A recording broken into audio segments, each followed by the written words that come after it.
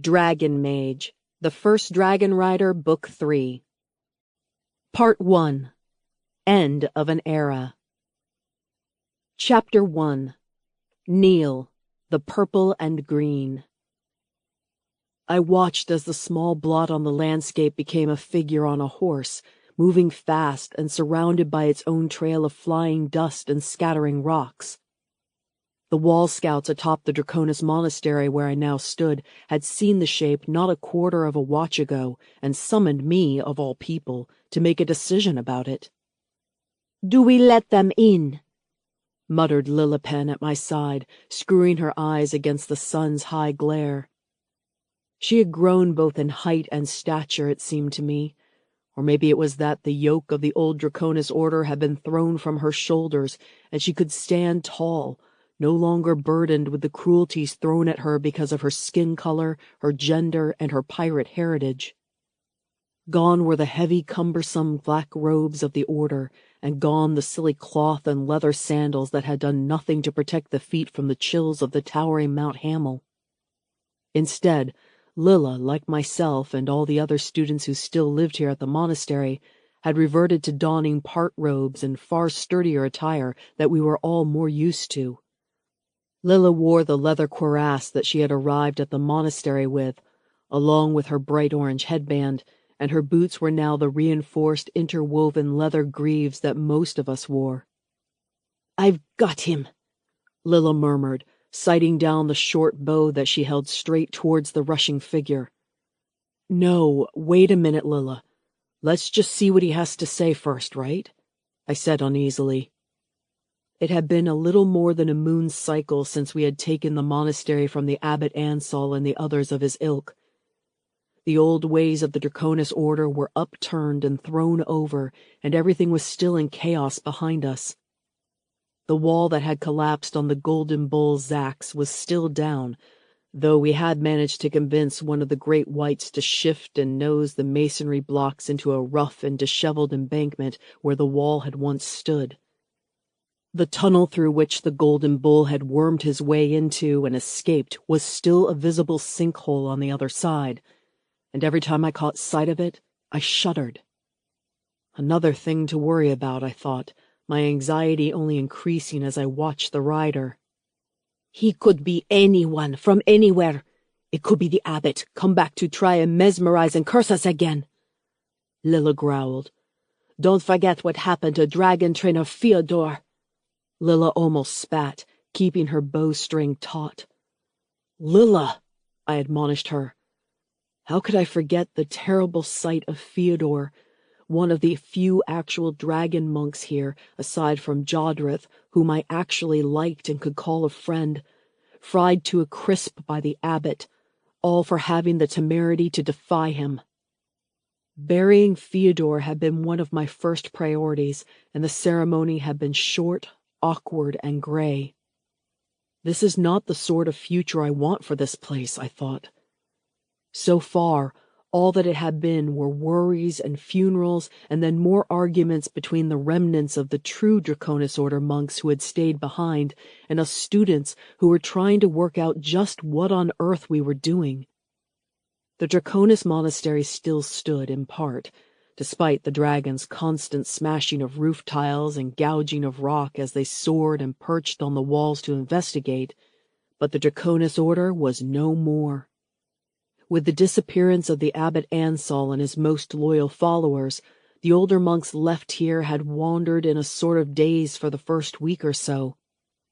I could see each of them asking themselves and each other the same questions every time that they saw each other. What do we do? What are we supposed to do? Why are we here at all if not to control the dragons? I couldn't give them the answers, and so instead I tried to remember what I could do being a son of Torvald and help by being a leader, a warrior. Of all the students here, I probably had the most strategic experience, thanks to my father's tutelage, which was why Lilla had called me, here and now, to deal with this fast-approaching rider. "We haven't had anyone visiting the monastery since," I said under my breath, my heart hammering as the figure approached. It felt in my heart that it wasn't just one person on a horse, but a storm. I know we haven't. It could be anyone. It could be a message from Prince Vincent, from Char's father, the Northern Prince, or even from Ansel himself. Lilla sat at my side as two more of our ad hoc wall guards appeared. The tall and broad Terence, student son of Prince Griffith, the King Prince of the South, and surprisingly, Dorf Lesser, my generously framed friend and one-time roommate. They each carried short swords and spears, with Terence looking as regal and as comfortable as his father, and Dorf looking slightly ridiculous in the helmet that didn't fit and an oversized shield strapped to his back that made him look a little like a turtle. "Terence," I nodded, greeting the student who had once been my rival. Like Lilla, the nobleman's son had changed in just the short month since the wall fell. When he had seen the abbot's complete perfidy and lack of respect for the students, Terence became quieter and less disruptive, and ready to accept our new way of working with the dragons. "Torvald?" Terence nodded back, still managing to inflect just a little bit of that sarcasm he always had when referring to my lowly warlord's family, not even a noble.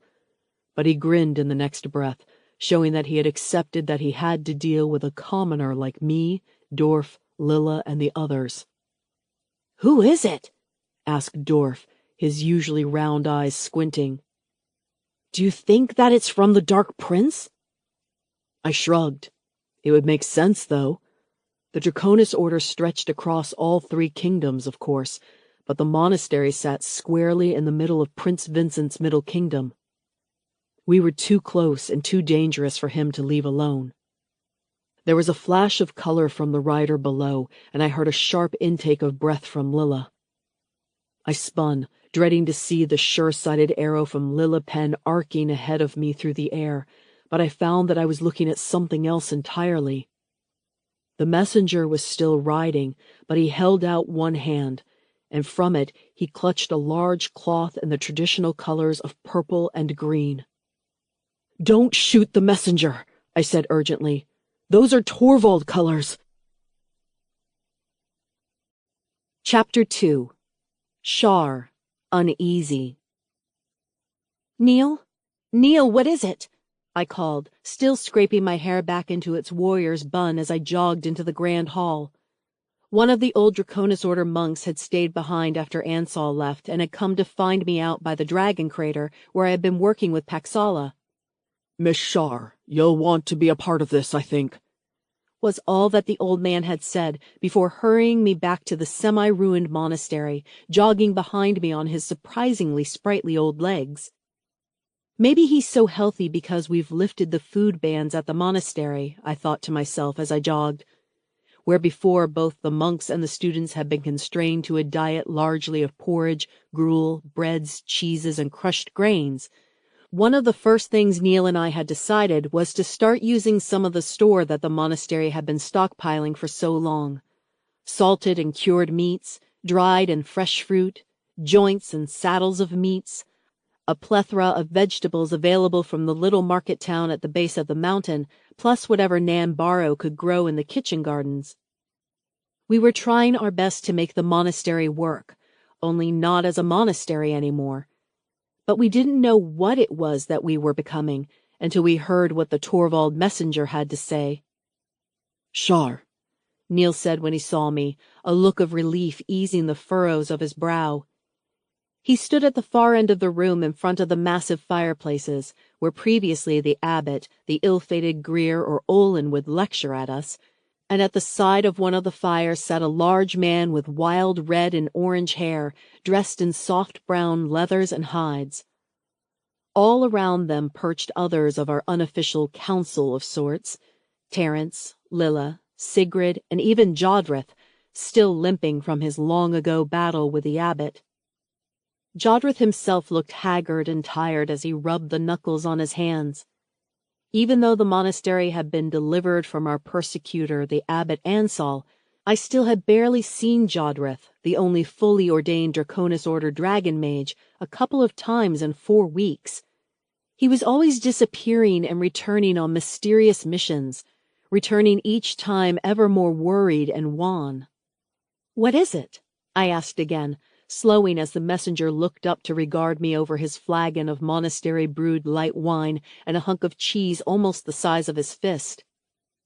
"Shar, this is Rudy. He's the chief scout for my father's forces," Neil said. "Oh," I said with a gulp. Did that mean that the warlike sons of Torvald weren't going to be far behind? When they had attacked almost a year ago, the monastery had only managed to fight them off because Neil had taken to the skies on my dragon sister, Paxala, the Crimson Red, and I had been involved in the magical onslaught of the Torvald forces as directed by the megalomaniac Abbot Ansal.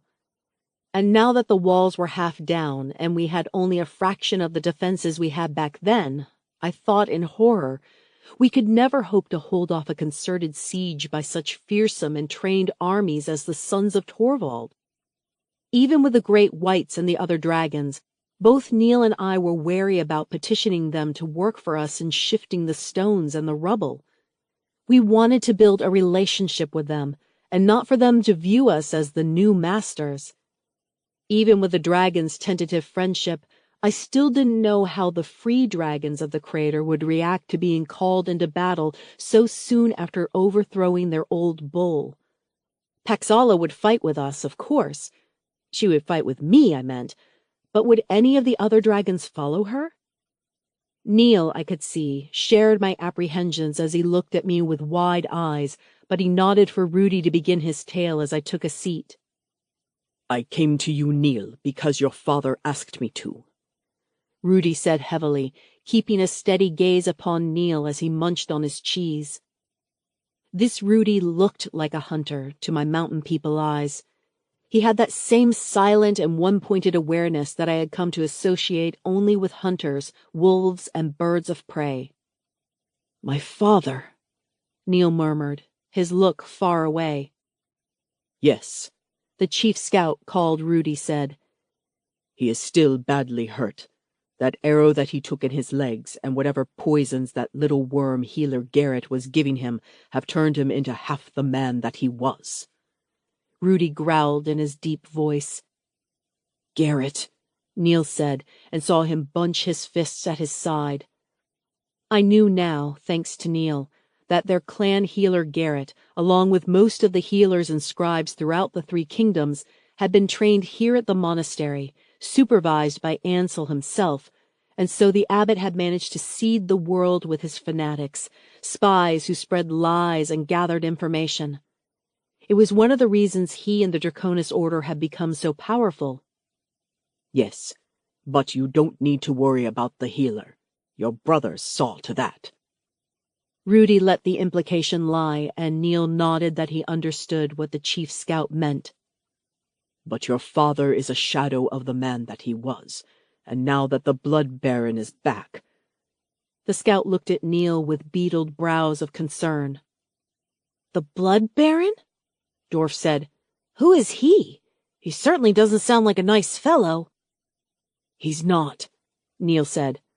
"My father and my older brothers defeated him, but it looks like he managed to get out of whatever prison Prince Vincent had him in. He was vile, thinking that he might be able to carve out his own miniature kingdom all for himself and his men. He captured villages and towns along the eastern marches, and demanded that the people paid him twice the tax they had paid Prince Vincent," Neil said. "It was my father's job to protect the marches, but Prince Vincent wouldn't spend a drop of money on helping his campaign." "Yes," Rudy nodded. "And we thought your father had vanquished the Blood Baron on his own, and for good, until not 3 days ago the villages of Limsfoot and Endmow were all razed to the ground, with the Baron's sign left at the gates." "What's the Baron's sign?" I asked stupidly. Rudy grimaced, putting his hunk of cheese down and instead turning to the wine. It was Neil who answered me instead. "The decapitated head of one of the villagers, wearing the Baron's red battle helmets, stuck on a pole in front of the gate." Neil shivered. "I thought those days were over." They're only just starting," muttered Rudy, looking around the hall with apparent concern before finally settling his eyes back on Neil once more. I could sense that these two had a lot of history. Rudy talked to him in the same way that an old colleague talks, one whom had known you all of your life. "Neil," Rudy said gently, "news of what you did here has spread far and wide. It has reached all across the 3 kingdoms. The realms are in uproar. No one knows what it means. They wonder if you are going to try and seize the crown from Prince Vincent, or whether you are mad or dragon bewitched." Well, that much is true, I thought. "It's true," said a new voice at our side. It was Jodrith, nodding slowly.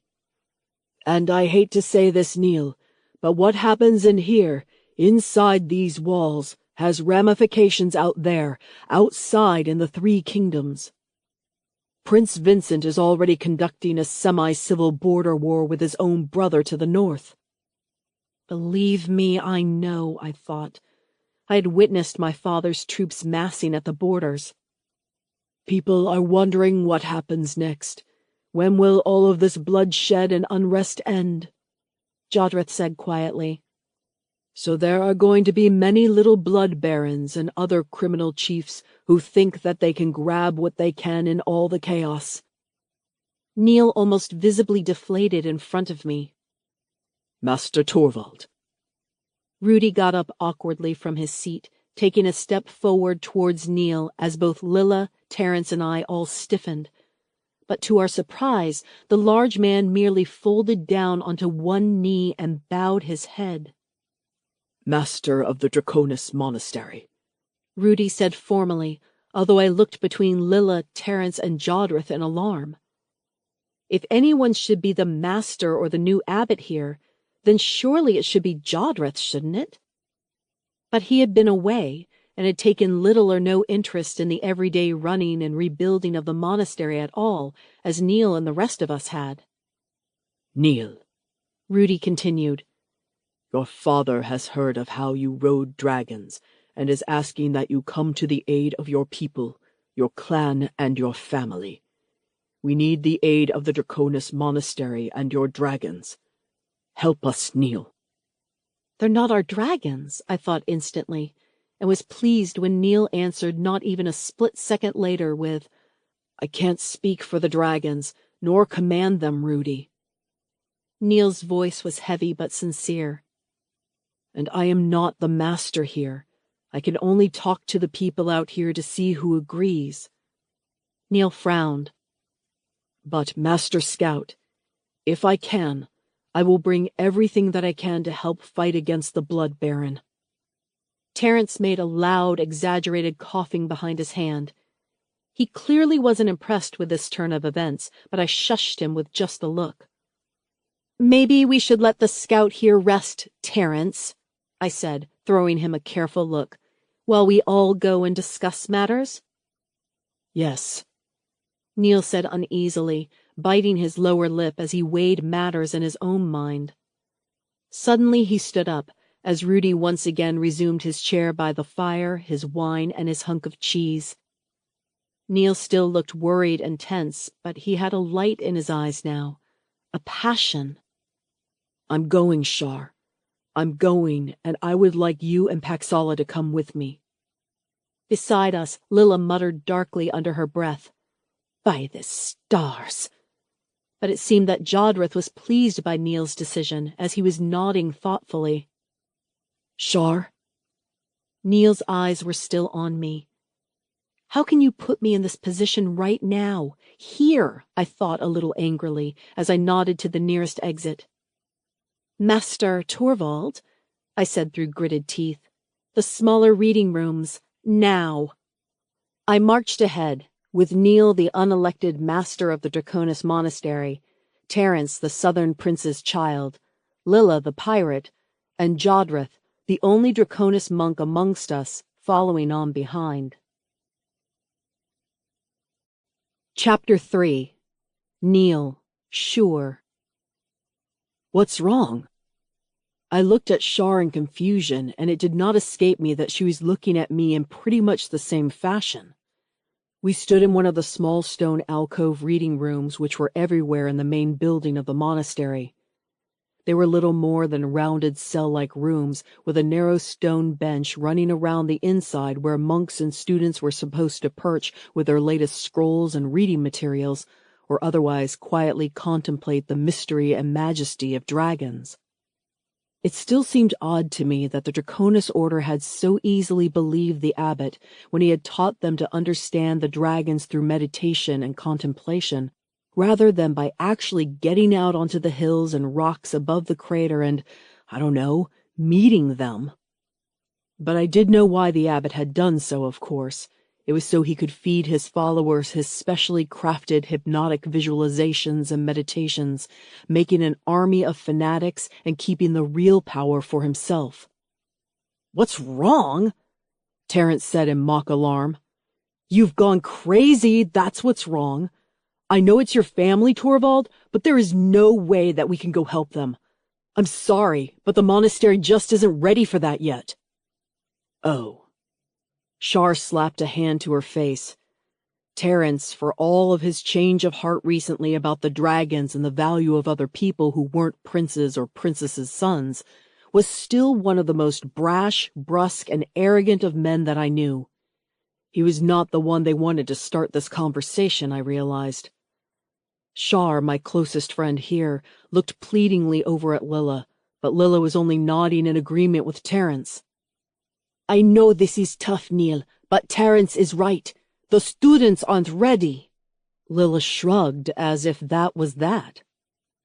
"Shar?" I turned to look at my friend, and I could feel myself glaring at her. Shar shrugged. "We have only just managed to get Lilla and Dorf matched with dragons, and still their growing link and friendship seems tenuous in my eyes. One bad argument or stupid mistake could set us back another breeding cycle if we wanted to make bonds between dragons and students," she said awkwardly, looking down at her feet and then looking up at me again. "I'm worried about how the dragons and the students will cope." "They'll cope!" I hissed strongly back at them all, and I could see how they were taken aback by the force in my tone. "Can't you see how important this is?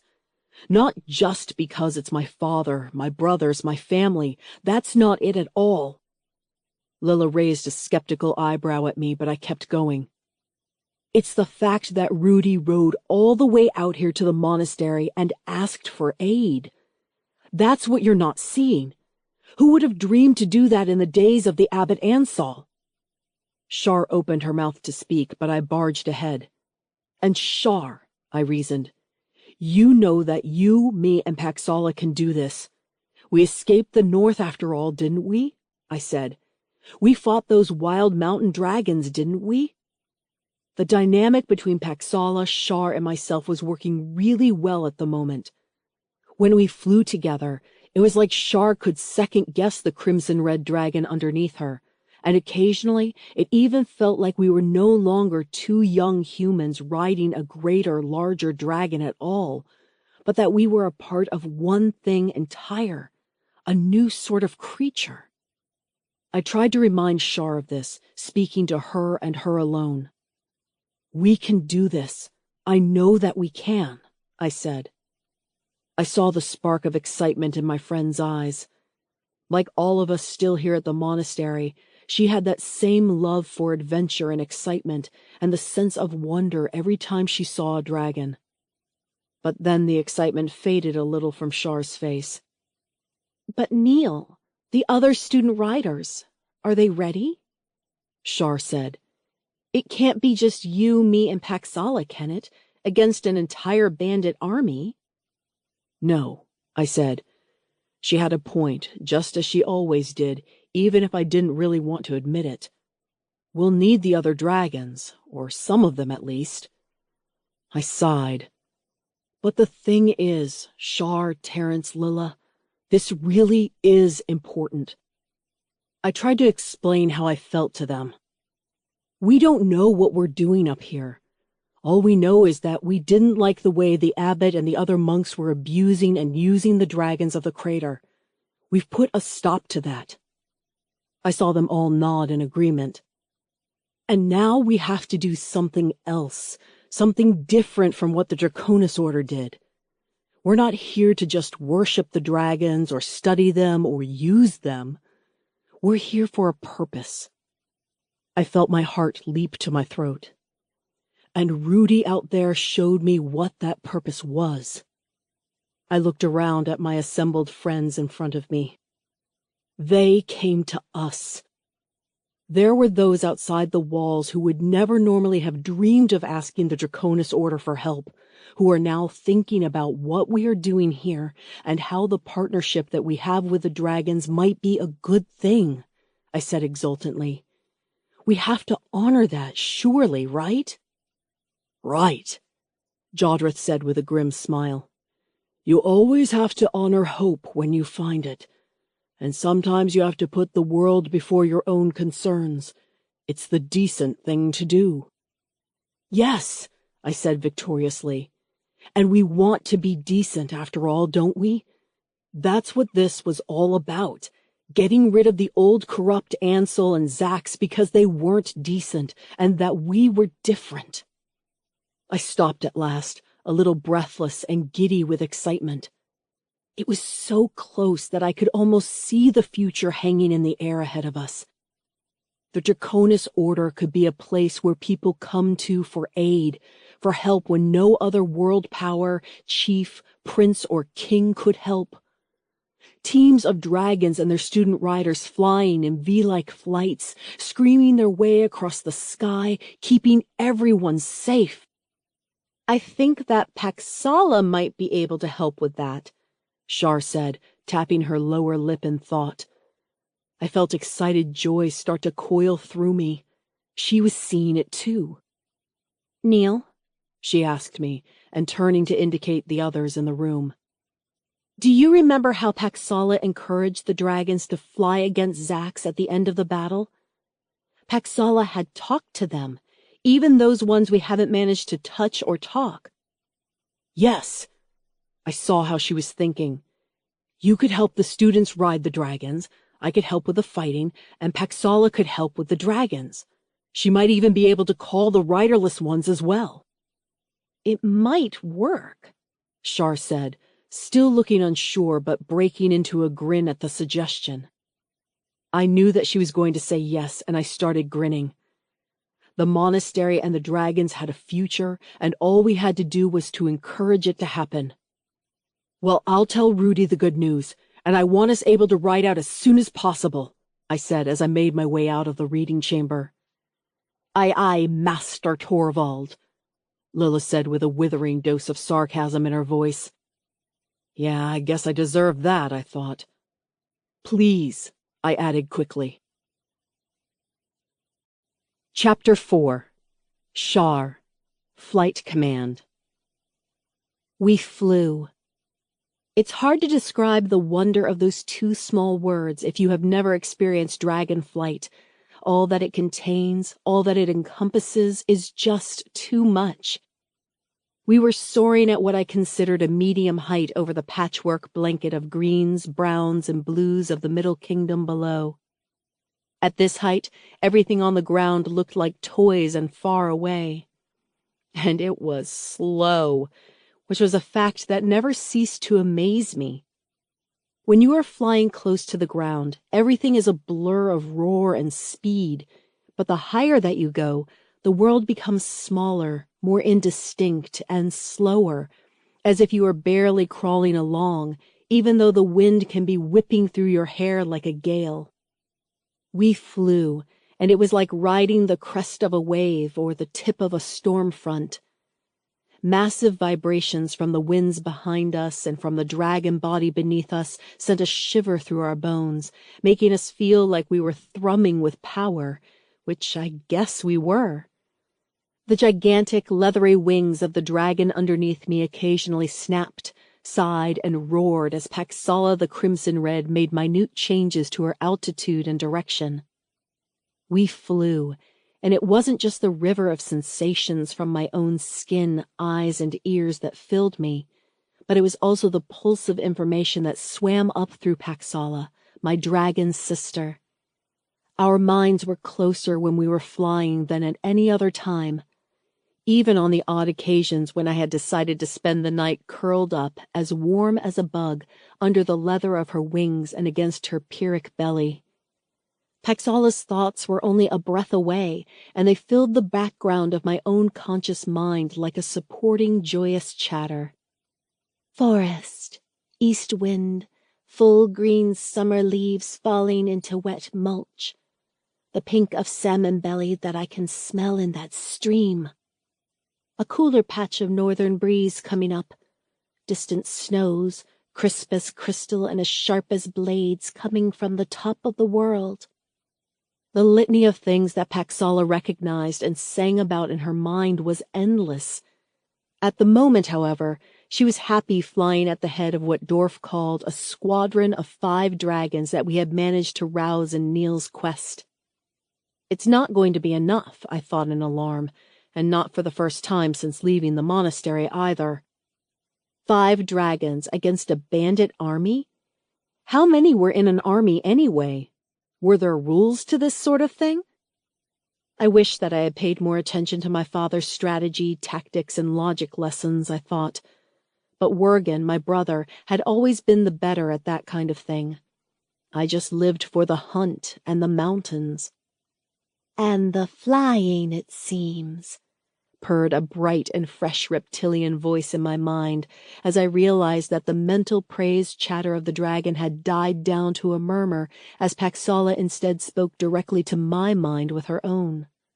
Yes, I murmured, seeing Neil look up briefly, before nodding and huddling back low down onto the makeshift saddle we had built on Paxala's shoulders and neck, between her spines. He was used to me half talking to Paxala, both in my mind and with my words, and it didn't appear to bother him at all, although I must have looked odd.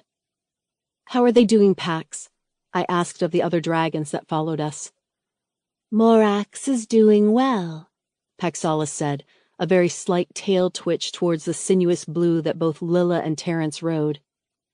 Morax was young, very young in fact, but her sharp temperament and even sharper nips that she gave with her teeth had seemed to match with Lilla Penna's prickly nature. It was a blessing in some ways that Morax the Blue was indeed so young, as she would play and roughhouse with Lilla and Terence, but did not react with outright aggression or fear at the idea of being ridden by a human.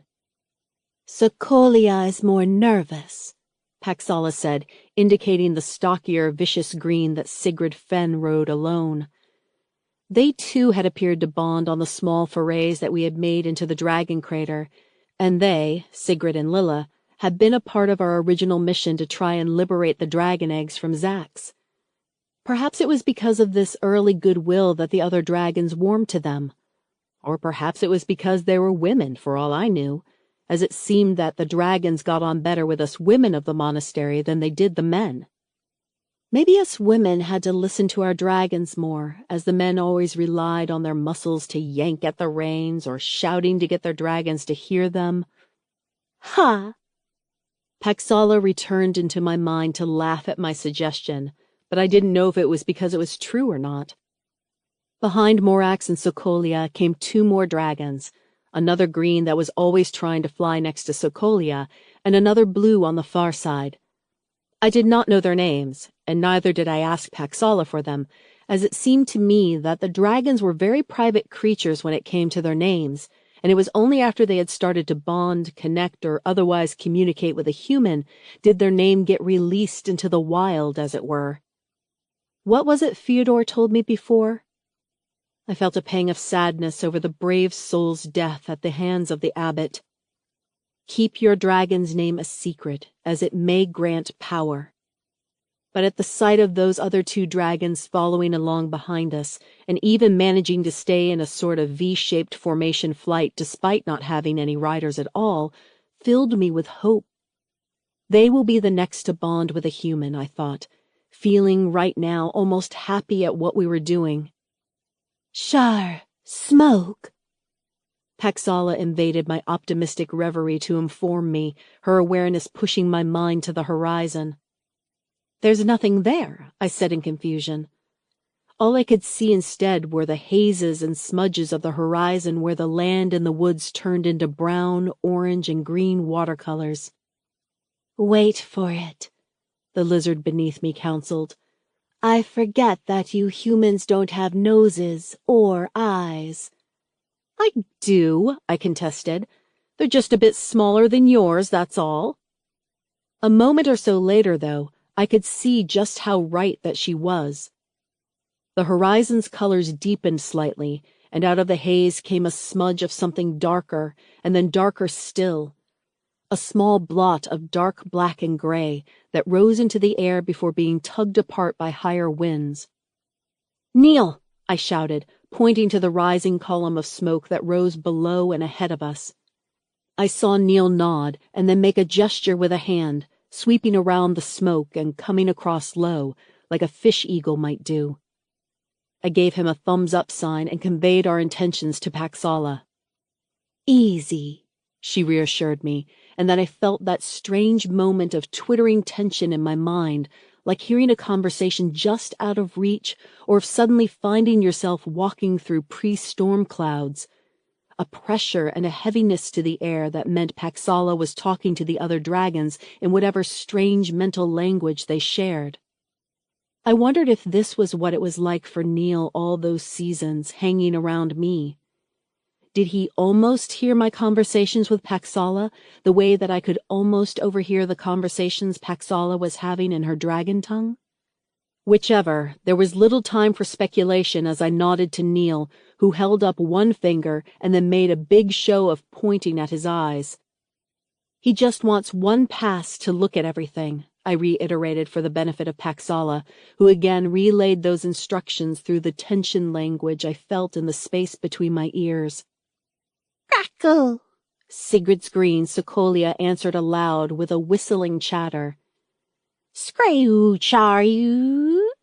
Paxala said, her tail lashing back and forth in the air as she started to beat her wings and climbing to prepare for her swooping flyby. "What was that?" I asked, able to sense the humor emanating from the dragon beneath me.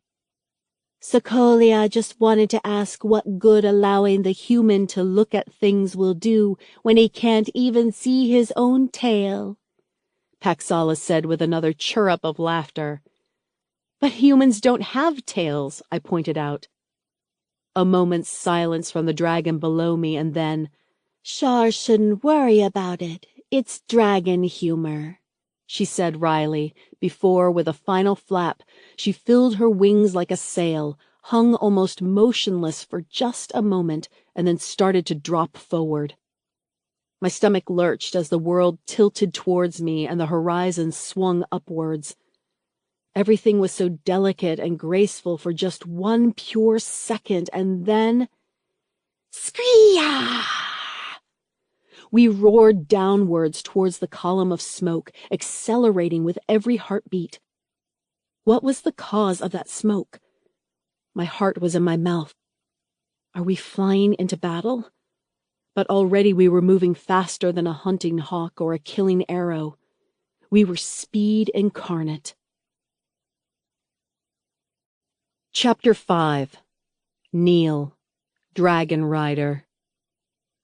The black smudge became smoke, rising from a settlement, rising from the flames that engulfed a wooden tower that had once sat proud beside a long, thin lake.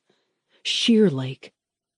My heart lurched, recognizing what I saw in front of me. One of the settlements of the eastern marches, almost all the way out on the edges of the Clan Torvald land. I was surprised at how quickly we had flown, and once again marveled at a dragon's way to use the different air currents to speed across the face of the world. Farther ahead of us in the west rose the Gorston Heights, a range of hills that turned wild and cracked, treacherous and heavy with woods and waterfalls. This was the extremes of the Middle Kingdom, where the laws and the dictates of Prince Vincent were seldom even heard, let alone obeyed. And it was also the hunting place of bandit kings and renegade lords, Like the Blood Baron, I thought with a snarl as the world rushed up to greet me. In just the fraction of time it had taken to register all of this, the tower had grown tall in my vision, and I realized that we were now flying lower than the smoke in an arrow-sharp flight that would send us screaming low over the waters of Sheer Lake and right beside the wharfs and rickety piers of these lake people. It wasn't just the tower that was burning, however. It was the village itself. The houses were mostly wooden log cabins and halls, like many of the settlements in Clan Land, and the palisade walls had been breached. A large section near the wooden gates had been burst apart as if by a giant hand, and the ground was churned and blackened with mud and fighting. And now there were small shapes amidst the wreckage, bodies on the ground, most wearing the simple tunics and furs of Torvald clansmen and women. "Shar!" I called out from my seat behind her between the shoulder spines and our makeshift saddle. I saw her worried expression and pale face nodding that she had seen it, but she also pointed to the collection of ferries and small fishing boats that clustered the tiny fishing port. There was movement there. People still alive. "Scree-ya!" Paxala bellowed as she flew, although whether in fierce joy at her speed or in challenge, I didn't know. There was an answering shriek and echoing boom from behind us as the blue and green dragons kept their formation and flew in our slipstream towards the wharfs. The clanspeople of Sheer Lake were engaged in a desperate rearguard action as they fought their way to the small flotilla of fishing vessels and boats. Already there was a ragged line of boats and rafts making their way out into the center of the lake, away from the fire. Coming behind them, releasing a hail of arrows, came the bandits of the Blood Baron. As I watched, helplessly, the burly fur-clad warriors brandished their axes, mallets, and swords, preparing to cleave the last of the defenders of the ferries, as the Blood Baron's soldiers sought to finish off their murderous campaign against the fleeing refugees. In one of those awful, perfect moments of stop-motion time that happens when flying at such speeds, I saw a black arrow skipping the water below the dragon's belly as we flew over, churning the water in our wake and zipping under the tower and out across the ends of the lake as Paxala shot back up into the sky. "Neil!" Shar was shouting just behind me. "What do we do?" "Screech!" Paxala rumbled, and as she did so, I saw the blue and green carrying Sigrid and Terence and Lilla shoot past the tower just as we had done, and then rise in the air to follow our trajectory.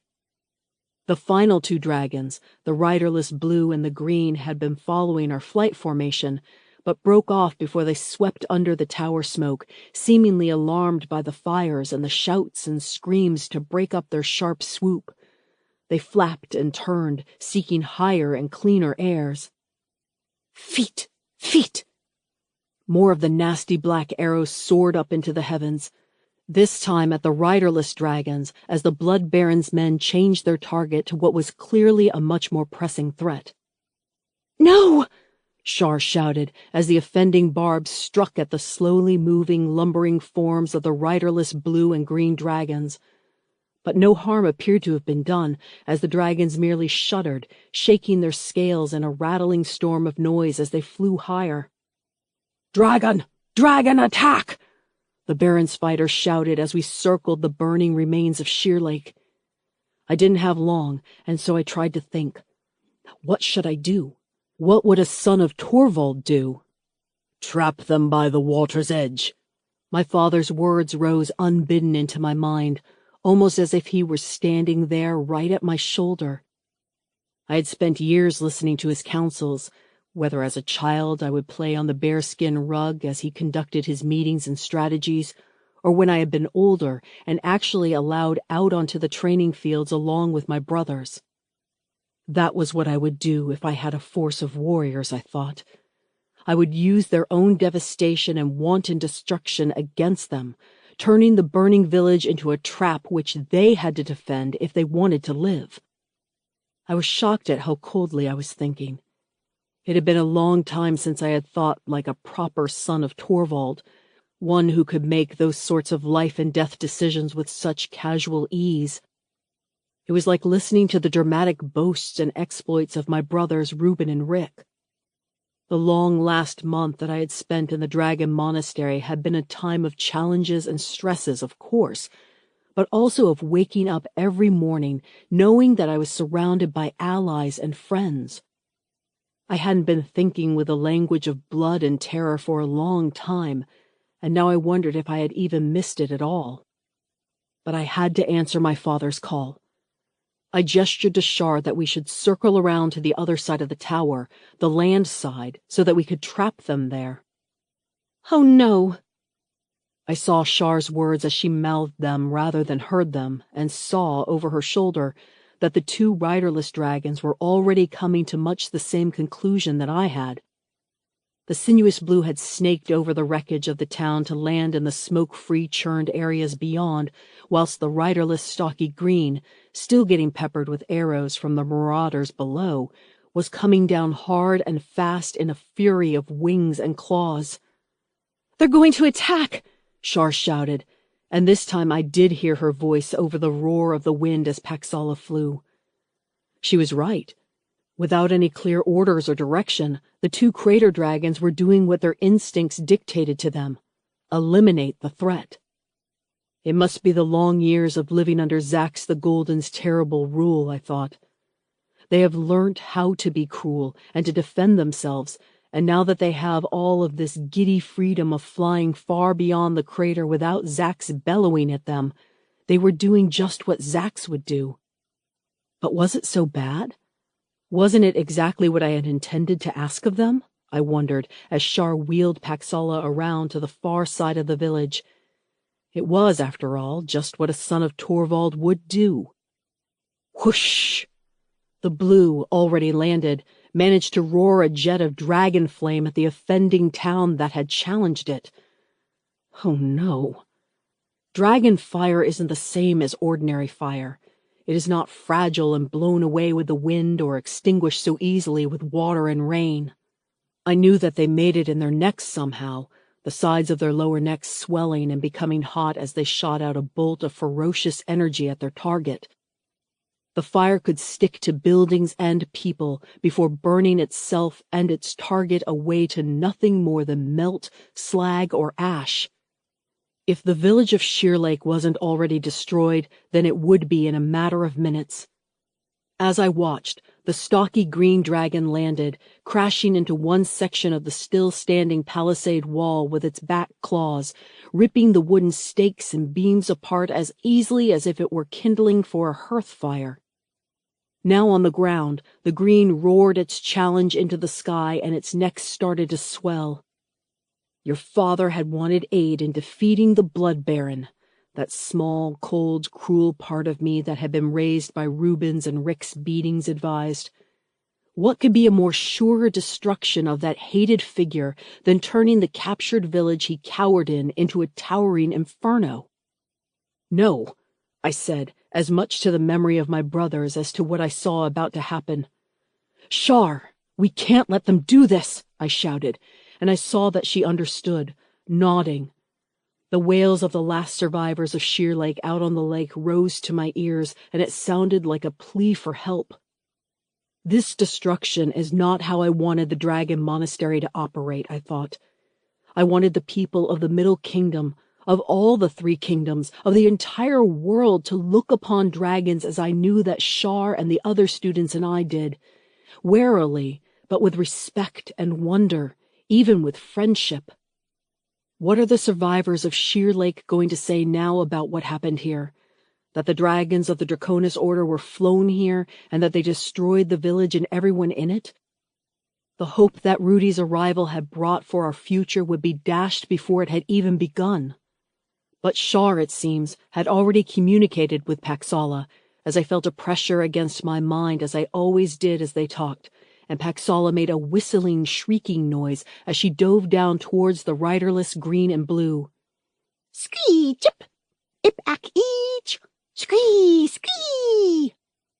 She whistled and shrieked as she swooped to an elegant landing beside the blue. The The riderless blue flinched and lowered his head, backing away from the much larger crimson red. Psst! The blue hissed at Paxala, but Paxala just snarled and scratched at the floor, causing the sinuous blue to lash its tail as it took a few more steps back. "I'm telling Paxala to call off the others," Shar was saying ahead of me, and I could already see that it was working. Far above us, the other two dragons, Terrence and Lilla, and then Sigrid on her green, circled the tower, unsure what to do. As Shar and Paxala negotiated, I waved to the higher-up dragons, indicating that they had to go to the far side of the town, the lakeside, to try and help the refugees, as well as to block any escape for the Blood Baron's soldiers. We could arrest the Blood Baron's warriors when they realize that they are surrounded, I thought. No more have to die this day if they recognize the strength that we have. It was frustrating, waving and signaling to them from the ground as Paxala was already busy arguing with the hissing and stamping riderless green. There has to be an easier way to do this, I reasoned, until eventually I saw the sinuous blue bearing Lilla and Terrence take the hint, and the team darted down to the other side of the lake, and Sigrid on her vicious green wobbled a little unsteadily after them. Phew, this dragon wrangling was proving a lot harder than I had originally thought. Freet! Freet! More small arrows shot out from the burning remains of Sheer Lake as some of the warriors, seeing the dragons descending to the water line there, decided to try and escape in our direction. I watched as one of the arrows splintered on stone, and another landed in a still-standing section of palisade wood with a loud thwack. Hiss! The vicious green lashed its tail once more in fury at the challenge, dismantling a hovel as it did so. "Easy!" Shar shouted across to it, raising her hands in that universal calming gesture. Below her, Paxala was also making a lowing, gentler noise at the green, who raised her snout defiantly but did not fire on our attackers. Fweet! Another arrow skidded across the rocks. "Really?" I shouted into the ruins at wherever our attackers were crouching and hiding in the ruins of Sheer Lake. "We're on dragons. You can't scare these dragons off. You cannot drive them away." The arrows stopped coming at us, but there was no answering call. "Shar," I muttered under my breath to my friend ahead of me, "can you stop these dragons from killing the next humans they see just for a moment?" "I have no idea," my friend answered, "but Paxala is threatening all sorts of things if they do not listen up and start thinking." Good. It'll have to do, I thought, as I turned to address the burning ruins of Sheer Lake beyond us. "We are the new Dragon Order, and these dragons have come to the aid of the people of Sheer Lake. Lay down your weapons and come out, and I promise you that you won't be harmed." I hope. Still no sound from the ruins. I would just have to try again. "Blood Baron, you are responsible for crimes against the Eastern Marches, against the Torvald clan, against the Middle Kingdom and the people of Sheer Lake here. Do not add a whole brood of angry dragons to your list of enemies," I demanded, half rising from my seat to shout at him. "Now come out, hands up, weapons down, and I promise that you will get a free and fair trial. I will give you to the count of 3 to respond to my offer. We can go in after you on the back of these dragons, but I think that you will find that you are surrounded and none of you wants to fight an already angry dragon, do you?" Silence, save for the burning of wood and the collapse of weakening timber. Oh, hell, I thought. This was also not what I wanted to happen. I wanted the dragons to be a force for good in the world, not always to be doing the bloody and terrible work that would make them feared. "One!" I shouted, my eyes scanning the wreckage for any sign that they were about to follow my demands. Nothing. "2!" I called again, starting to sweat as Paxala tensed beneath me, anticipating violence. I raised my hands to my mouth to shout the final number, when suddenly there was movement from the smoke-filled wreckage. A clang as a shield and an axe hit the floor, and out came running a large warrior, his beard and face blackened with soot. Damn. I need some ground soldiers to be able to round up the prisoners, I was thinking, as the man ran out, terrified, and immediately started to edge away from the dragons to run into the wilds. Before I could say anything, the riderless blue, a little behind us, growled and half-pounced, landing with a thump a few meters in front of the warrior, snarling. "Hi!" the warrior wailed in fear, falling to his knees with his hands still above his head. "Don't let it eat me, please! Don't let that thing cook me or eat me!" "Thing?" Shar snorted in indignation, but before I could smooth over the situation, there were already other soldiers running out of the fog of war and burning Sheer Lake. They, too, dropped their weapons as they ran, first in any direction at all, away from the fire, until they saw the fury of the vicious green, her head low and her tail slapping the ground behind her, raising up clods of dirt with every swipe. With low groans and fearful moans, they backed towards where their friend was already shuddering on the floor. "It's working, sorta." A glimmer of hope sparked in my heart as the warriors knelt on the floor, their arms in the air. "Where's the Blood Baron?" I asked them. The men glanced among themselves, but none answered.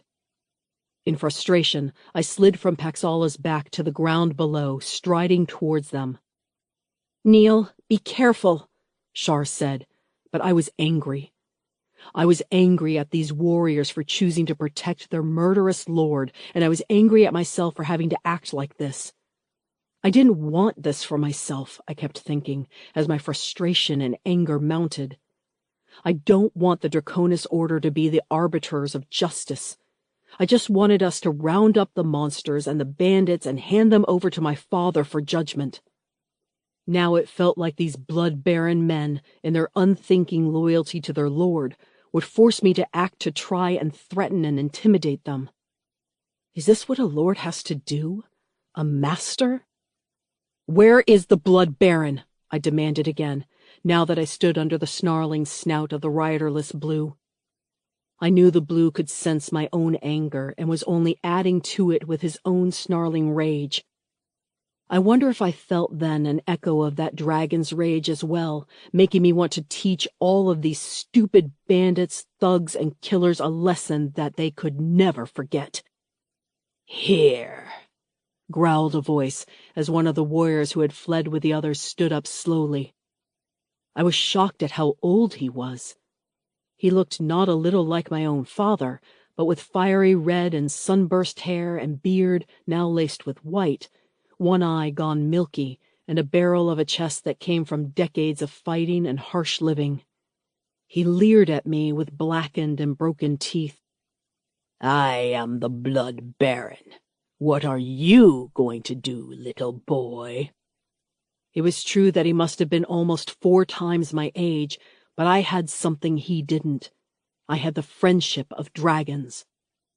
"Blood Baron, you are charged with treason, murder, looting, robbery, theft, and taking up arms against your sworn lord," I said. The Blood Baron spat on the floor. "Treason? Taking up arms?" he said with a stubborn snarl. "Against whom? We all here can see what is going to happen next. The Middle Kingdom has become a battlefield with Prince Vincent too busy fighting his northern border war with his own brother, and with Warden of the Eastern Marches dying in his sickbed not a day from here. It's every village for itself now, kid.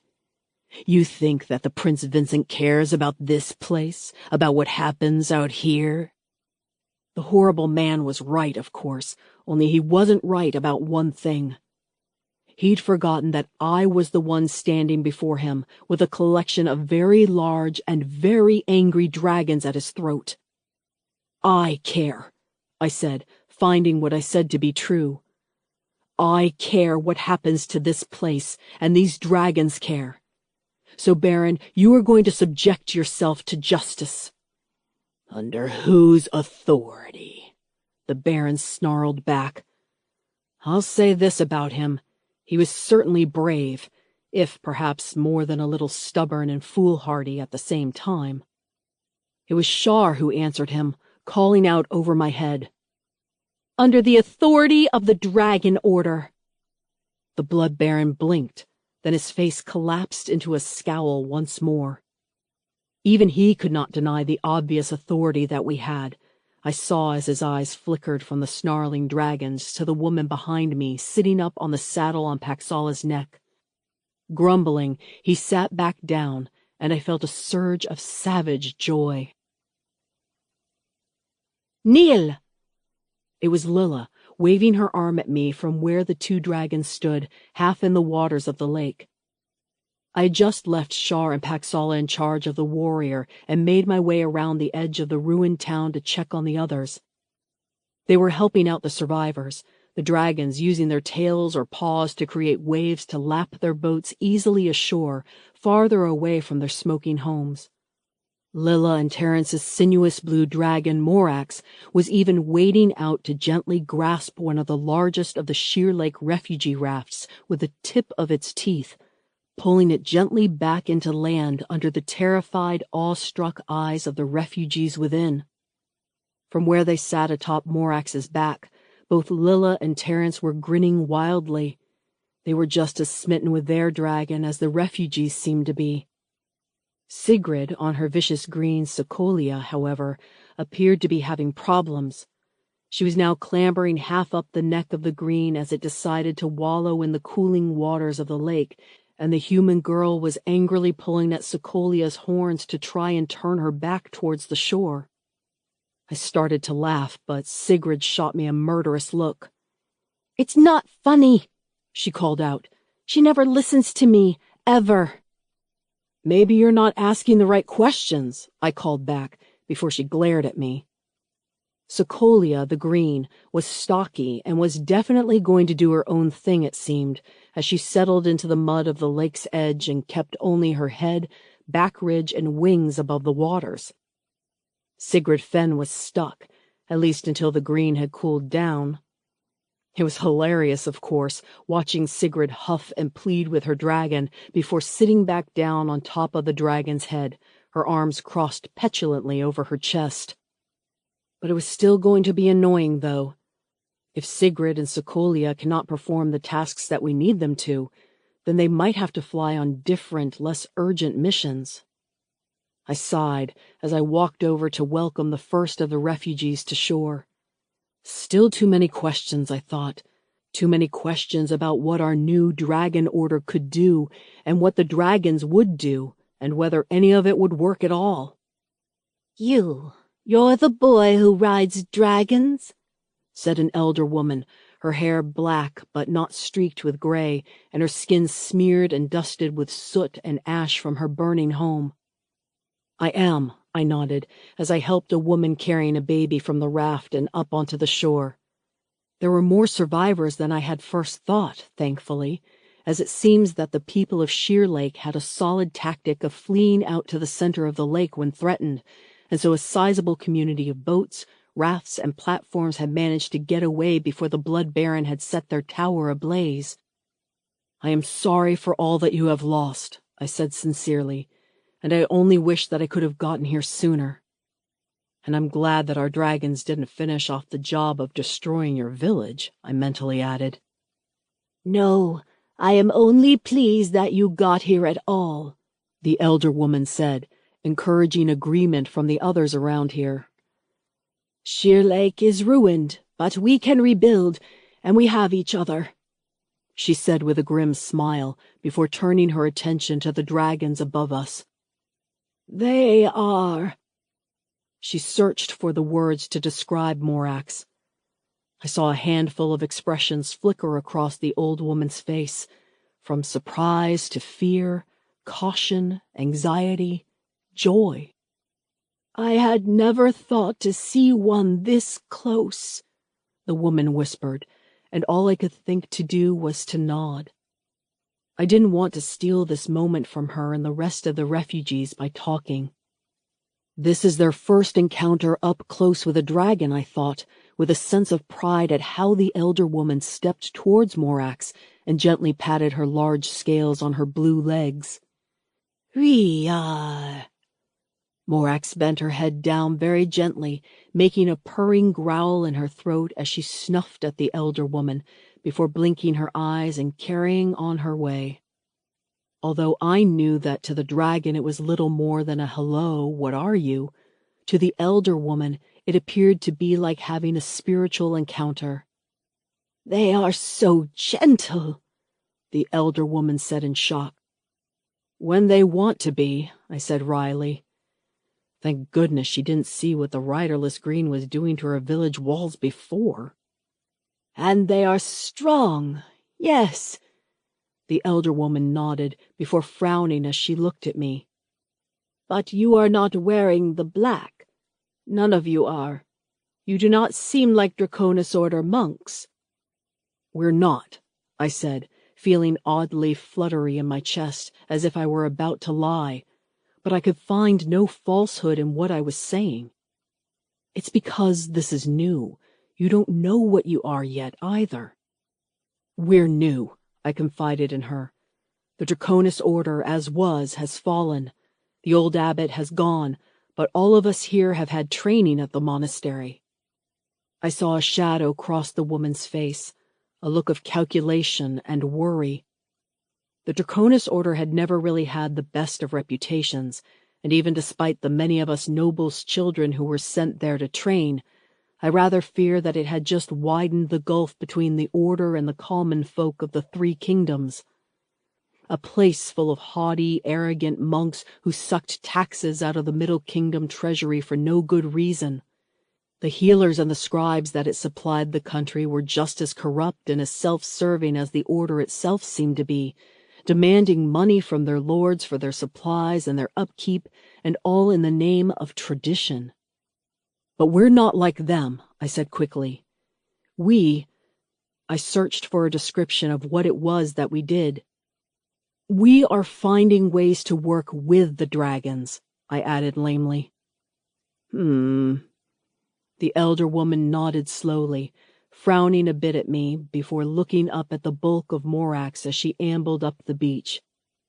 This time her look was one of barely constrained wonder.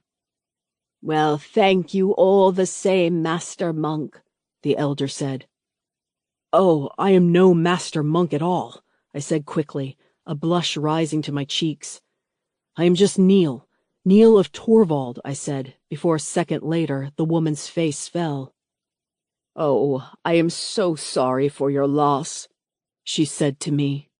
None of this would have happened in his day, of course, she added, although I didn't know precisely how that was meant to be congratulatory.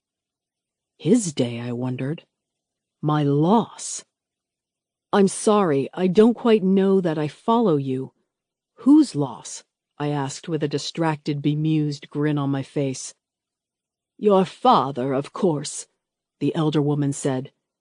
You're Neil of Torvald, you said, so I suppose that you must be the same Neil Torvald who was sent off to train at the Draconis Order, right? Sheerlake was still technically under my father's protection and counted among the lands of Clan Torvald. Many people here would know the story of the mighty Malos Torvald, clan chief and chief warden, and his 3 sons Reuben, Rick, and Neil. I am, I said a little uneasily. Then I am sorry for the loss of your father, the elder woman intoned sadly. A messenger reached us just last night, a few hours before the attack by the Blood Baron himself. Your father was a good man. Was he? I thought, reeling. My father was dead, I kept on thinking, the words rolling around and around in my head in an endless loop. My father was dead. Chapter 6. Neil, Mourning. My father is dead. It was strange to think those words, and even stranger to say them out loud. I stood in front of the small camp we had set up with the help of the people of Sheerlake as the sun started to set, casting the water into a sea of burnt rose and bronze. "Oh, Neil," Shar said, standing up from the fire to rush over to me, flinging her arms around my shoulders and hugging me. I didn't move. I didn't know what to do in response to that. I felt weird, hollow in a way, like this was news that had happened to someone else, not me and not my father.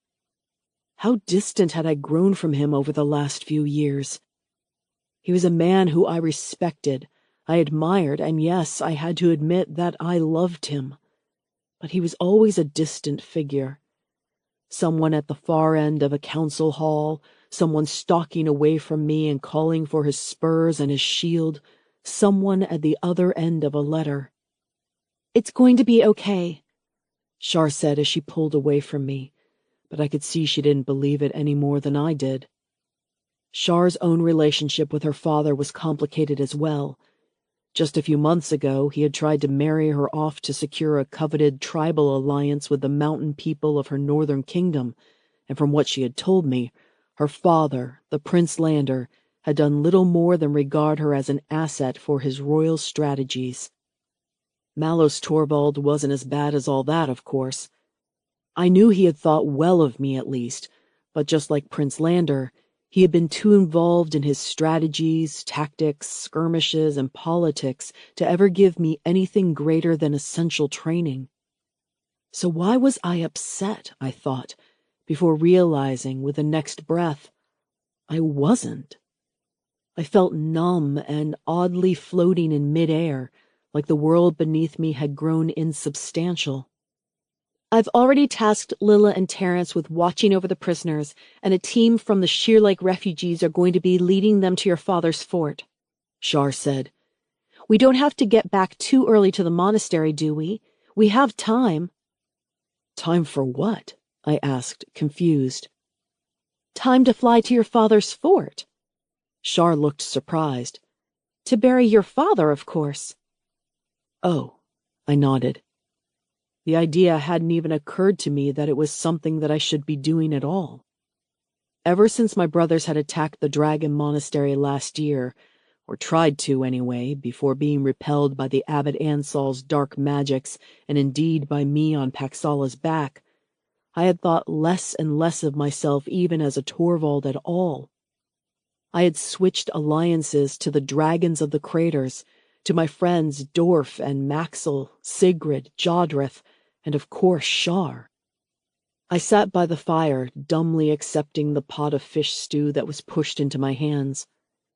It was garlicky and rich, tangy with pepper, salty creamy with the fish, and filled with delicate new potatoes. It was simple fare, and it should have been delicious.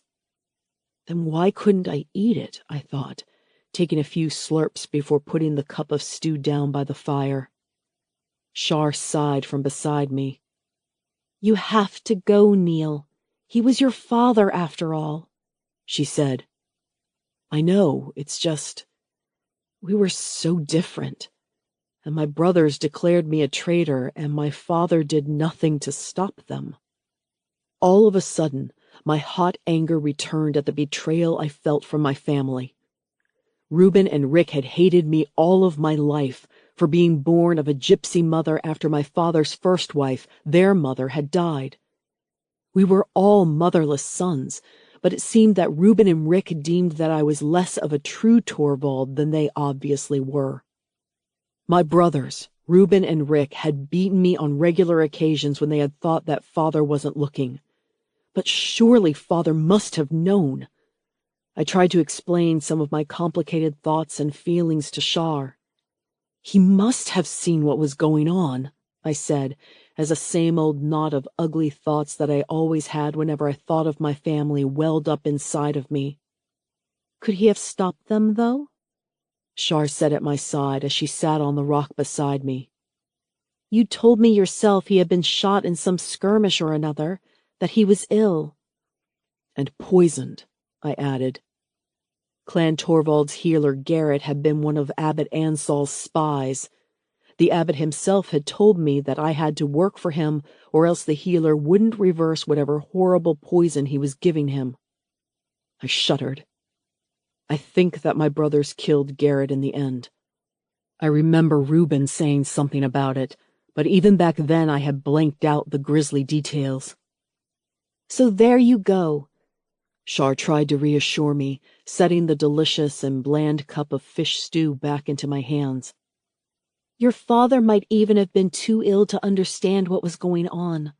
Certainly he wasn't well enough to stop them when they rode to attack the monastery. Great, I said, but now there was a terrible image in my head of my father wasting away on his sick bed whilst I ignored him. My anger at my family turned into the hot shame and guilt of being a terrible son. There is no way that I could lead the Dragon Order. Not now, I thought to myself. I cannot. I can't even look after my own father. How can I have Char and Paxala and the others relying on me to make the right decision? Neil, Char said sharply, once again putting the cup of fish stew in my hands after I had unconsciously set it on the floor just a moment ago. Listen to me, Neil. You are my friend, and I know you. You are a good man, Neil, son of Torvald, and I am willing to bet that your father saw that in you as well. You have saved my life more than once, as well as Paxala's, our friends. You are not defined by whatever madness your brothers decided to commit. Yeah, I nodded wearily. I knew that, I had to admit. I knew that there was so much more to me now than just being a son of Malos Torvald. But what I was having trouble asking myself was what I should be and what I could be. Before I could even pursue that line of thought, however, Char stood up and tapped the top of the cup of fish stew, still warm in my hands. Now eat that, or I swear to the stars I will force it down your throat. And tomorrow we are going to get up bright and early, and you are going to take me and Paxala to the fort of Torvald, where we will pay our last respects. Understood? Yeah, I nodded, not really sure what I was agreeing to. But right now, it just seemed easier to take orders than to give them. Chapter 7. Neil, Returning. The fort, as we still called my family's ancestral home and town, stood on a broad hill overlooking a wide valley. It was a good, strong, defensible position, as apparently my great-grandfather had said when he had raised the fort's walls. It was dominated by a broad, sprawling hall that had reinforced ramparts, which were really wooden balconies underneath the broad eaves. Over the years, adjoining halls had been added to form wings, each with their own collection of hearths, sleeping quarters, and training areas. It rose on the horizon in dawn's gray light, looking not so much as the expansive home that I had once imagined it to be, but instead like a slouching, snarling dog. It's so small, I thought, as we flew down towards it, raising up flocks of crows and magpies from the nearby coppices of the valley, and warning bleats of the flocks of the sheep and goats that the Torvald clanspeople kept. And so simple, I couldn't help seeing. The outer walls were still the same old tree-trunk palisades sharpened to spikes, with internal balcony walkways from which the guards were gesturing and shouting at us.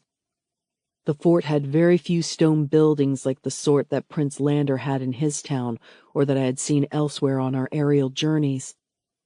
The fort's wooden walls contained open pens for the animals, and about the thatched roofs hung a haze of rising smokes from the morning cook fires, smokehouses, and the baths. The purple and green pennants and banners of Torvald colors fluttered in the morning light, but they looked tired, tattered, washed and re-dyed, patched and re-sewn with care, but without access to the fine silks and rare dyeing powders that the monastery had. Our Torvald austerity was self-imposed, I knew. Even though we were one of the most powerful clans in all of the Middle Kingdom, my father was adamant that the money returned to the defenses of the eastern marches, to building wells and maintaining bridges, for raising work teams to build more walls, more guard towers. Few, if any, luxuries were permitted inside the fort. It was one of the many reasons why my father had hated, I corrected myself, Prince Vincent, with all of his love for spending the people's taxes on lavish parties, balls, and architectural wonders. I didn't want to admit it, but I felt a little disappointed as we flew towards home. Its Spartan demeanor, its overt militarism made me feel more than ever like the Clan Torvald was mean and small-minded. Could they not raise a few more statues or even parks for the good of the people? Neil? Shar was asking me worriedly as we flew closer, and I nodded that I saw the guards already rushing to the gates. Big, strong Torvald men and women with long spears and short bows, ready to fire on the offending dragon that dared to approach their heartland. I unfurled in my hand the purple and green banner that Rudy had brought with him, signaling to us that he was an emissary from my family. I held it out, letting it flutter and crack in the wind as Shar directed Paxala to circle the great fort once, twice, before descending to a flapping, furious wing beats in the central space that made up our main training ground. "Dragon! The dragon rider has come!" people shouted, although it wasn't in awe or joy, but in fear. "The order! The order is here!" Clansmen and women rushed to shutter their windows and doors as guards ran to seize weapons and edge to the entrances of the central training ground. In front of us stood the strong wooden gatehouse of the fort, usually kept open as every Torvald clan member was free to wander in and out of the central hall to seek audience with the chief. Or so it had been, once. Now I saw that the gates were closed, and piles of purple-headed thistles with their dark green stems and spikes had been laid in front of the door. Oh yeah, the fort is in mourning. Mourning for my father. "What is the meaning of this?" shouted one of the head guards there, a clan's warrior that I recognized with his long, wild brown hair and brown beard, limping towards us. "Captain Garf the Lame," I recognized and called out to him, waving the flag of Torvald. "Do you not recognize me, Garf?" I asked. Garf had been the wall captain here for as long as I could remember, a close bond warrior and blood brother to my father. Garf had fought at my father's side on many campaigns, and now had been given the reward of maintaining the gatehouse, the walls, and the front gates of the fort. He had never had much time for me, but he had taught me and my brothers in wall defenses on several bruising occasions. "Neil, is that you?" Garf said, a look of suspicion and surprise mingling on his scarred and ruddy features. "I had heard the stories that it was you who had become the dragon rider of the order, but I never believed it." Garf thumped his chest, a sign of honor. "Now look at you, little Neil, riding a dragon." "Thank you, Garf," I said, not really knowing what I was thanking him for, as our roles felt strange now. He was always the grumpy older soldier to me, and now he was looking at me as if I were a captain in my own right, and not the bastard half-gypsy child of his liege lord. Shar coughed beside me. "Oh, yes, this is the Princess Shar Nefredi of the North, and this," I inclined my head to where the crimson red beneath us was looking at Garf inquisitively, delicately sniffing the air in his direction, "is the red dragon, our friend," I said. "Skee-rip!" Paxala chirruped her assent at me, blowing a small puff of sooty smoke, causing a ripple of exclamations from the watching Torvald clan. "We have come to pay our respects to the passing of my father, Captain," I announced as I rolled up the Torvald flag, set it in my pack, and eased myself out of the saddle. "When is the ceremony? Where are my brothers?" "Your brothers?" Garf said awkwardly, looking worriedly from me to the dragon. "Yes, Garf. Where are they?" I asked again, a tremor of agitation rising in me. The last time that I had met with my brothers, the whole exchange had ended with them declaring me a traitor to Torvald and then putting a bag over my head and knocking me unconscious. It was not the sort of thing that I would forget in a hurry, but I reminded myself that I did not come here for them. I came here for my father. Too little, too late. A dark, cynical part of me reminded myself, and once again my heart lurched into darkness. Easy, Neil. Char laid a hand on my shoulder, and I turned to her. Could she read me so well as to know even when I was upset? It's okay, I said under my breath, turning back to Garf, who was looking at the dragon warily. All she needs is some fish and an undisturbed space, Char advised, before stopping suddenly and inclining her head towards where Paxala was looking at her. Anyway, she says that she will be happy in the valley by the river, as long as none of your warriors seek to approach her. Char suddenly smirked as I felt that buzzing sound between her and the dragon again. And if they do, she repeated Paxala's threat, she'll have to consider her lunch to be some of those fat little sheep you have around here. She won't be disturbed, Garf said quickly, still looking confused between me, Char, and the dragon behind us. I'll send word to all of the warriors now, and she'll have free reign of the rivers. You couldn't have stopped her even if you wanted to, I thought, as Garf hurriedly gave the orders to the other guards as Char patted Paxala's nose, shared some more thoughts, and stepped back to let her reptilian friend leap into the air and dart as fast as an arrow towards the river. Even though she was not at our side anymore, I did not feel threatened by being surrounded by the guards of my brother's forces. The dragon could be here in a heartbeat if we were threatened, and I knew that Char would be in constant contact with her. Now, Garf, as you were saying about my brothers, I said with a smile that I did not feel. The old gate captain indicated for us to walk with him as he led the way around the front gatehouse to one of the side entrances into the main fort. I could feel the people watching our backs as we walked, but they could not overhear our discussions. Your brothers, sire, Garf demurred, looking uncomfortable. I kept silent, waiting for him to fill in the blanks. They are taking your father's death very hard. Of course, I nodded. They had been closer to him than me.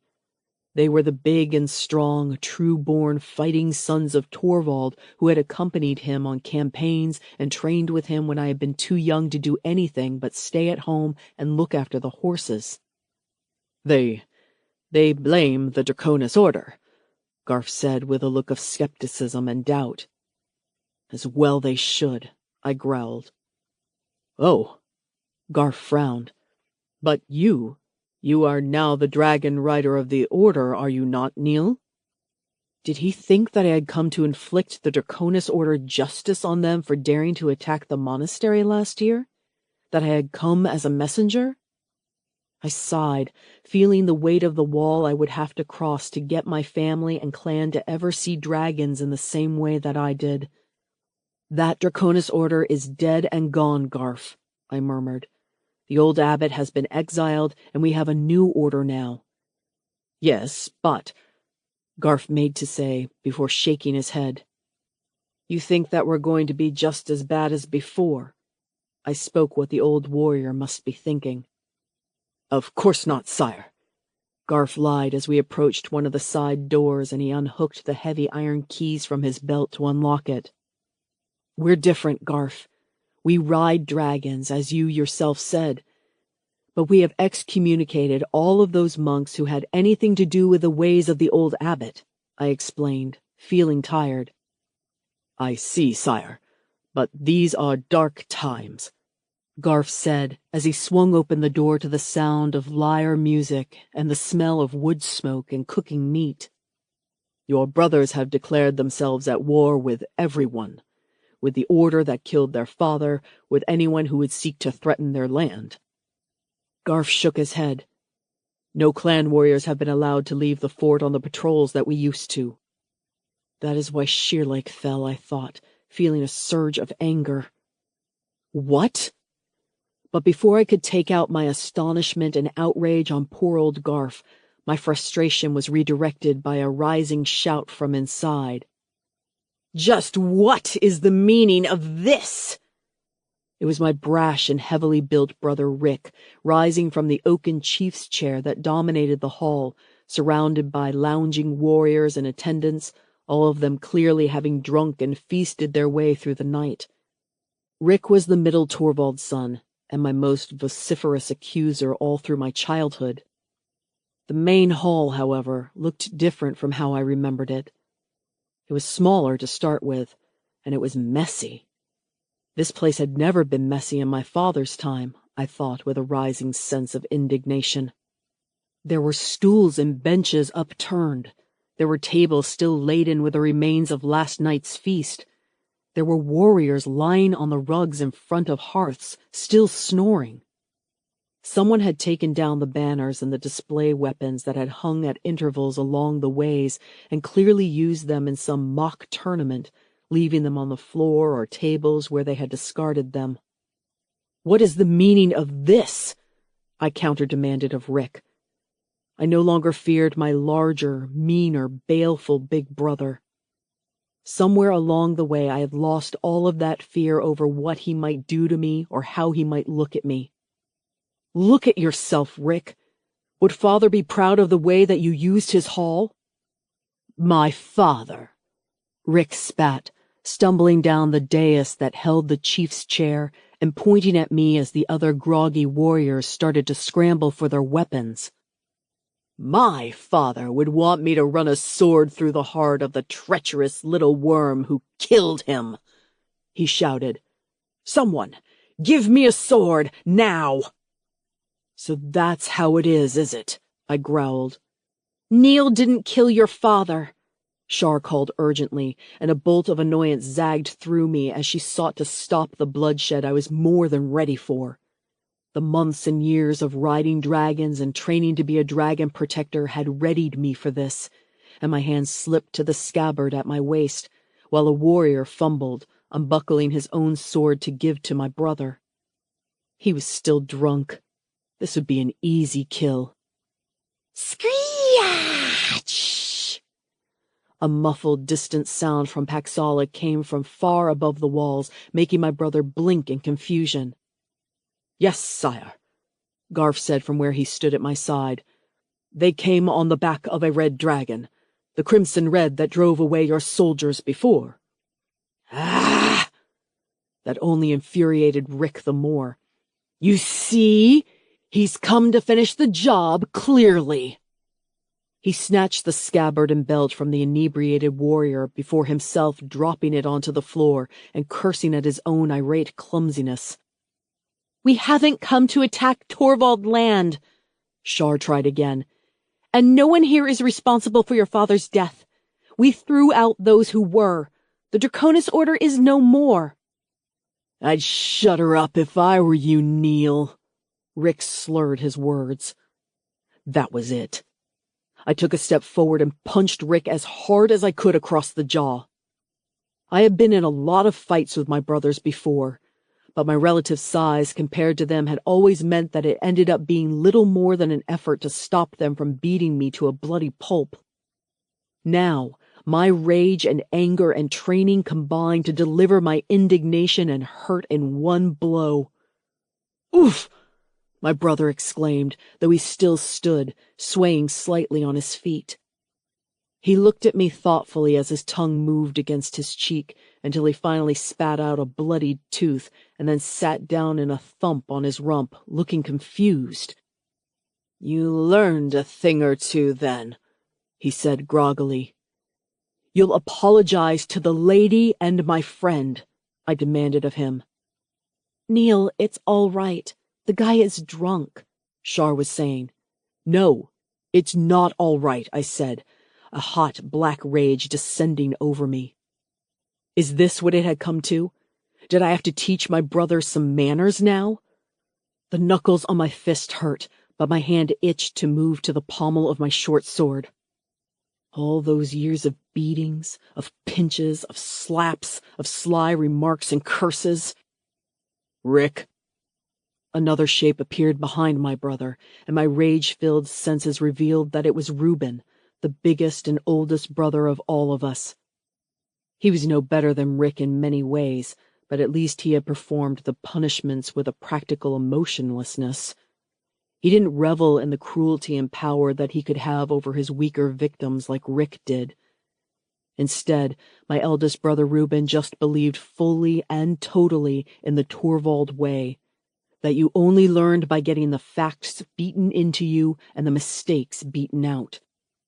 Courage was born through strife and struggle, and the fact that I was the smallest and the weaker brother, taking after my thin-limbed gypsy family rather than my stocky Middle Kingdom Torvald one, was a sign of my unwillingness to try harder. Reuben was a brute, whereas Rick was a shark. "Brother," I greeted him, still in my warrior's crouch. "Come on, Rick."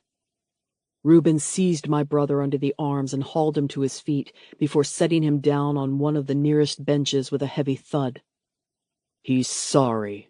We're sorry for any offense caused," Reuben said. He wasn't drunk like my other brother was, but his eyes still glared at me in suspicion. "I heard that there was a battle up there at your monastery," he said stiffly, "so I'm willing to give you the benefit of the doubt, at least for now." "Oh, thank you, most gracious Reuben," I thought sarcastically, before biting down on that criticism. He was trying to be like father, strategic, tactical, intelligent, I saw. "But what's more important, Neil, is that despite your treachery to us, despite the fact that you worked for the Order, that you rode that dragon against us, your own clan." Reuben's voice grew heavy with accusation and hurt. "Despite all of that, Father still spoke highly of you right up until the end." I felt my throat tighten suddenly. "Father never believed us, and we told him that you were a traitor. But I suppose that isn't important now," Reuben muttered. "And in honor of our father's memory, you will get 1 day of mourning with us as a son of Torvald." His voice turned to a growl. "And then we're done. After today, I don't ever want to see you on Torvald land again." "But Reuben, he wasn't responsible," Shar burst out, frustrated by my brother's clear truculence to believe anything but their own views. "How many times do we have to tell you? It was the old abbot who poisoned your father, who sought to undermine all of the clans in favor of his own power. We drove the old abbot off. We drove the old monks out." "Maybe so," Reuben said. "But Neil should have flown that dragon out there straight to us, for the good of the clan, not kept it up there for himself." "You sound just like my father," Shar muttered, shaking her head. "The dragons cannot be commanded, not by you, by me, or by anyone. If you want to ally yourself with the dragons, you have to meet with them." "Enough." Reuben shook his head, a gesture that I knew meant that he was already tired of this talk. "1 day, Neil. You have 1 day. Garf can take you to the tomb, but after that I want you and your dragon gone." "I can't believe that brother of yours," Shar said indignantly as we strode through the halls of the fort, following the lurching limp of Captain Garf. "Rick," I said wearily over my shoulder, my feelings having changed from pure rage to sad resignation. Why had I expected anything different from them? "Reuben," Shar said, shaking her head. "I mean, he knows that you weren't responsible for Healer Garrett's actions. He's even heard of the battle that we had in the monastery, but he still regards you as an enemy." "You're either with us or against us," I quoted some oft-repeated choice lines of Torvald history. Of course it had been because there had been no one with us for so long out here in the Western Marches. The entire region was more or less abandoned by Prince Vincent, leaving just us to fight the armies of bandits and outlaws. That self-sufficiency had gradually turned to self-reliance and eventually, it seems, to paranoia. This is not what I would have wanted for my clan, I thought, not knowing quite how I would be able to change course. Not that Torvald was really my clan in the same way that it was for Reuben and Rick. They saw me as just a bastard, a by-blow of my father's, not someone to uphold the family name. They were probably glad for a reason to cast me out anyway, I said with a wry smile, seeing Shar's look of aghast hurt, but curiously not feeling that bad about it. It's okay, really, it's okay, I said with a hollow laugh. It was odd to finally admit it out loud, but as hard as I tried to always please my father, and as much as I looked up to him, it was always to my gypsy uncle Let Anar that I looked forward to seeing. He regarded me with joy and pride every time, unconditional acceptance just for the sake of the blood of his sister and my mother that ran through my veins. Ahead of us, Garf's footsteps slowed, stumbled, then halted. "Captain, are you okay?" I asked him. "No, I'm not, young sir," Garf replied sadly. We had stopped down one of the long halls that formed the wings and adjoining annexes and segments of the fort. On the wooden board wall hung the pelts of giant black bears and the ancient spears that killed them, all relics of our ancient clan past. "I've tried to do my duty, Neil, to keep silent and to not make trouble for the clan, but I also can't help overhearing what it is you and the Lady Nefereti there are saying." Garf muttered into his beard. "And I think that you need to see something. Whatever it is that your brothers say, you're still a son to your father, and his blood still runs through your veins," Garf said slowly, clearly reasoning it out at the same time as he told us. I could almost sense him asking himself, is this treason, in the back of his mind? Garf nodded to himself before looking at me with his brown, strong eyes. "As you know, sire, I knew your father well. I fought at his side more times than I can recall. We shared blood together. He saved my life, and I dare say that I saved his on more than one occasion. We spent a lot of time campaigning, far from the fort, holed up in yurts or in muddy fields, and in those times a man learns to trust and to talk to his comrades in arms," Garf said. I felt a flutter in my chest. It was almost fear. I wasn't sure that I wanted to know just what this old war dog was going to tell me about my father. "Don't make my heart hurt again," I begged him silently. Captain Garf ignored my silent plea. "Your father loved you, Neil," he said, and my heart broke. "I know that," I said, although I didn't. "No, Neil, you couldn't," Garf said as tenderly as the large warrior could. "You couldn't know it because he had to keep you at arm's length all your life. You were not his firstborn son or his second. Your mother was a gypsy. He had to make sure that the Torvald clanspeople would follow his decisions and his family explicitly all the time, and he didn't want to cause a rift within his own clan at such a dangerous time by asking them to follow you, his last son, not even his first." I felt as if the ground was shifting under my feet. "What are you trying to tell me here, Captain Garf?" I asked unsteadily. Garf frowned, but I could see that it wasn't unkind. "Your father had many faults, don't get me wrong, but he always put the people first. That was why he sent you off to that dragon monastery in the first place." "I know that, Garf," I said, remembering the counsel that my father had given me and me alone. He wanted me to steal the secrets of the Draconis Order for the good of Torvald. And I hadn't done it. I had tried, but when I found out that the dragons themselves were the source of the magic of the abbot, how could I give up these noble and intelligent creatures? How could I try to persuade the dragons to just become servants and war machines of another clan? "Yes, but you only got the half of it, Master Torvald," Garf replied irritably. "I know, because he told me. He told me alone of his plans a long time ago, when we were camped out in some scrap of bog waiting for reinforcements. He knew even back then that the Prince Vincent was no leader for the people. He knew that the entire eastern half of the Middle Kingdom would fall if it wasn't for your father's sword arm and Torvald land, and Vincent has never cared about anything other than taxes, tithes, and lining his own vaults," Garf declared hotly. Wow, I thought. Things must really have changed out here for Garf and the other Torvald clansmen and women to feel so comfortable talking open sedition against Prince Vincent.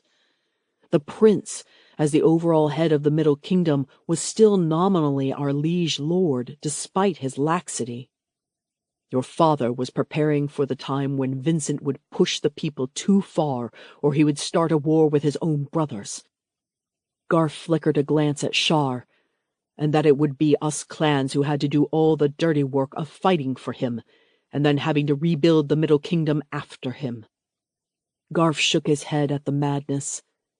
"And your father wanted the power of the Draconis Order on his side when that happened," Shar said, reaching the conclusion before I did. I saw a look of awe on her face as she looked hopefully at me. "Don't you see, Neil? He wasn't sending you to the monastery as a punishment or just to further Torvald aims.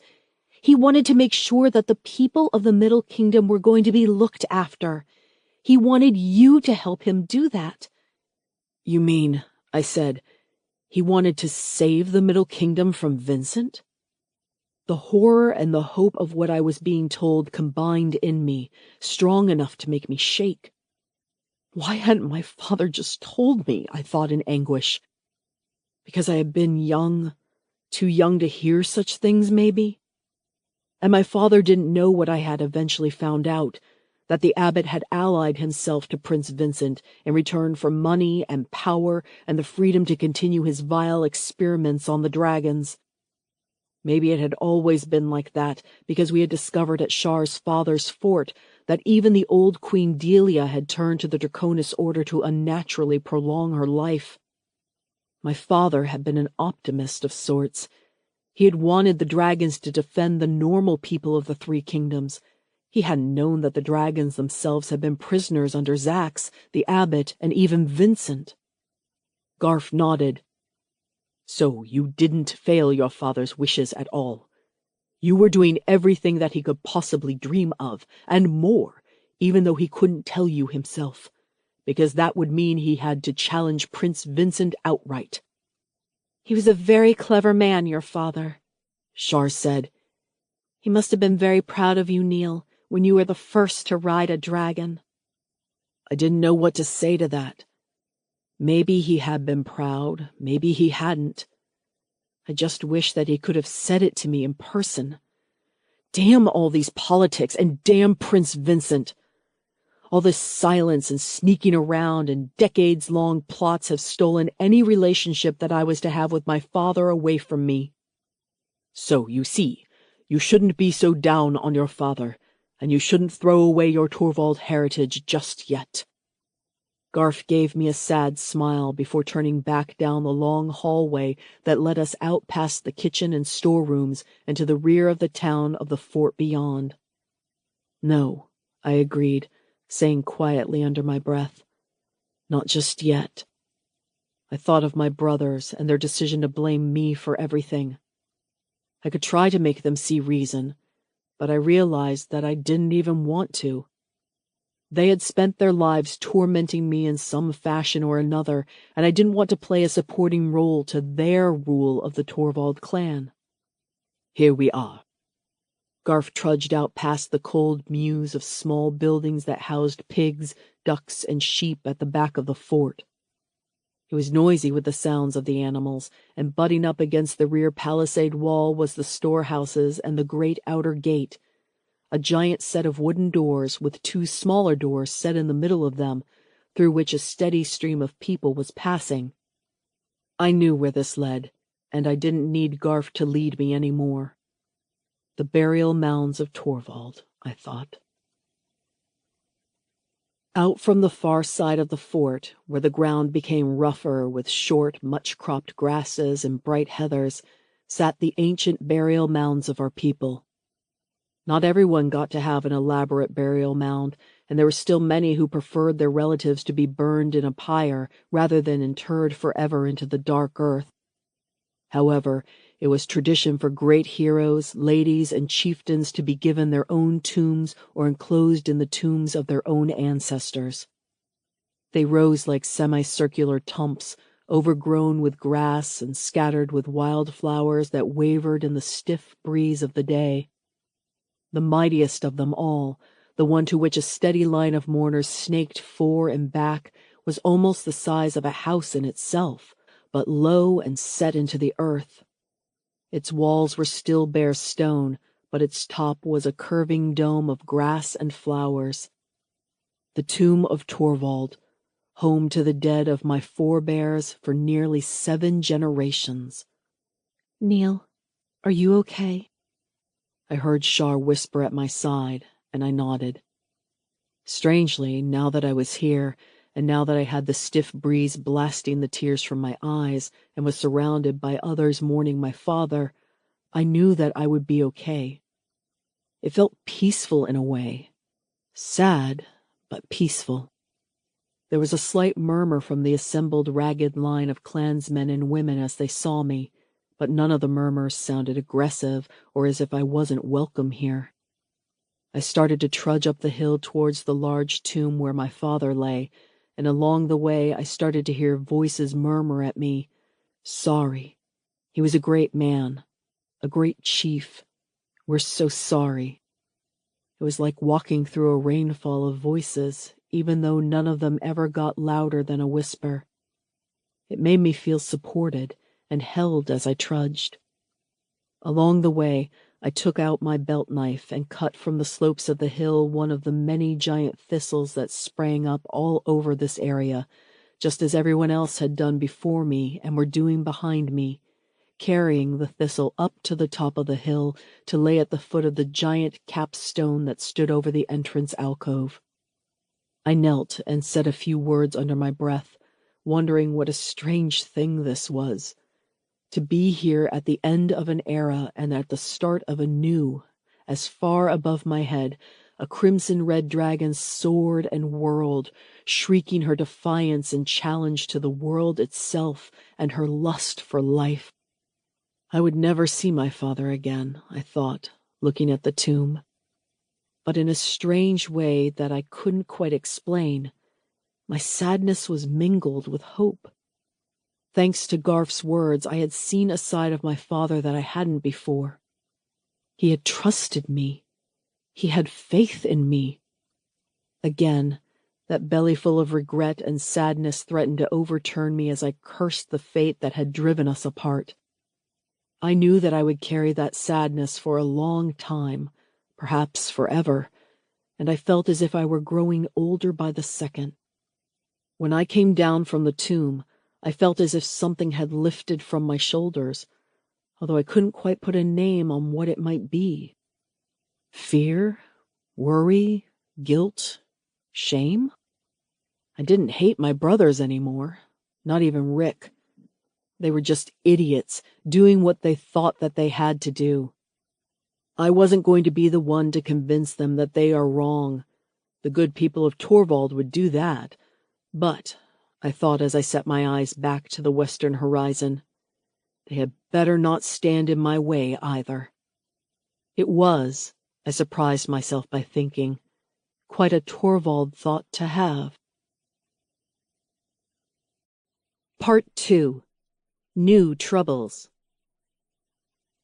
Chapter 8. Shar, Troubles and Tidings.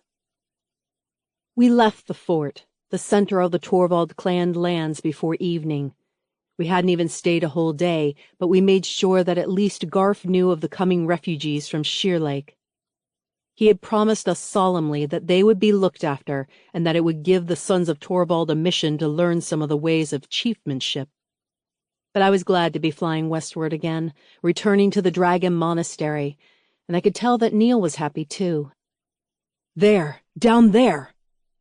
He pointed at the glint of large shapes, blue and green against the darker sprawl of the forest.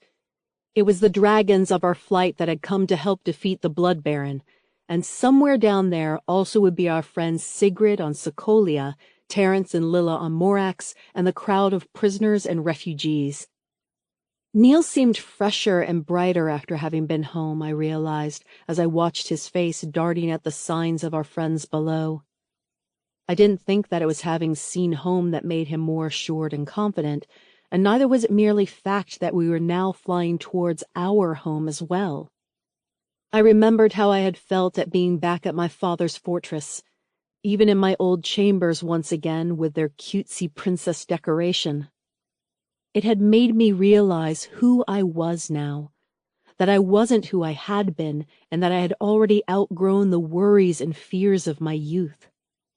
My father, the Prince Lander's fortress, had seemed small to me and confining, and that had only increased my desire to be a dragon rider, whatever that would mean. And so it seemed to me that Neil must have had the same experience as well. He now flew more confidently. He moved more confidently. He was no longer so deeply troubled by the ugly feelings as he had been before going to honor his father's passing. But we would still have a lot to do, I was thinking, before Neil poked me in the back. "Ow!" I said. "Haven't you been listening to a word that I've been saying?" Neil said in exasperation. The wind was low, and Paxala beneath us wasn't particularly flying very fast, so I couldn't pretend that I just couldn't hear him. "There's something wrong down there." He pointed once more down at the crowd of prisoners, refugees, and dragons. "Is there?" I looked. The central gaggle of prisoners was trudging alone, the two groups of refugees in front and behind, as well as walking alongside the gaggle. Flying in a circling pattern were the riderless green and blue, and farther away I could see the quick movements of the sinuous blue that must be Morax. "I can't see what's wrong," I began, before I registered what it had to be. 3 dragons. There were only 3 dragons down there. "Where's Sigrid and Sokolia?" I asked. "I know, right?" Neil was already scanning the horizon and land. I joined him in looking for the telltale silhouette of dragon wings against the sky, or the flash of green that could be Sokolia. Nothing. "Pax?" I reached out to Paxala with both my voice and mind, my sudden nervousness giving speed to my thoughts. "Can you find where Sokolia is?" "Of course.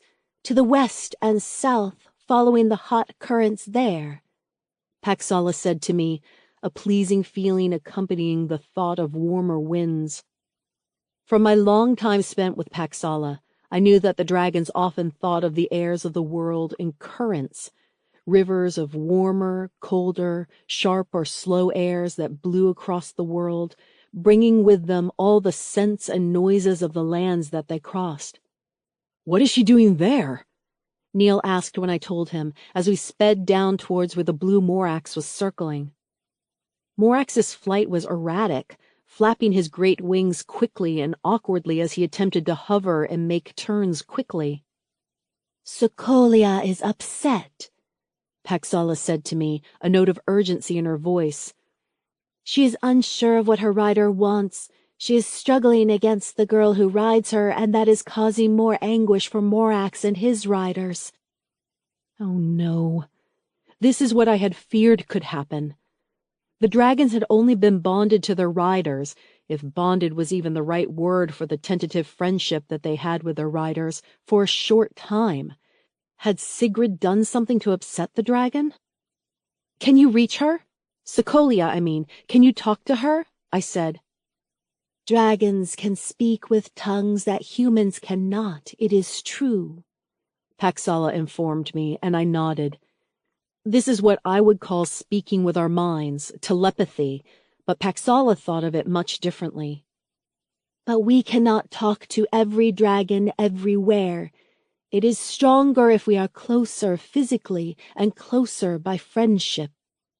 Paxala grumbled, making a worried clicking noise in her long throat.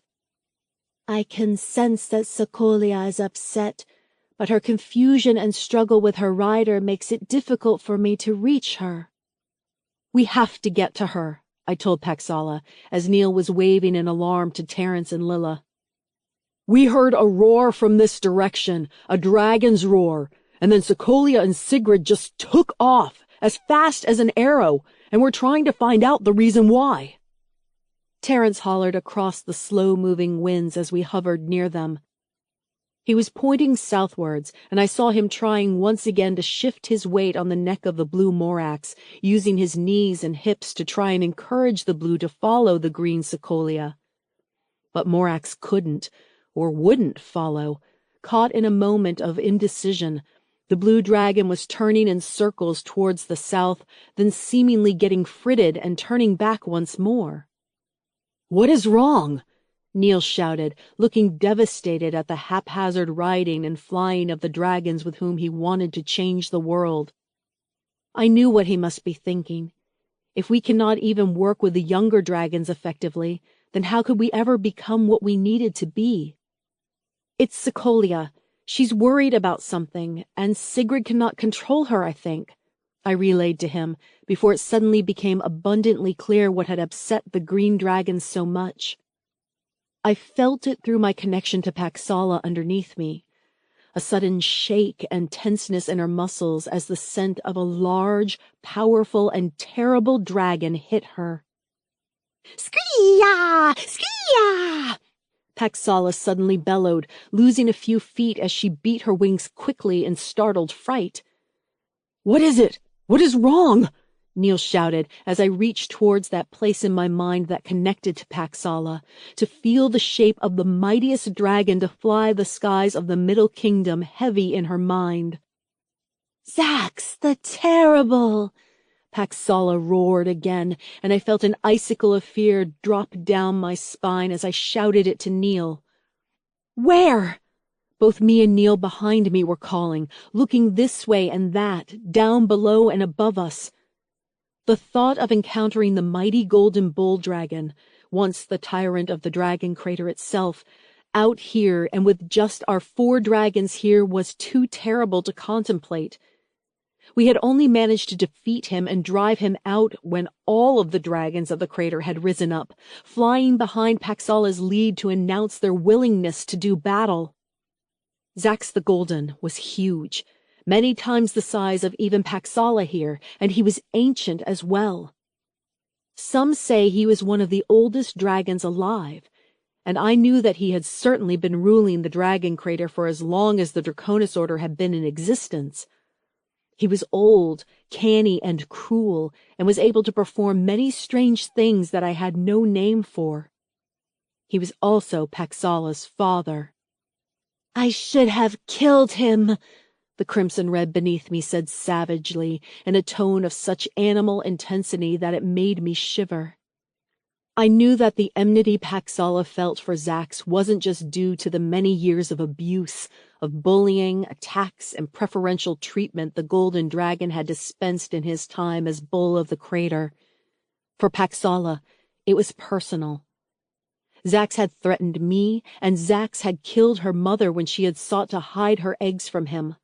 For that was the terrible secret at the heart of Zax's bloody reign of terror over the dragons of the crater.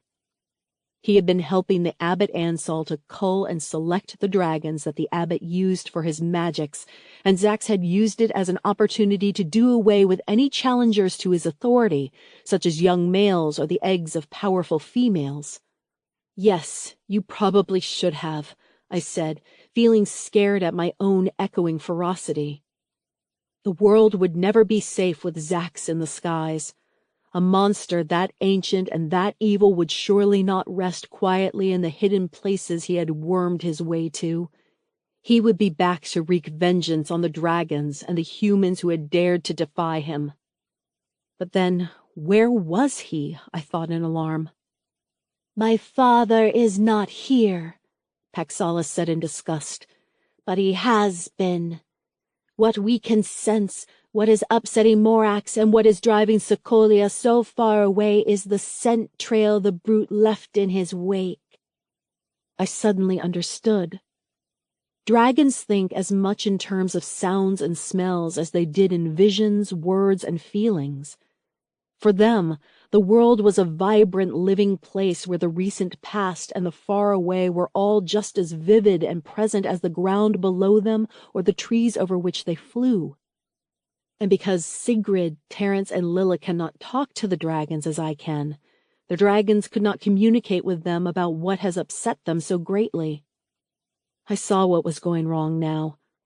The dragons, Morax and Secolia, wanted to warn their human riders of the danger, and when the human riders did nothing or could not respond to their fears, both dragons are trying to find a way to save them and their riders from it.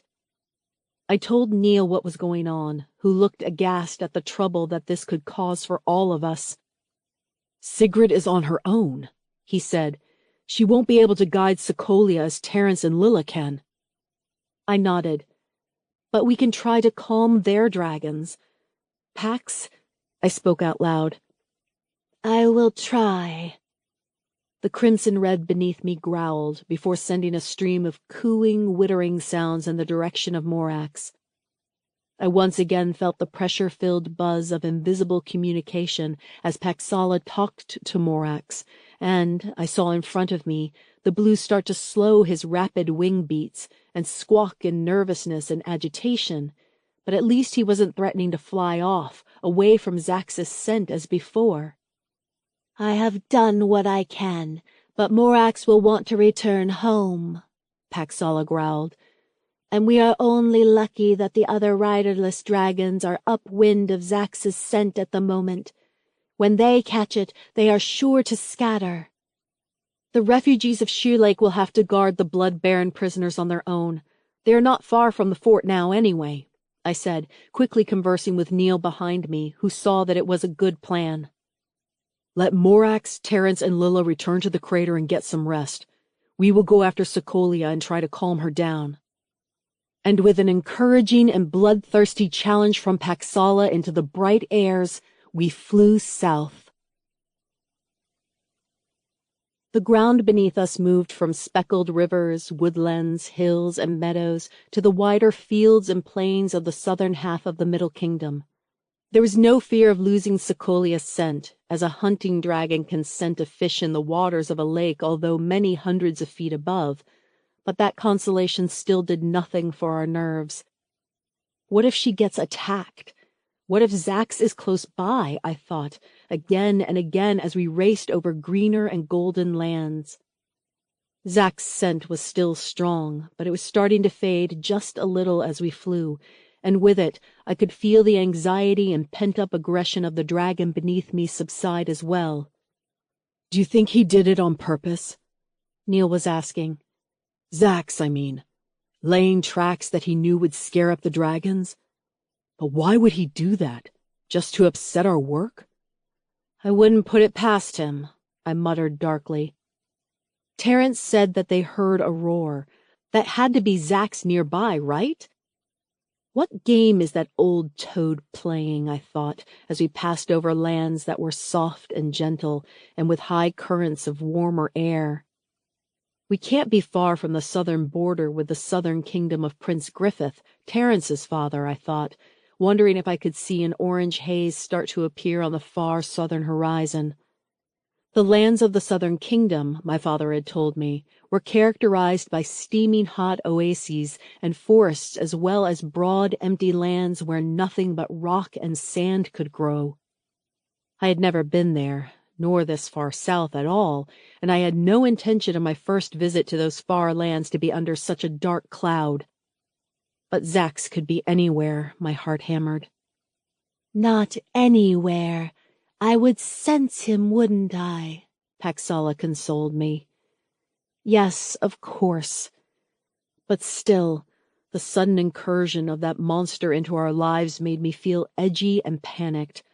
Like all that we were accomplishing was for naught if he could just fly by and kick over our carefully laid plans like a giant child.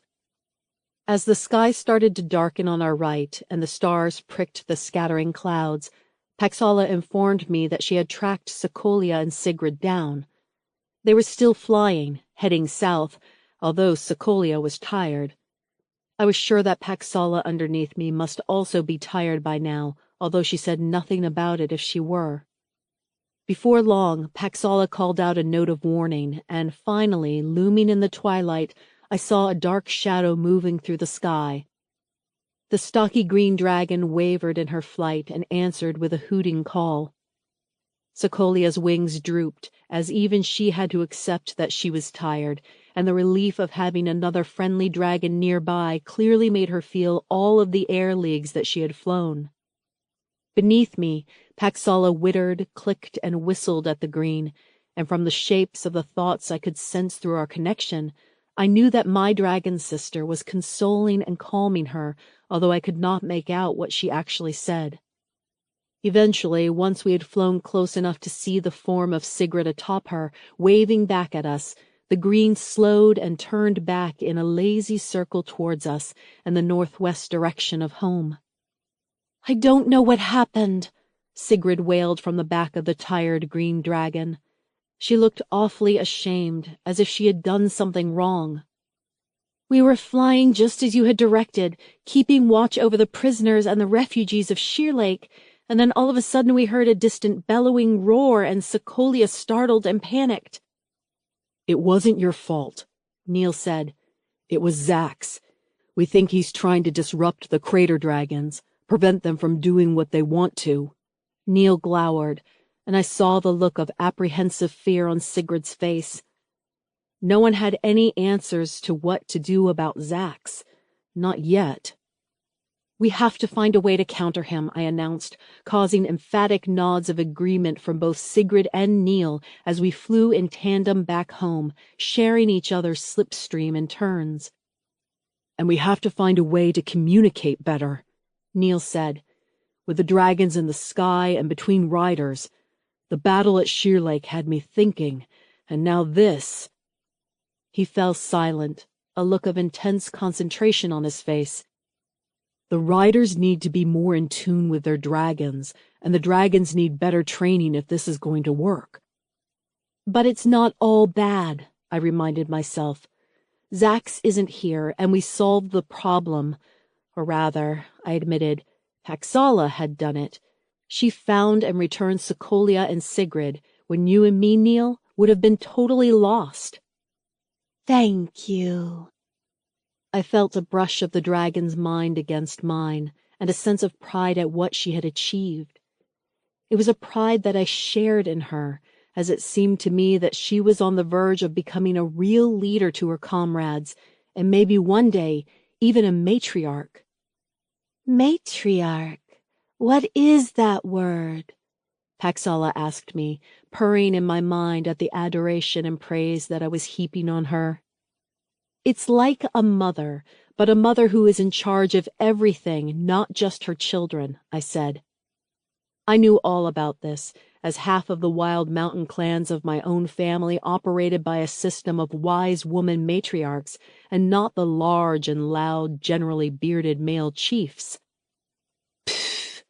Dragons have brood mothers who would make excellent queens if we can get rid of the bulls." Paxala growled at the thought of any bull telling her what to do. "And I have yet to find another dragon whom I would even consider for a mate." That was an entirely other complication that I hadn't even thought about yet. What would happen when the crater started to produce more broods, hatchlings, and newts? How would they manage their mating rights without the presence of the bull? Would Paxala get to choose whom she wanted? I couldn't force her to choose a mate. I wouldn't, I thought with conviction. Not after what my father had tried to do, to marry me off to the Tar clan in return for their mountain warriors. As it was, Tobin Tar had been a good man and hadn't wanted to marry an unwilling wife anyway. All that would have come of my father's plans would have been two unhappy people. Was it much different with dragons? Or was it all about just securing the next generation of newts? Isn't that what any clan's lord wants as well, though? "I will get to choose, thank you very much," Paxala said with a snort of indignation, making me smile, but still the questions lingered at the back of my mind. "Of course you will, Pax. I couldn't dream of anything else for you."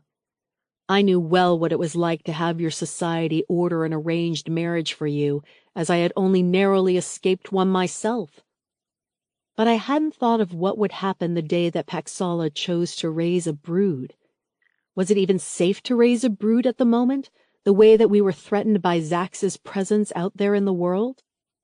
I felt a small spike of jealousy, too, at the idea of not being the center of the Crimson Red's attention. Is that what will happen? Will I become just a friend from Paxala's childhood? Silly Shar. Paxala enfolded me with her feelings of warm rebuke. Shar will always be my sister and human aunt to any eggs I decide to hatch. I felt honored, and despite all of the worries and the terrible threat of Zax somewhere nearby, I even felt hopeful as we finally saw Mount Hamel, the dragon mountain rising over the horizon to the north. But that was before we learned of the strange tiding awaiting us at the monastery. Chapter 9. Neil, Jodrith, and Darker News. We arrived at Mount Hamel just as the night was starting to lighten towards dawn, and all 5 of us were exhausted. By my reckoning, we had flown non-stop for an entire day and covered a massive area of land. I was saddle-sore and weary, but I was also faring better than Sigrid and Shar were, as my experience with riding ponies and horses paid off, it seems, when riding dragons. Neil? Shar? It was Dorf, clearly worried as he came down the wall steps towards the still-as-yet unfixed ruins of the rear wall. He held a wavering, guttering torch that highlighted the broken bits of masonry like broken teeth.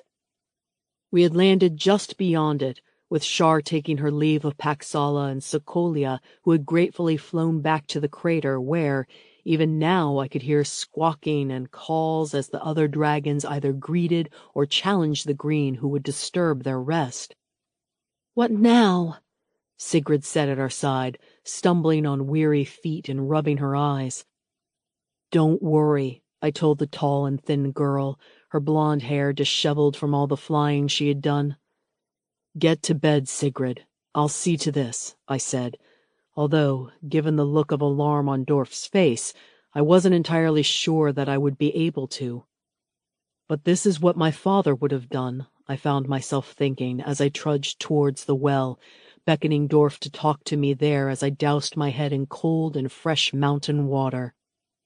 The shock to my system made me feel more awake, though the fatigue and tiredness wasn't lifted from my bones.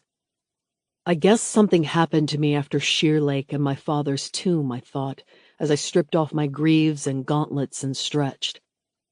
It was strange to be thinking of my father now, in the past tense, and strange to think that he had wanted me to do this, and that he was now even more of a role model to me than he had been before. I felt like I could see my father's decisions compared to how my brothers were running Torvald lands, and I could begin to see why my father acted as stern as he did and how dedicated he was. He always put the people first, I thought tiredly, starting to feel very small indeed under such a heavy, heavy burden. It's Jodrith, Dorf said. Oh, by the stars, what's happened now? I thought in alarm as Shar joined us yawning. Is he all right? Oh, yes. Well, if you count a broken heart, all right. He's had a row with Nambaro the cook over the fact that he's leaving. Leaving? I said, startled. You don't mean actually leaving, do you? Dorf shrugged, his eyes cautious. I couldn't say.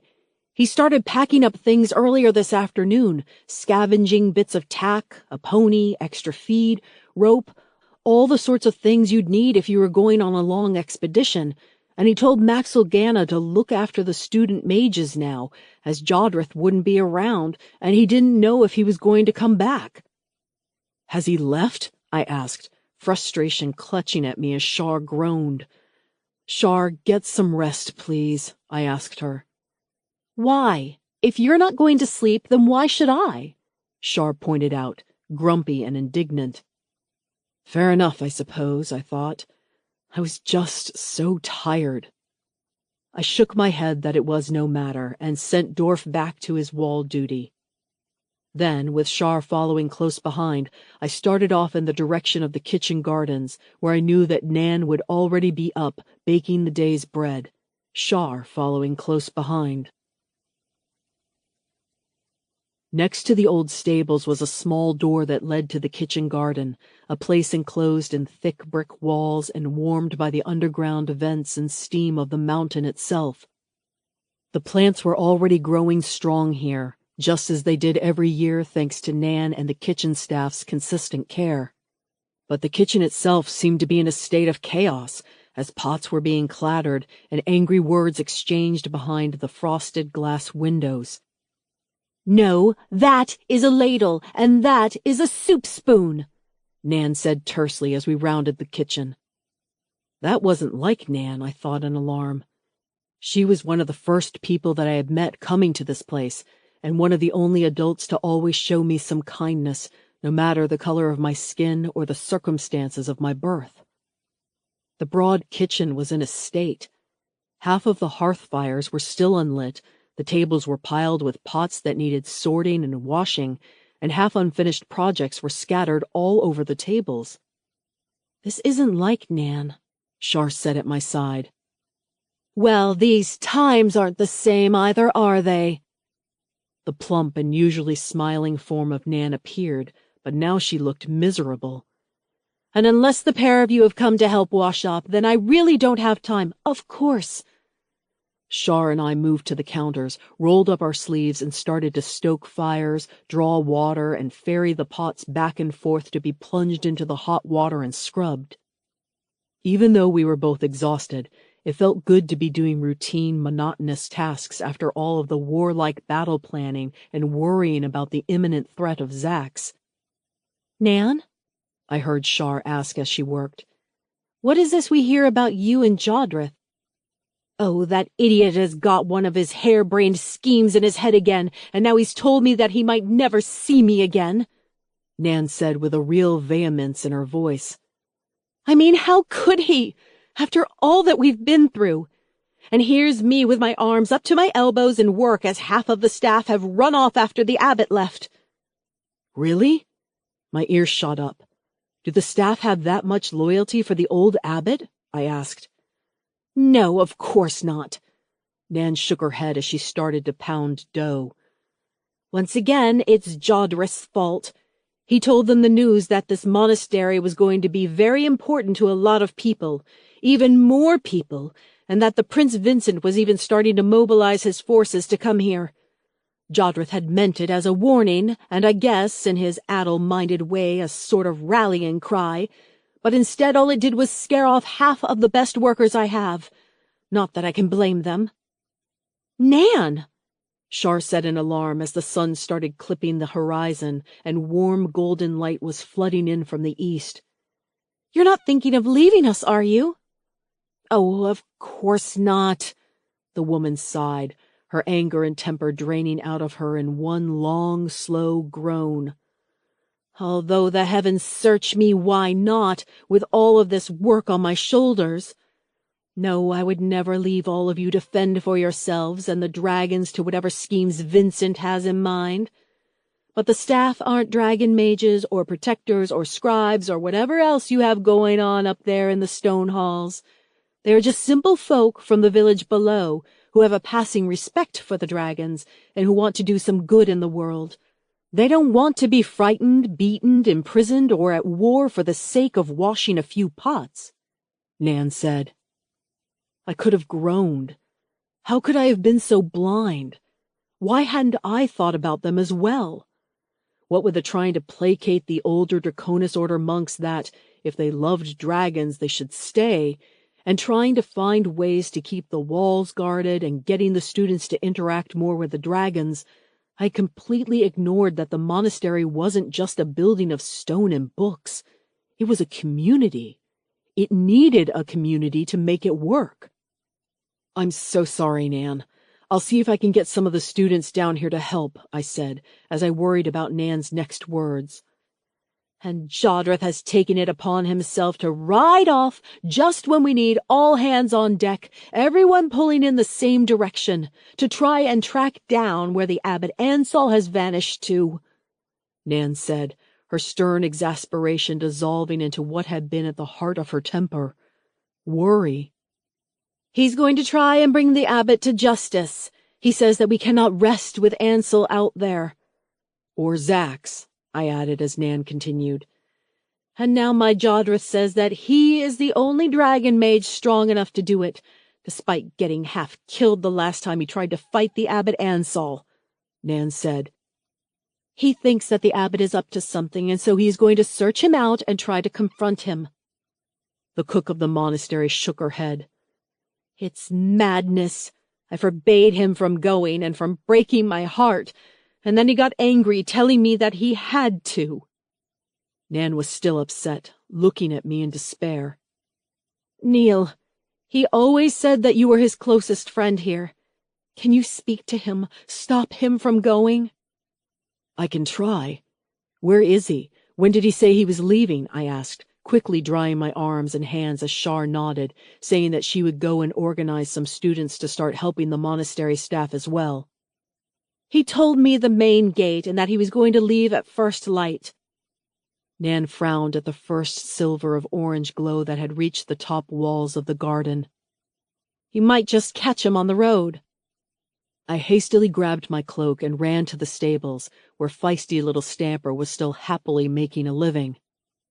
After a not-so-short wrangle with harnesses, in which he had to be bribed with quite a few dried apples, I was once again astride the tough little pony that had carried me here, and we cantered through the open gates and down the road. The sun was already brightening the world as I rode down the wide but steep tracks of the mountainside, and although cold, it looked to be a beautiful morning. The heathers and the gorse were coming out in full force, but I could take no pleasure in the naturally wild beauties around me.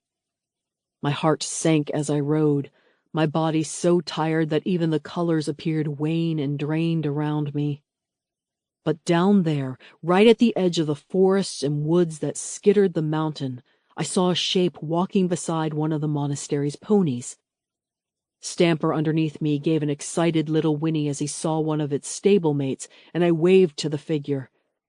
"Jodrith! Jodrith, wait! It's me! Neil!" I called out.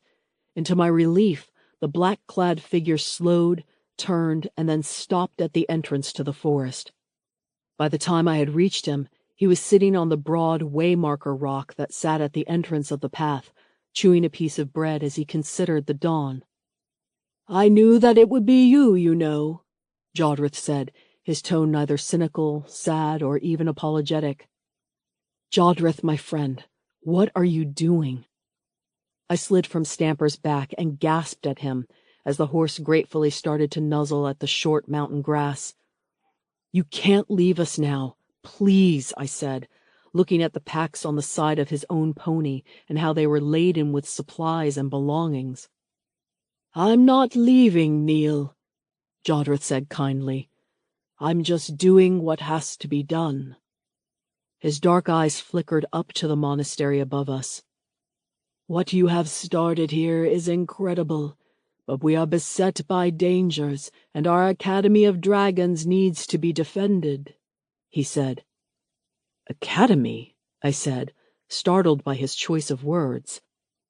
"It's a word I've been playing with ever since the wall came down. The monastery, the Draconis Order, those are the places that I grew up in, and I can see its marks still carved into the hearts of the older monks. It was a cruel, austere place, full of control. But what you and the other students are trying to do here, Neil—" I could see Jodrith searching for the right words. "It's more about learning new things, new skills. The dragon's school seemed a little trite, so I thought maybe academy had a better ring to it." The Dragon Academy. It did have a nice ring to it, but Jodrith's good idea also annoyed me. "Then come back and help defend this new academy," I said in exasperation, my fatigue getting the better of me, I feared. "No, Neil. It needs defending out there." Jodrith jerked his head to indicate the wide sweep of the Middle Kingdom outside. Up in the old monastery, you need to start retraining the students. You need to find a program that will allow them to work with the dragons. You need to rebuild. Jodrith ticked off all of the duties that I knew that we were already far behind on. At every task he mentioned, my heart sank just a little deeper and deeper. There was just so much, and I was just one young man. You need to find out which of the remaining Draconis Order monks can be trusted. You need to find out what hidden tunnels that Zax had wormed through the mountain. The list went on as Jodrith turned his attention to the world outside of us. And all the while, our enemies are amassing. You have heard the news, of course, that the war between North and Middle Kingdom is on hold as the princes decide what it means that the Draconis Order and their crater full of dragons has fallen. Jodrith raised his eyebrows at how the everyday folk described what had happened here. And my allies in the village below have let me know that Prince Vincent is already calling up more troops, more militia, and more warlords like your own family to come here with him en masse. Oh no, I thought, remembering how hard it was just for us to drive away the sons of Torvald, let alone the rest of the Middle Kingdom forces. We will be overrun. Everything that we have achieved, lost. Jodrith agreed. Now you see the dangers that you face, and you know why it is that I have to go. Sometimes, Neil. He looked at me sharply in the eye. Sometimes you have to put the needs of others ahead of your own, and that is why I have decided to leave and find out what is happening out there, and to act as an advocate for the new Dragon Academy if I can, and to track down the Abbot Ansel as well. Jodrith said with a growl. We can't let him roam free. There's news that the other monks out there, the old ones from the Draconis Order, have fled their posts stationed at the various warlords' great houses and halls. I have to ask, where have they gone? What evils are they plotting? Is the abbot behind all of this? I felt honored and grateful for his dedication of service to the new academy, one that hadn't even come into being yet. Jodrith must have sensed some of my guilt and shame as he said in a slightly gentler tone, We do this, Neil, because we are committed to the future, to tomorrow, to having a better future than we did the past. That is the burden we all have to face, and we all have to live up to in our own way. But if Jodrith had meant for his words to sound inspiring to me, then he was badly mistaken. Instead, his words sounded like a dire warning, not unlike his warning had sounded to the kitchen staff. My entire life had to be given in service of an idea so fragile it might not even work. Why couldn't we just fly away on the dragons to somewhere new? I didn't want to be this important leader of the monastery, and I didn't want all of these lives depending on me and my actions. I had never expected to lead anything in my life, being the third son, and the one that my father spent the least amount of time with. Always it was Reuben or Rick who had been at my father's side in discussing important decisions. But with Garth the Lame's revelations about my father's real reason for sending me here ringing in my head, I now had to at least admit the possibility that my father had wanted me to lead something all along. He had wanted me to guide the Draconis Monastery away from Prince Vincent. He had wanted me to stand at his side with the Draconis Order behind me. I couldn't do it. I wasn't trained. I knew nothing of how to get people to like me. I understand why you feel like you have to go, I said awkwardly. But still, I would rather that you stay, to help us, to advise us. To help me, I didn't add. Jodrith barked a self-deprecating laugh. I don't think that you need my counsel, young Master Torvald. You seem to be doing a pretty good job all by yourself. But what of all those tasks and duties that you said I have to complete? I burst out, hating myself for sounding childish but unable to stop it.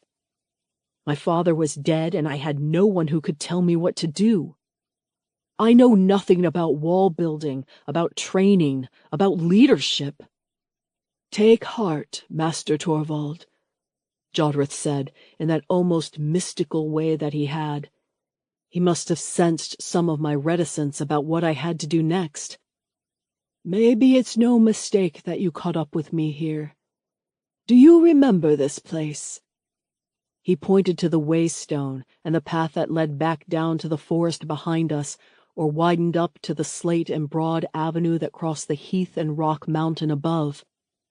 I did, of course. This is where you saved me. No, this is where we talked, Jodrith corrected me. I saved you down there in the Claw Gully. Did you know that it was called that? Because it's so steep, and that it was supposedly made when the first dragon itself clambered up this hill. I saved you from assassins down there in the gully, but here is where you first told me your name, and I told you mine. I didn't see what he was getting at. The point is, Master Torvald, is that this is a place of beginnings. The beginnings of dragons living here at Mount Hamel, however many thousands of years ago, and the beginnings of your journey here as well. Just as what you are doing up there is also a beginning, a new chapter in the ancient story of the Dragon Mountain. Okay, I said, still not quite being able to crack the meaning of the wisdom that he was trying to reveal to me. And do you remember what I said to you back when we first met? Jodrith asked. I shook my head. I remembered thanking him for saving my life and offering to be considered in his debt. I told you that you were more than just a warlord's son, that you had a good heart, and that you were your own man, Neil, Jodrith said. You will know what the right thing to do is when it is time. He smiled before nodding and turning. Feeling more than a little dumbfounded, I watched as my friend walked down the path, away from where we had met, and vanished into the darkness. I couldn't stop myself from thinking that if I had such a good heart, and if I was more than what everyone thought I was, then why did I feel so helplessly out of my depth then? Chapter 10. Shar, Concerned. Neil, I called out to my friend, standing just a little away from me on the still intact ramparts of the Dragon Monastery. It was mid-morning, and the air was cold and the clouds thin and high, but the sun was shining, and we had a slew of students and monks standing below us, waiting for our decision. Neil, everyone is waiting, I hissed again, making him startle and shake his head, dragging his attention away from the south where he had been gazing. Oh yeah, right. He blinked, nodding distractedly as if he had forgotten what it was he had been about to say. The training, Neil? I whispered out of the side of my mouth up at him, reminding him of what he had been talking about just last night when we had decided to call this general meeting of all the remaining Draconis Order and students. Really, I thought, what the hell happens to boys when they are 2 steps away from adulthood? I remembered Wergen becoming an idiot, although in his case he had remained an idiot ever since. Friends, Neil called out in a voice I was sure wasn't loud enough to carry across the main courtyard. Speak up, I mouthed at him, to which he stuttered, nodded, and started again, this time in a marginally louder voice. Friends, he called again. Thank you for coming here this morning at my request. I realize that this may be new for you, he said, his brow suddenly furrowing as he looked at his hands and sighed, before carrying on again. Neil is looking anxious, fretful even, I thought. He's changed since hearing about the death of his father. Anyway, this is new for all of us. A lot of you might be asking just what is going to happen next.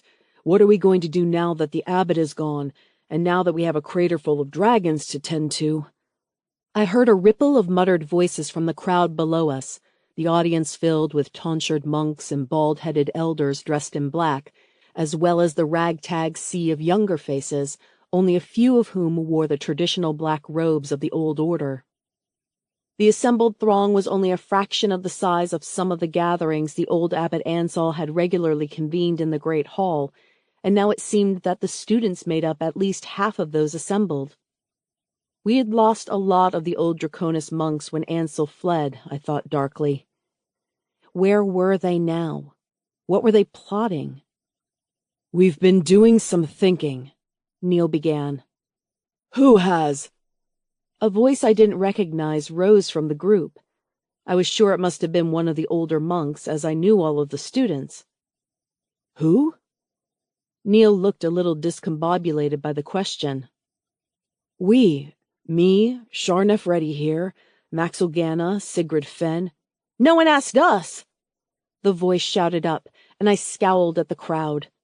Who was it causing problems, I wondered, before biting my lip in confusion.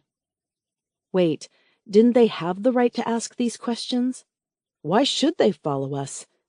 I had hated being given orders by the abbot, Monk Olin, and the others, especially because the orders had always seemed so cruel, like Master Greer commanding women could not be protectors just because of our sex. But I also knew that the hopes of whatever we were going to build here hung in the balance. At any moment we could lose the rest of the older monks, or the staff could flee, or the dragons could decide to fly and nest somewhere else, especially now that they were without a bull. Silly Shar. Paxala's warm reptilian purr rumbled through my mind. Dragons will never leave the sacred mountain. At least you'll still be here then, I whispered under my breath, more to myself than to Paxala, but felt her swift rebuke at my sarcasm. It was just all of this talking and negotiating. It was so difficult. Why didn't the older monks down there just see things as we did? Why was it so hard to believe that the dragons were noble and great creatures, and that it would be a pleasure to work and learn with them? As I bit my lip in my own worries and anxieties, Neil's voice rang out above me. "Well, we're asking you now," he said, sounding like he was arguing with his brothers. "We've got an idea. As well as rebuilding the monastery, we also need to start again with the training.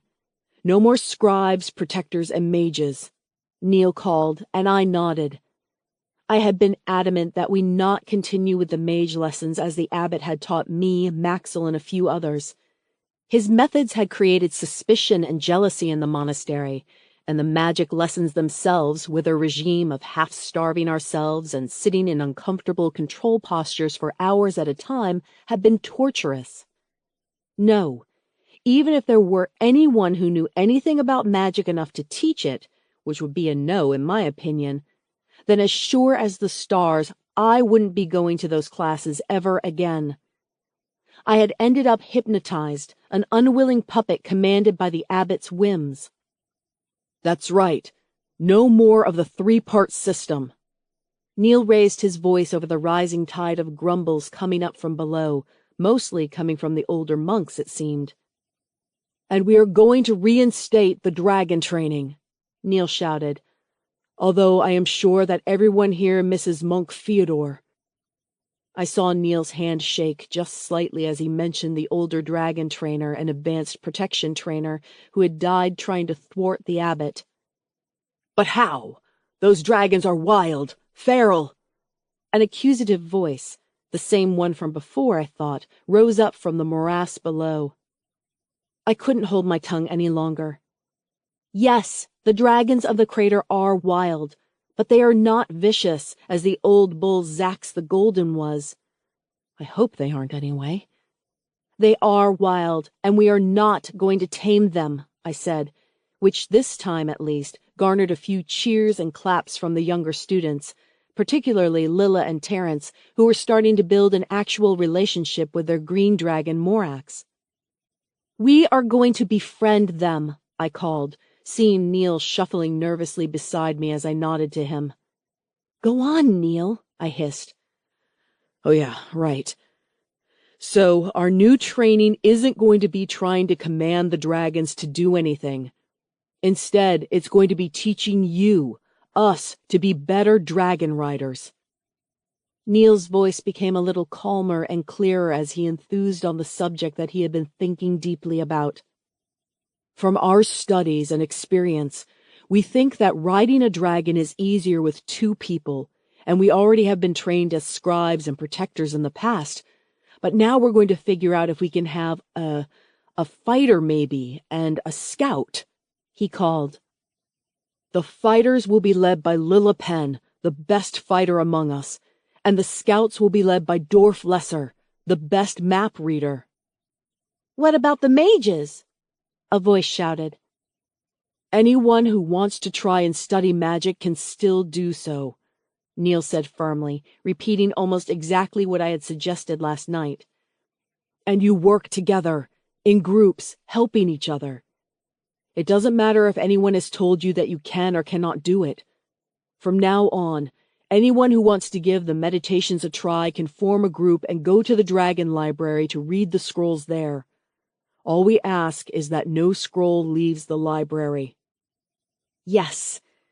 Maxil Ganna, the most skilled of all of the magical recruits, would be in charge of overseeing the study groups, and I knew that he was sensible enough to manage it well.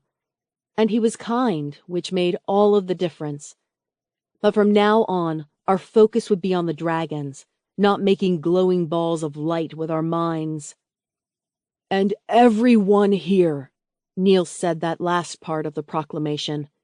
Whether you were a scribe, a protector, older or younger, even if you were one of the staff. A sudden angry hiss from the crowd, as many of the older monks still cleaved to the old notion that the servants and staff should best not be seen or not even heard, just able to produce clean linen, good food, and tidy up their messes whenever expected. It made me angry, thinking of poor Nan Burrow in the kitchens, surrounded by her dwindling supplies of both food and workers. Everyone, Neil insisted, has to be given the chance to learn dragon training. That is going to be the only daily lesson every day. Now, if you'll all wait here for a moment, we'll get you all organized into different groups, and each group will have a time that they are to approach the crater in order to get to know the dragons. It's madness! Someone shouted from below, and I heard mumbles and disagreements break out. We'll get eaten! Well, with an attitude like that you will, I thought grimly before clearing my throat. No, you won't, I said. Oh, go on. Just one. Paxala intruded upon my thoughts with a gleeful snicker. You're not helping, I told her with my thoughts before continuing to speak. You won't get eaten with me and my crimson red watching over you, and the other dragon riders here to help you. No, we refuse, someone shouted from below, and I could see that there were now more grumbles from below. The crowd was clearly splitting into the older monks and the younger students. I looked up at Neil, desperate for him to say something that might bring some order to this mess. Sometimes, I think, we really need someone to just be able to bark at the crowd and make them see sense. But Neil was once again looking far to the southern distance, distracted and anxious himself, as if maybe the monks below would get eaten. Council? Someone was saying, and I looked around to see that it was Dorf, climbing the stone steps up the side of the wall to where Neil and I were. He waved at me once again in that worried and overexcited way that he always seemed to have. What did you say, Dorf? I said hurriedly. A council, he said again, his words only reaching us here on the wall. Why not have a council, like where people can air their disagreements? That was it, I thought. Dorf, you're a genius, I congratulated him. I am? He said, flushing pink. Yes. I turned to the crowd. We're also going to organize a council, I shouted, raising my voice in order to be heard over the general grumbling and mumbling from below. What? We are? I could hear the assembled throng saying below me. Yes. A council for people to air their concerns. Like this, but where we can organize how to conduct the trainings and how to run the monastery. Every dorm room could send someone, I said, looking over at Dorf, who nodded. I'll organize it, he said, looking almost ecstatic at the prospect of all that paperwork. They can come up with a new set of laws as well, I thought gratefully, turning to see if Neil agreed. But once again, Neil was just biting his nails, nodding and waving his hands that this was all a good idea, but nothing that he wanted to add to. I could have groaned. Okay, everyone, that's it. Stay around to get organized into dragon training classes and to sort out your representatives for the council, I shouted, clapping my hands to signal that the meeting was over. Below us, the crowd started to mumble and move. Dorf raced back down the steps and joined Sigrid and Terence as they moved around the crowd, taking names and organizing groups. Phew, at least that is over, I thought with a heavy sigh as Neil brushed past me. Neil, wait! We should talk about this, I said. Where was he going now? You know, work out the training regime and all of that? Neil paused, looking at me with shadowed eyes. You can do that, can't you? I mean, you know more about dragons than anyone here, right? You're the one who befriended Paxala in the first place, after all. And Dorf is great at all of that paperwork and scrolls stuff, and Lila spent her childhood learning how to fight. He shrugged. I just need to get some air, just to think. But we need you, I thought. But my surprise stopped the words from reaching my mouth. He was the first rider. He had been the first human to actually ride a dragon. He had changed the way the others looked at dragons. They respected him. Well, I corrected myself. The older monks might not actually respect him, as they don't seem to respect anyone, but still, Neil is the one who made the change happen. But somehow, I found myself watching my friends disappearing back as he hurried the opposite way from the assembled throng down there, head hunched. Neil hadn't been the same since his conversation with Jodrith just yesterday. Something had happened, but he wouldn't tell me what. Well, the guy has just lost his father, I thought with a twinge of sympathy. That is bound to mess you up, isn't it? How would I feel if I lost my father? A knot of awkward emotions welled up in my heart.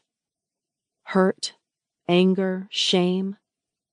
My father had tried to poison Paxala and then tried to enslave her so that he could make his own rival dragon monastery in my home, the Northern Kingdom. I didn't think that I could ever forget that or forgive him for it. But that didn't mean that I wanted him to die, just sorta be sorry. Beg my forgiveness. Tell me that he had been wrong all along and that he knew that I was his little princess. But I still had a chance with my father, a chance that Neil will never have. Oh, nuts, I thought, as my ugly emotions turned into misery and a tear crept down over my cheek.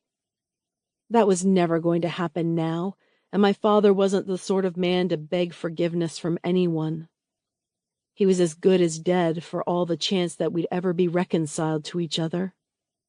We were on our own up here, me and Neil and all of the others. We'd all had to break our ties with the past to build something new. You are not alone. Paxala's voice rose in my mind, wrapping me with the fiery warmth of her heart. I know, I whispered to her where I stood, feeling better that in my heart of hearts I still had a dragon there, waiting for me and looking out for me. Who did Neil have? Chapter 11. Neil, Hopeless. I managed to avoid the throngs in the main courtyard, threading my way past several of the older monks who scowled at me, as though they wanted to further elaborate on how much of a failure I was.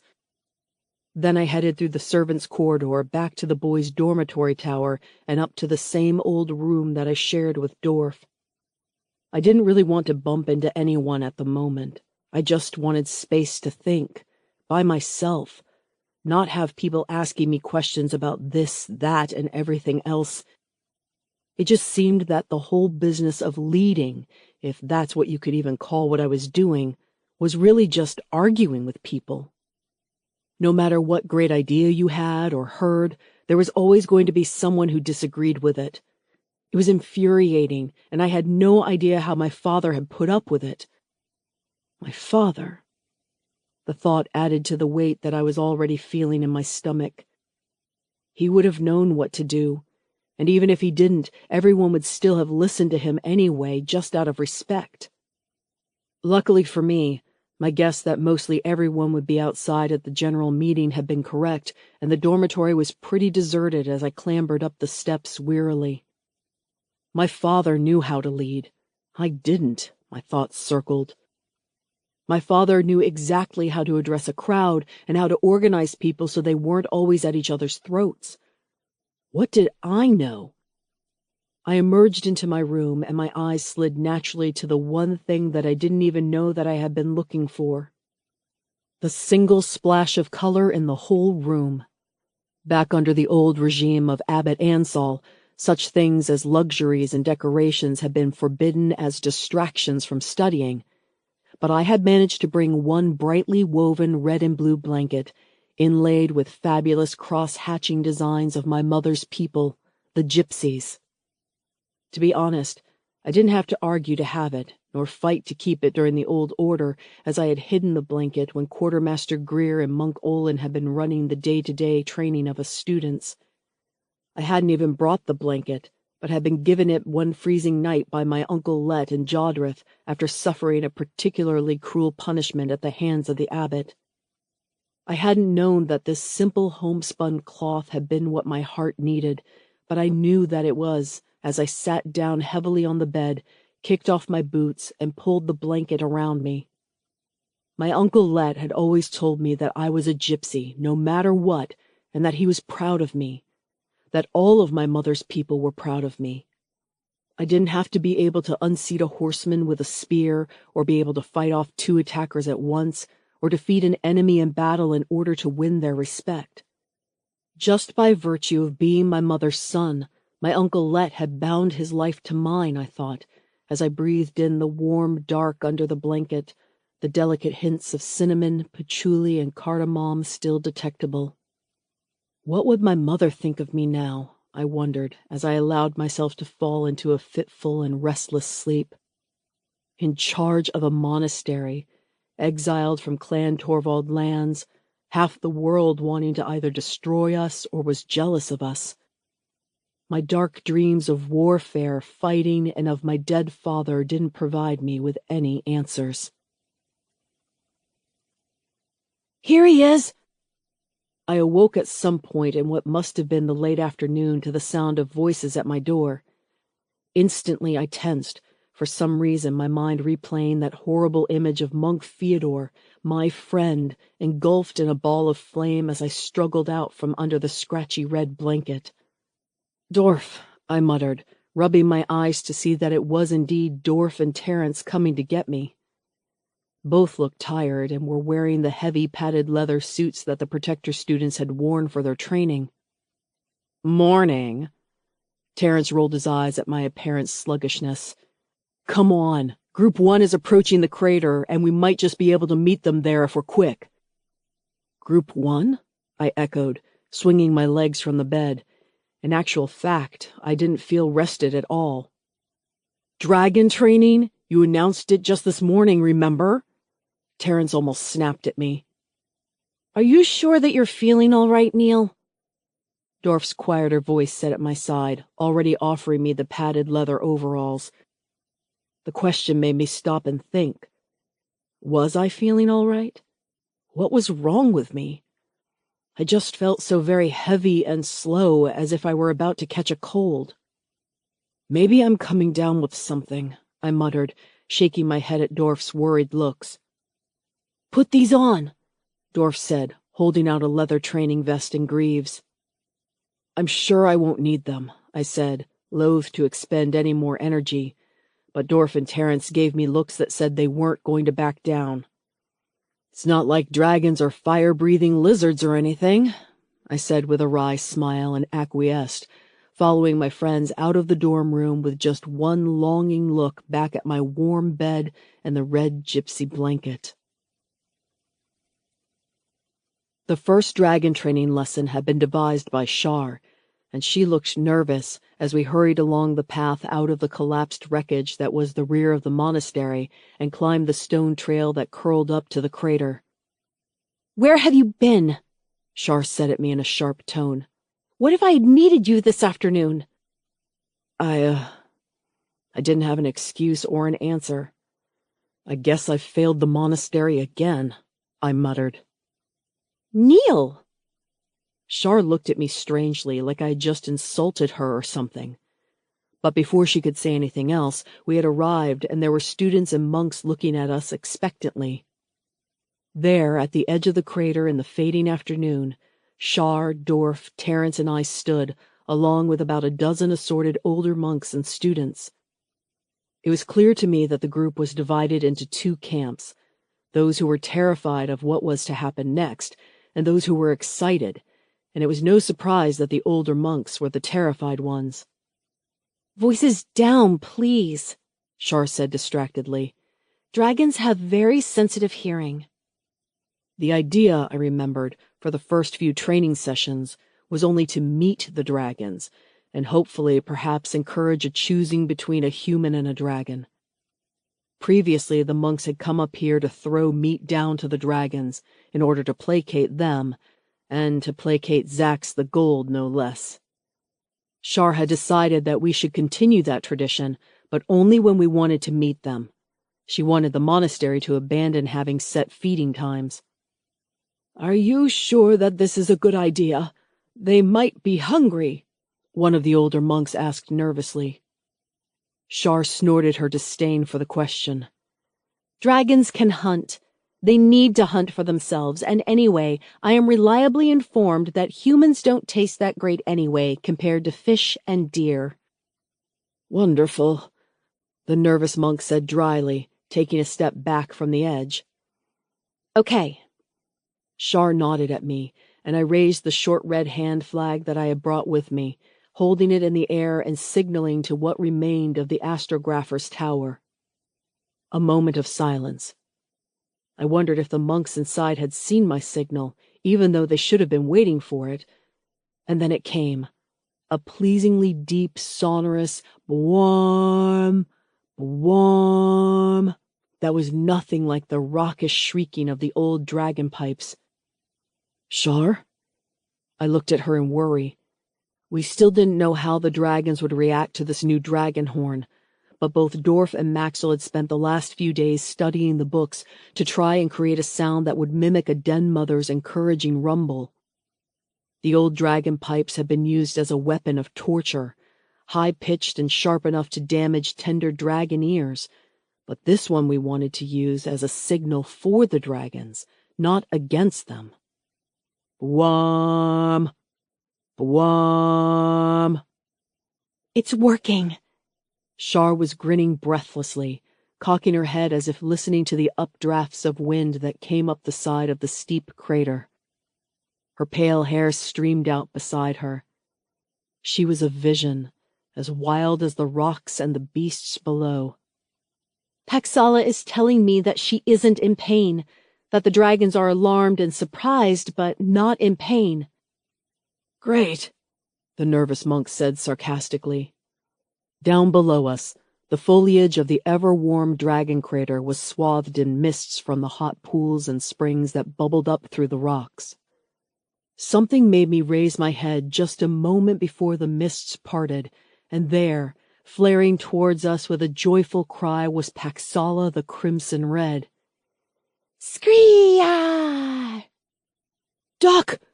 one of the other monks said, throwing themselves to the rocky floor as a few students and some of the more skittish adults scattered, but Shar laughed where she stood, just a few meters beneath the passing body of the Red. I joined her in grinning at the sight.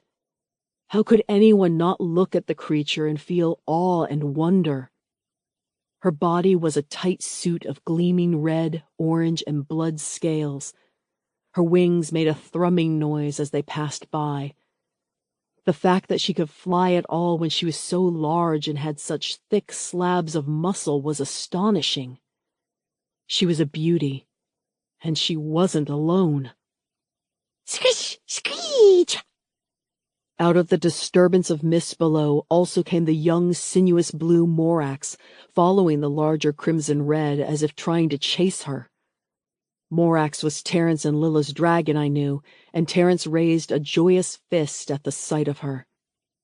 The two dragons flew high over the slopes of the mountain, darting and turning their wings to perform sudden and fast movements before sweeping back around to the crater.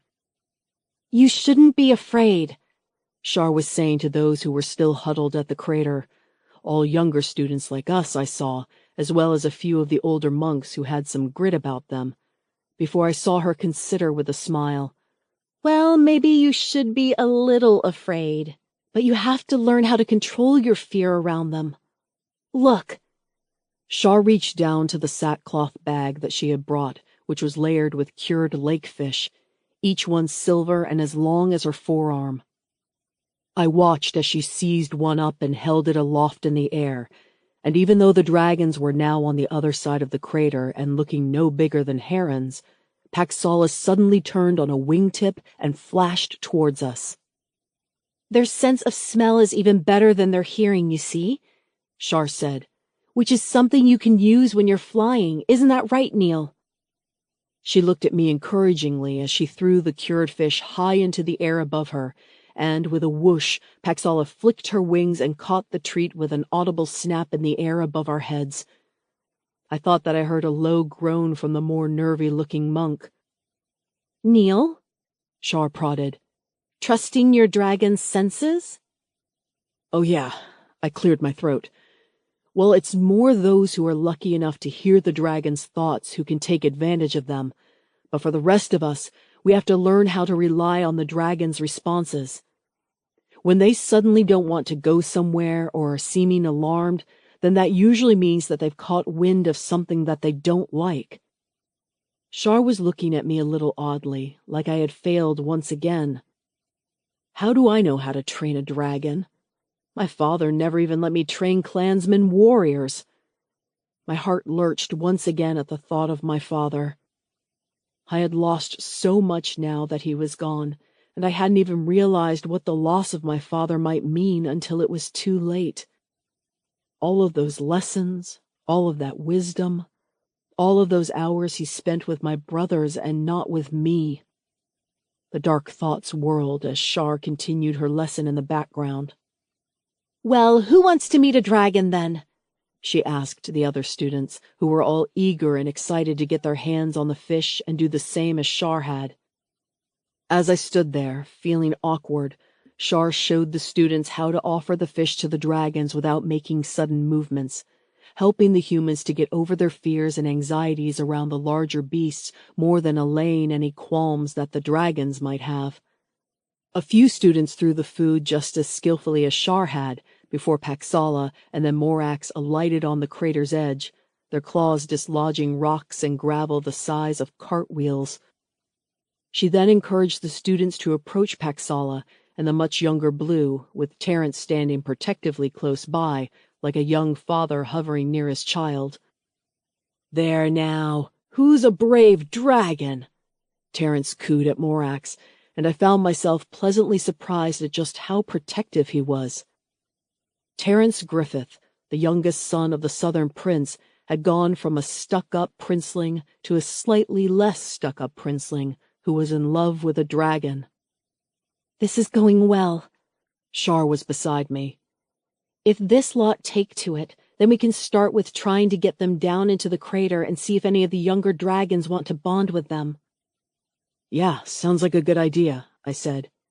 We should try to encourage the other dragons to take saddles, the ones without riders, I suggested absent-mindedly. That way they can get used to them if they ever choose a human rider. No! Shar stiffened. Don't you remember when Monk Fyodor tried to do that? It was a disaster, and Paxala will never allow it. That was different. Monk Fyodor had brought chains and goads with him. I remembered well the old regime's attempt to replicate what I and Shar did so naturally. Fyodor had balked at the suggestion, but he had been commanded by the abbot to try to force the younger dragons to take harnesses before they had even bonded with a human. How could Shar think that I meant to do the same as that? Had we really grown that far apart in the short time that we had been in charge? I guessed that she must be as stressed as I was about what we were doing, and I tried to allay her concerns. I just meant taking the saddles, bit, and tack down to the crater floor and getting the dragons to investigate them, not forcing them to wear them, I said. Which reminded me, we needed to find a good leather worker and smith to work on the designs that Shar and I had come up with. Always more problems to solve. "Oh, I'm sorry," Shar said, in a not very sorry tone of voice, I noted. "But Paxala tells me that she wants to be the ones to train the dragons, not us. She's close to becoming one of the den mothers now, and the other dragons respect her for helping them drive away Zax." Pax might train the dragons of the crater? I thought in wonder.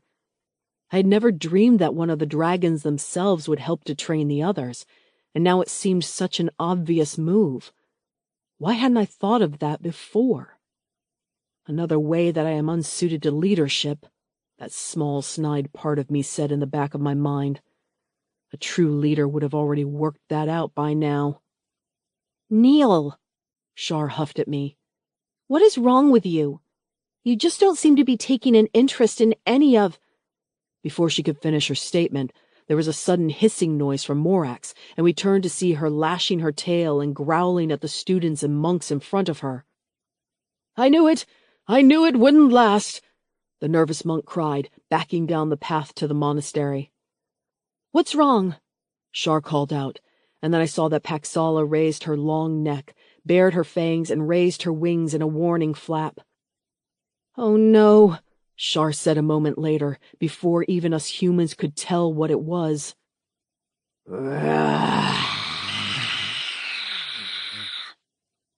A roaring sound was whistling toward us on the winds. It was fierce and terrible, growing louder and louder and full of spite. My heart hammered. It wasn't the same screeches and calls of the younger dragons, but a guttural threat of violence and destruction, and it was heading towards the mountain. Zax. "Where is he? Can you see him?" Shar was shouting as I was already running towards Paxala. The Crimson Red was flapping her wings aggressively, starting to hiss and snap at the air as she turned her head, first this way and then that. The old golden bull dragon was wily, it seemed. He knew how to use the air currents and the deep ravines around Mount Hamel to mask his approach. Not wily enough, however, as Paxala fixed her head in one direction alone, southwest, where the ground grew hillier and wilder, and her eyes flared as smoke wisped from her nostrils. "Shar!" I called, discarding the cumbersome leather jacket that was only making my movements slower as I raced to the Red's foot. Why hadn't I thought that this might happen? Why don't we keep the dragon saddles nearby? I cursed my own stupidity as Shar leapt onto Pax's other front foot and started climbing the young Red's scales and tines to our positions. "Get the others back to the monastery, now!" I shouted at Dorf, as Terence also tried to board Morax, who was hissing and twisting on her perch, too agitated to let him up. "Get the dragon horn primed! Get archers to the walls!" Paxala jumped into the air above the dragon crater, opening her wide wings to catch the updrafts and soar into the air. "Scratch! Swee! Swee!" But the Crimson Red underneath us wasn't the only dragon I saw. There, emerging from the disturbed mists, came the vicious green Secolia, who had almost fled all the way to the southern kingdom just a few days before at her first whiff of Zax's presence. Now, however, she was angry and hissing. At her back came other dragons, disturbed into the air by the approach of the tyrannical bull dragon that had made all of their existences a misery.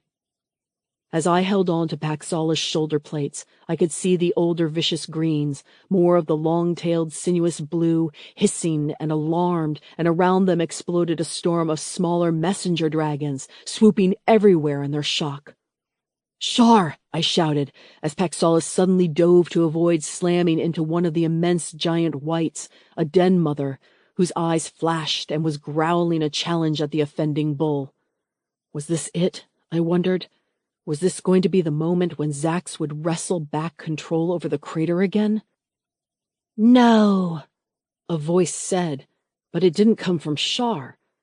She was too busy biting her lips, holding onto the tines and scales, and trying with her hands and knees to warn the dragon underneath us of colliding dragons. The voice felt warm, female and reptilian. It had to be Paxala. She rarely shared her thoughts with me, and Shar said it was because I wasn't as strong in whatever skill or secret power that allowed Shar and Paxala to communicate telepathically.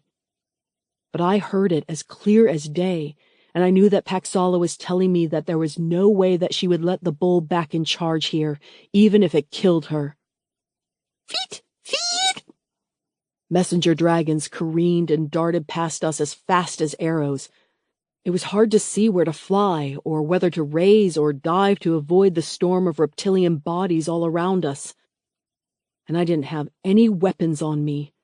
Why didn't I have any weapons?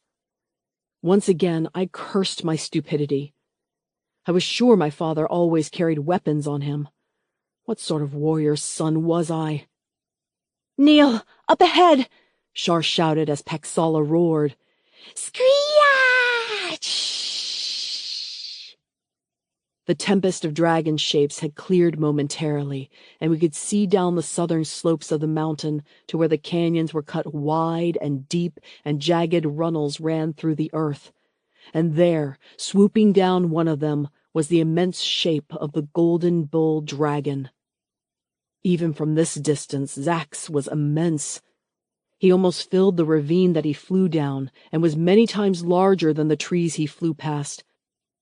A quick calculation compared to the trees made me think that he must be easily 4 or 5 times the size of Paxala, and crimson reds were themselves large dragons. He'll kill us, I thought, as Paxala bellowed her challenge and flung herself down the southern side of the crater and toward her own father. Some of the dragons decided to follow us, but only a couple, and it seemed that others were too upset and agitated to focus their hatred. A quick look over my shoulder showed more of the great beasts boiling out of the dragon crater, the skies about Mount Hamel now a storm of winged and hissing shapes. But the dragons were too disorganized to act as one, leaving just us on Paxala, Terrence on Morax, and one of the great whites actually chasing the old dragon, the one who mattered. "Can we lure him back to the crater?" I shouted at Shar as we flew. "Back? Why?" Shar threw me a pale-faced, worried look. "We spent almost a year trying to get rid of him." "The other crater dragons might fight if he's right there in front of him," I shouted. It was a bad idea to force the crater dragons to fight Zax, but it might be our only way to finally put an end to the monster. We dropped into the canyon where I had just seen the golden bull. A thin stream flowed in the center of the canyon floor below, and the high walls on either side of us reflected orange and gray. Where was the bull? I grimaced. There was only one way to go, to follow the canyon as it curled and curved crazily around. Our trio flew in tight formation as fast as we could. I saw the sinuous blue Morax landing to catch some of the rocks of the walls before launching off in our newest direction. The roar from below was loud and bellowing as it echoed along the canyon walls, first this way and then that. We couldn't know if we were getting closer or further away from the beast. "We need height," Shar said, leaning forward and closing her eyes to concentrate on communicating with the dragon who carried us. I shouted my agreement, and with a screech we were half scrambling and climbing out of the canyon and launching ourselves higher into the air, with Morax following us a moment later and the great white continuing for a few moments before doing the same. "Higher," Shar said, breathless either through excitement or terror, I didn't know which. Probably both. At her request, the Crimson Red flapped her large wings harder. We circled higher over the landscape, looking down into the canyons as if they had become one of Dorf's cherished maps. But there was no Zax. It doesn't make sense. Char was shaking her head. Pax, I heard her say. Can you track him? But to me, it all made perfect sense. Zax had done the same thing earlier when he had spooked Sokolia on our journey to my father's fort. This was a new tactic that the Golden Bull was displaying, to upset, frighten, and banish, destroying the good work that we were doing up at the monastery. We won't find him, I said heavily. He's trying to disturb us, to show us he's still in charge. Well, he's not, Char said begrudgingly. The crater doesn't have any bulls in charge anymore. It has den mothers ruling the roost. But Zax can come and disrupt us whenever he likes, I pointed out. He's got the upper hand.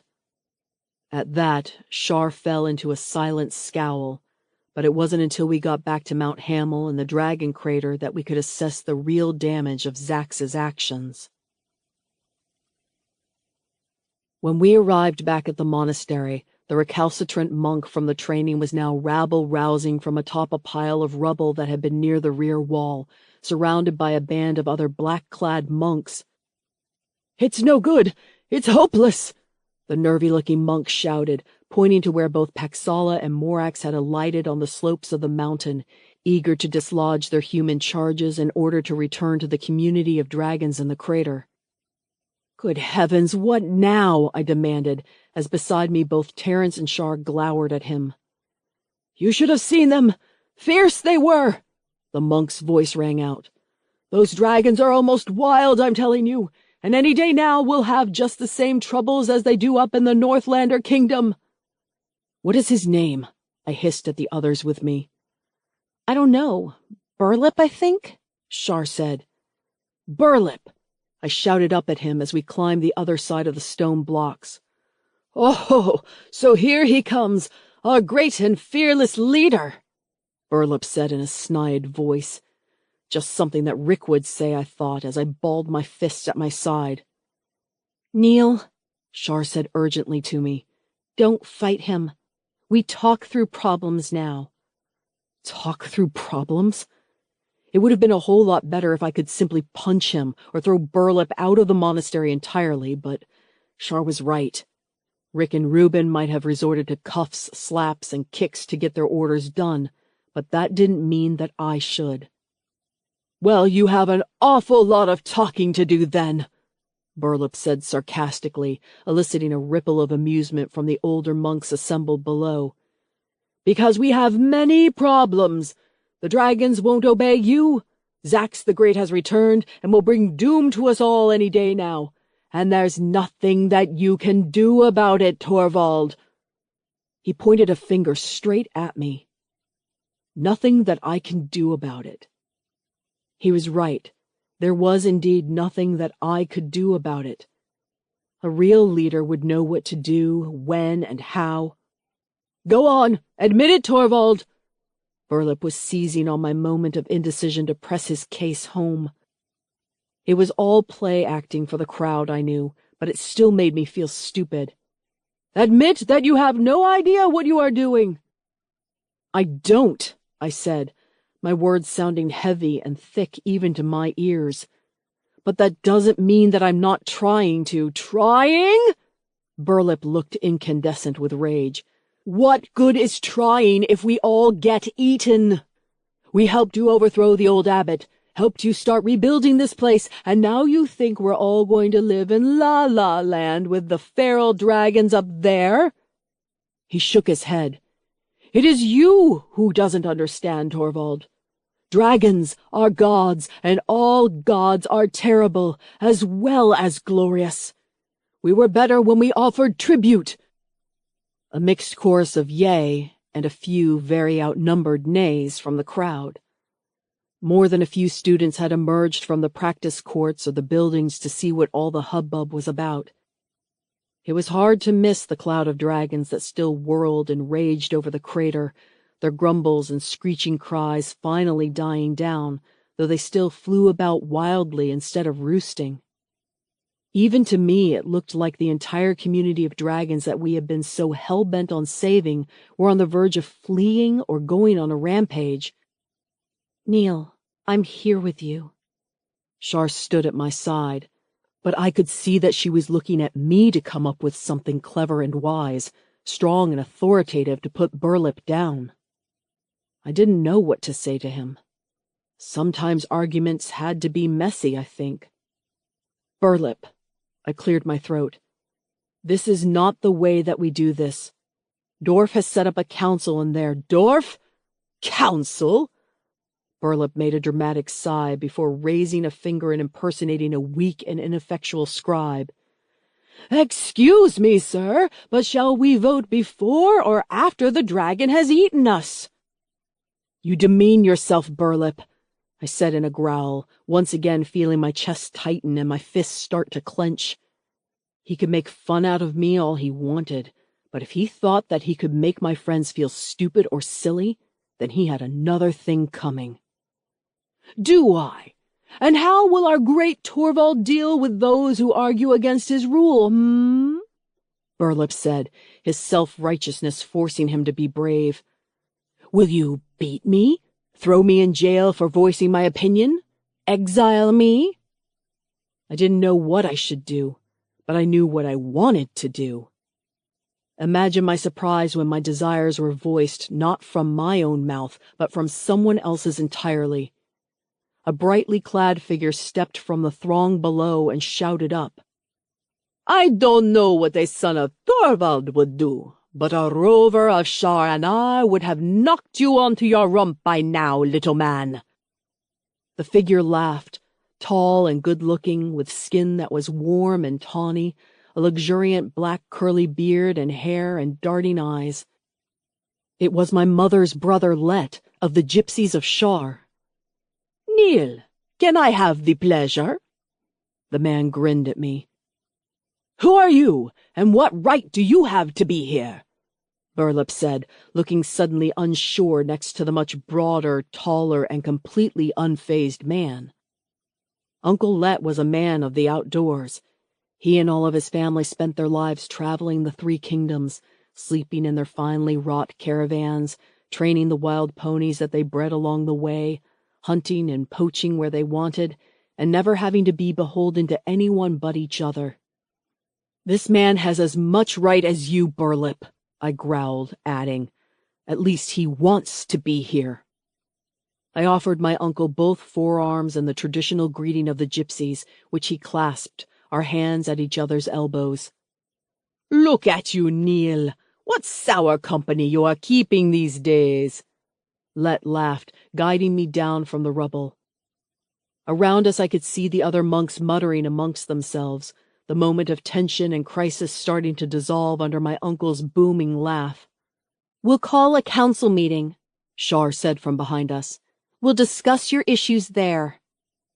Another meeting, I groaned internally, pausing beside of Uncle Let as I knew that Shar's words had also included me. But what could I do that Shar couldn't? I was tired and weary, and I was failing this place. I'd probably only make the meeting worse somehow. But I was just nodding, too happily distracted by my uncle and his bright caravan of people who were now even parking in the central courtyard. After our panicked hunt for Zax and the disastrous dragon training, the sight of these wild and unfettered people felt like home to my tired eyes. And besides, Shar was handling everything just as well, if not better, than I was. Chapter 12. Neil Shar Torvald.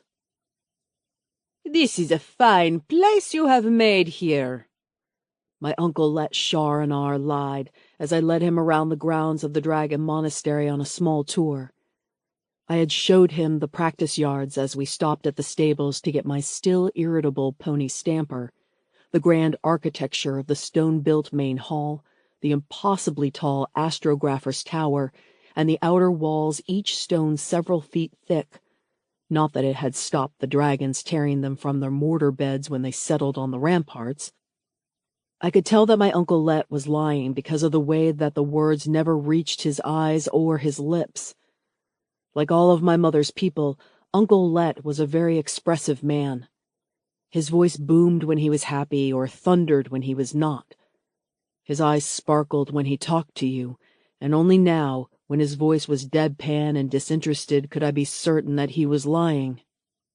Yeah, it's grand, I added, looking out over the collapsed pile of rubble and up to the slopes of the mountain and the crater beyond.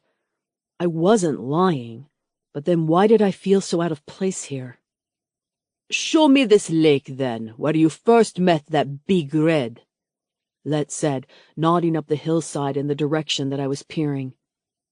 He could always read my thoughts, even though I only saw him occasionally, usually in the summers when his family moved north to bring rare southern silks and spices to trade with us Middle Kingdomers.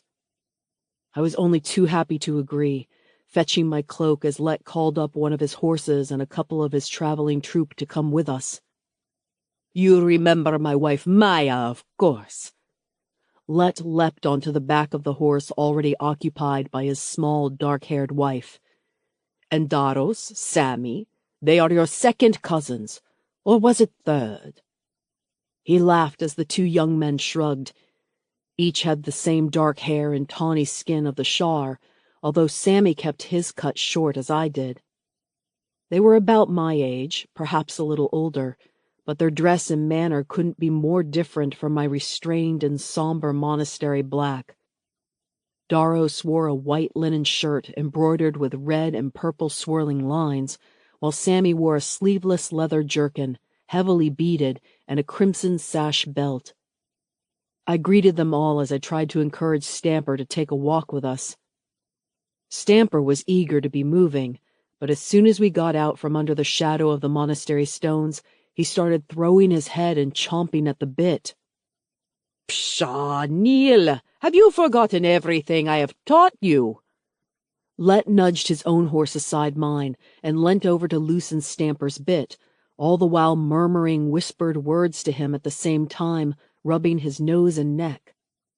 To my surprise, my recalcitrant little pony swiveled his ears and huffed at him, and was rewarded with some mysterious treat from a hidden pocket. "He doesn't like the bit, and he doesn't think he needs it," Let said by way of answer, and I duly unfastened the bridle with a jangle of steel and leather as Let pulled from his saddlebags the wide padded leather halter to reattach the reins to. And for a wonder, Stamper was remarkably easier to handle from then on, and that gave me a thought. If Stamper here doesn't like a bit between her teeth, then maybe the dragons won't want one either.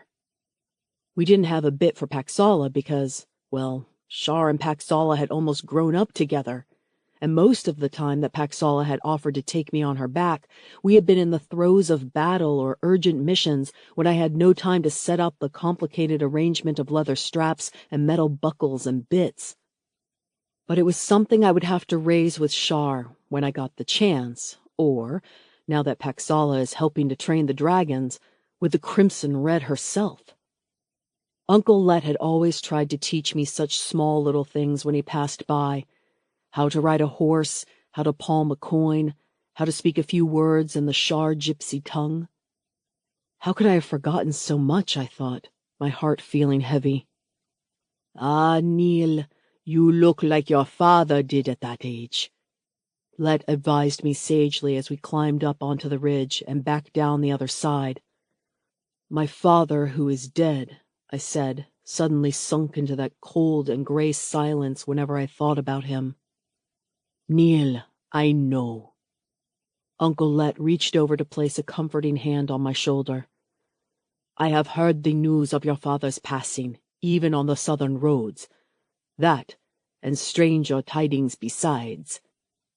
I struggled to swim out of my gray blanket of mourning, coughing as I managed to ask, "You knew my father when he was young?" "Of course! He was the first man to throw me in chains when we traveled through Torvald lands. He looked like you did now, young, worried, with too much on his shoulders and mind." Let laughed. "Until he met my sister, of course, and the rest was history. Your history," he said with a scandalous grin towards me. That was my uncle all over. No care that couldn't be overcome, and no troubles that couldn't be left behind. It was a balm being in his company, and he and the others soon had me laughing as they recounted their exploits up and down the 3 kingdoms. "Your father hated me, of course, and I disliked the Midlander who would make a settled woman out of my sister." My uncle laughed. "But when the gypsies came under the curse of that old sorcerer Thrangor, well, it was your father who rode with me to hunt him down." Uncle Let said. "The sorcerer Thrangor?" I asked. I had never heard any of this. "Oh, it was a long time ago and far away.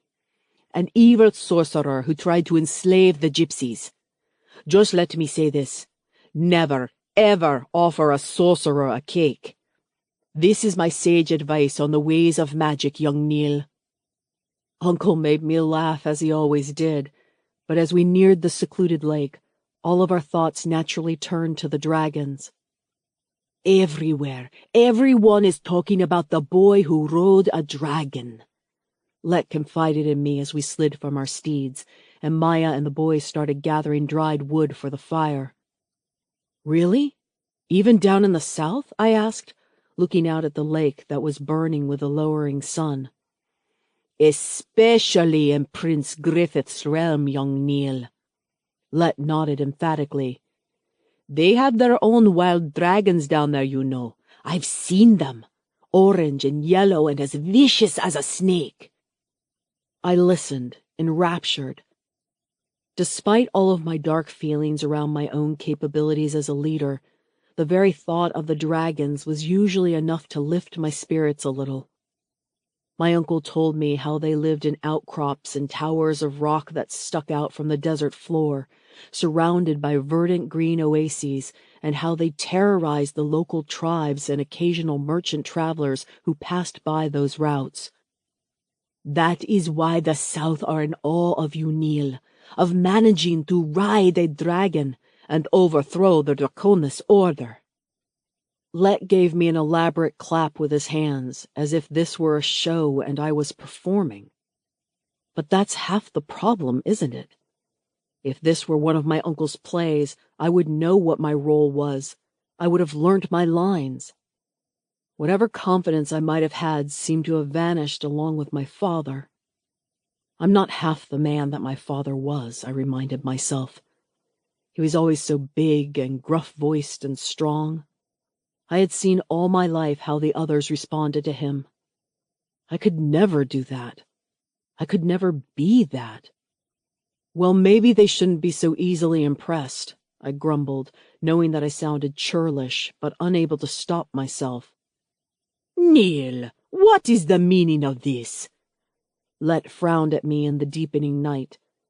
"The last time I came here, you were being punished by that old abbot and the Prince Vincent. That monk friend of yours helped me to find you. But all of that is over now, isn't it? You are your own man again." "It's just," I started, unsure of what I was going to say even.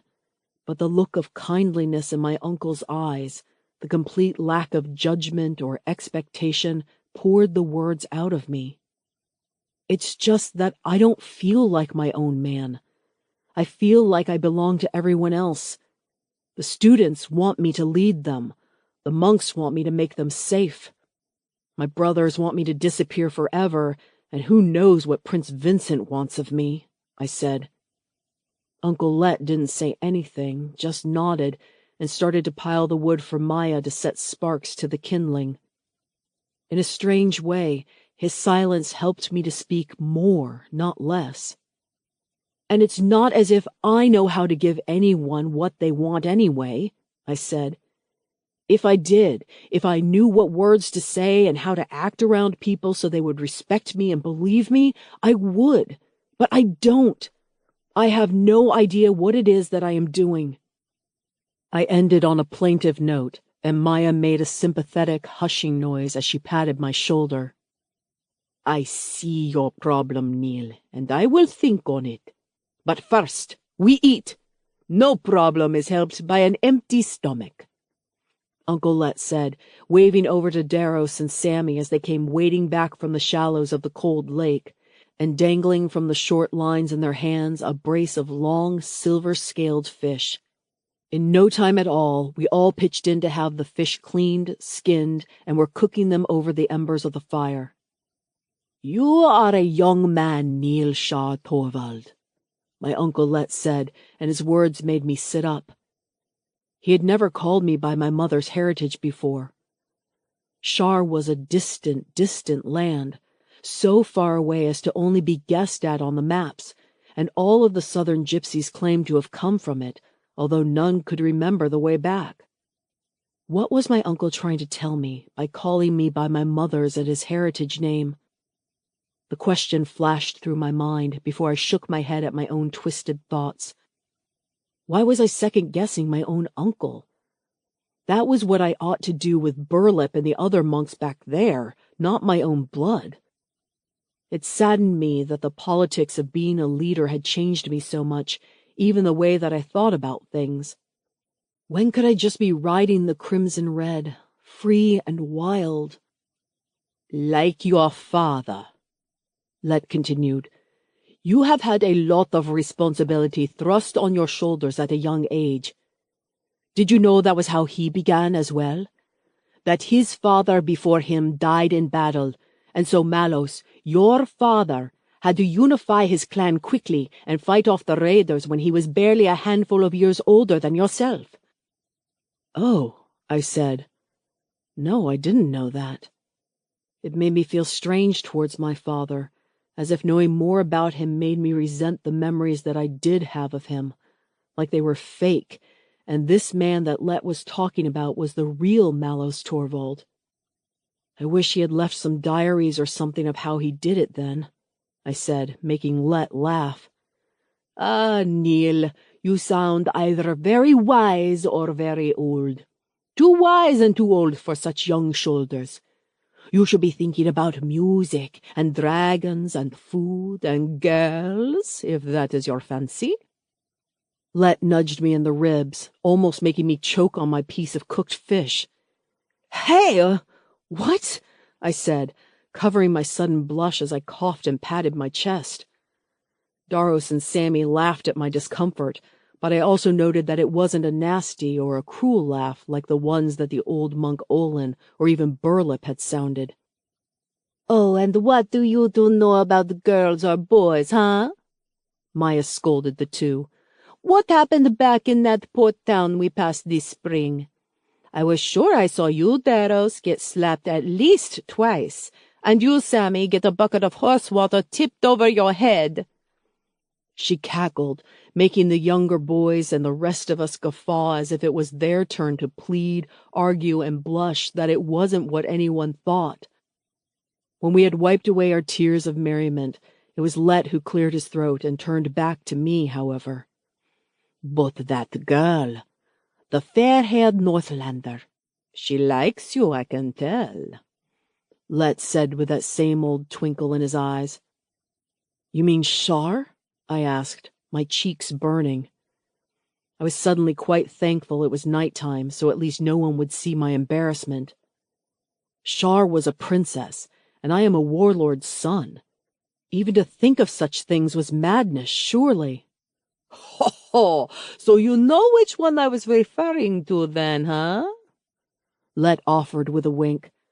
"No, I mean, she's the only Northlander I know here," I said, which was technically true, as the other Northlander monks and students I didn't know by name.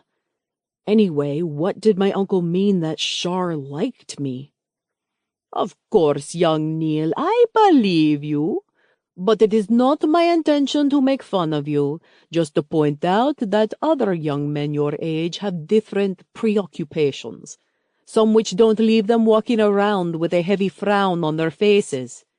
You do not have to always walk in your father's footsteps, Neil, my lad. Let said, and I knew then that must be one of the reasons why he had brought Daros and Sammy with us. It wasn't just that they had never visited the great and grand dragon monastery of the Middle Kingdom, it was because they stood as my peers, versions of Neil Shar Torvald that I could be, that my uncle even wanted me to be. Yes, thank you, Uncle, I said with a sigh, my embarrassment temporarily forgotten. Really, thank you for this evening away from the monastery, for reminding me of who I am. But I have responsibilities that mean I don't have time for music and food and girls. I said the last part a little quickly. These people here, they are depending on me. I remembered everything I had gone through just to get this far. I had been pushed out of my family home before I was ready to leave. I had been shoved and scolded and harassed, called out for my mixed heritage by Quartermaster Greer. I had been imprisoned by Shar's father, Prince Lander of the Northern Realm. I had ridden against Zax. How could I throw all of that away to go on dances and enjoy myself when we were in so much danger? It would be like becoming someone else, I thought. Someone else. The thought struck in my mind. That was the essence of the problem, though, wasn't it? I didn't feel like me at the moment at all. I felt like I was trying to be a different person, a leader like my father, and in the process I was failing to be the friend that I should be, and the leader as well. I couldn't be like my father, even though I knew that I had to be, that Shar must want me to be a leader like him, that the Academy needed me to be a leader like the great Malus Torvald. No, I was just Neil, not anyone else. I was trying to be someone else. When can I just be myself? The boy who loved dragons, the boy who loved flying dragons, the boy who didn't have to pretend to know what he was doing all of the time. Neil Shar Torvald. My uncle's words came back to me. That sounded like a good person to be. That sounded like a young man who wouldn't have to worry about whether he was in the wrong constantly. I wouldn't have to be the warlord's son all the time. I wouldn't have to try and be a copy of the great chosen warden of the Eastern Marches. The gypsies were always a free people. They were mistrusted, sure, but looking at Uncle Let, I could see that he didn't care. None of his family cared what the settled Three Kingdomers thought of them. They made their own rules and they made their own names to live up to. When I looked up from my contemplations of the embers of the fire, I found my Uncle Let once again waiting patiently, and, seeing my consternation, he gave me an easy smile. I know that these responsibilities weigh heavily upon your shoulders, Neil. They would on anyone's. You are the boy who flew, after all. My uncle looked sad, as if the legend wasn't a great accolade at all, but a burden. I was starting to think that it was. I had so many questions that I had to consider. How was I going to rebuild the monastery? How was I going to make peace with the older monks? What was I going to do about my brothers, about Prince Vincent, about Prince Lander, Prince Griffith? And then there was Zax and the Abbot Ansel to consider, somewhere still out there and clearly already plotting our downfall. All I am saying, Neil, is that I am an old rover and a gypsy chief and your uncle. He sighed heavily, patting his belly that was full of fresh fish. I worry for you, and I want you to be happy. I like to think that I have discovered a thing or two out there in the world. Ha! Maya rolled her eyes, but despite whatever she thought about her husband's questionable wisdom, she didn't go into details then and there. And I have come to learn that whenever great attention is brought to someone, especially to us gypsies, it usually means that bad will follow. We gypsies do not have the same types of heroes as the Middle Kingdomers, as you know, young Neil. Our heroes are flesh and blood, real people. They swear and they spit and they pull off great deeds. They are not lofty lords and knights whom we bow and scrape to. My uncle lectured. We know that heroes have all of the rocks thrown at them, that every time one stands up, there are 10 willing to drag them down. We know that all heroes have flaws and imperfections and make mistakes, that no one can be perfect all the time. There is talk of the Dark Prince, Prince Vincent, rallying his forces, of rumors of war and revolution in the 3 kingdoms, and every time I ask about these rumors, they always come back to this place, this dragon monastery, and to the boy who flew. My uncle's look turned serious, his large mustache dragging downwards into a scowl. There is talk abroad of the sons of Torvald riding out again, that they have been accepting many strange travellers into their halls before riding north. What do you mean, uncle? I said. The monks, the old ones of this place, those nasty little scribes with their schemes and blots. My uncle never had time for the monastic traditions. The Draconis order who served the old abbot, I said.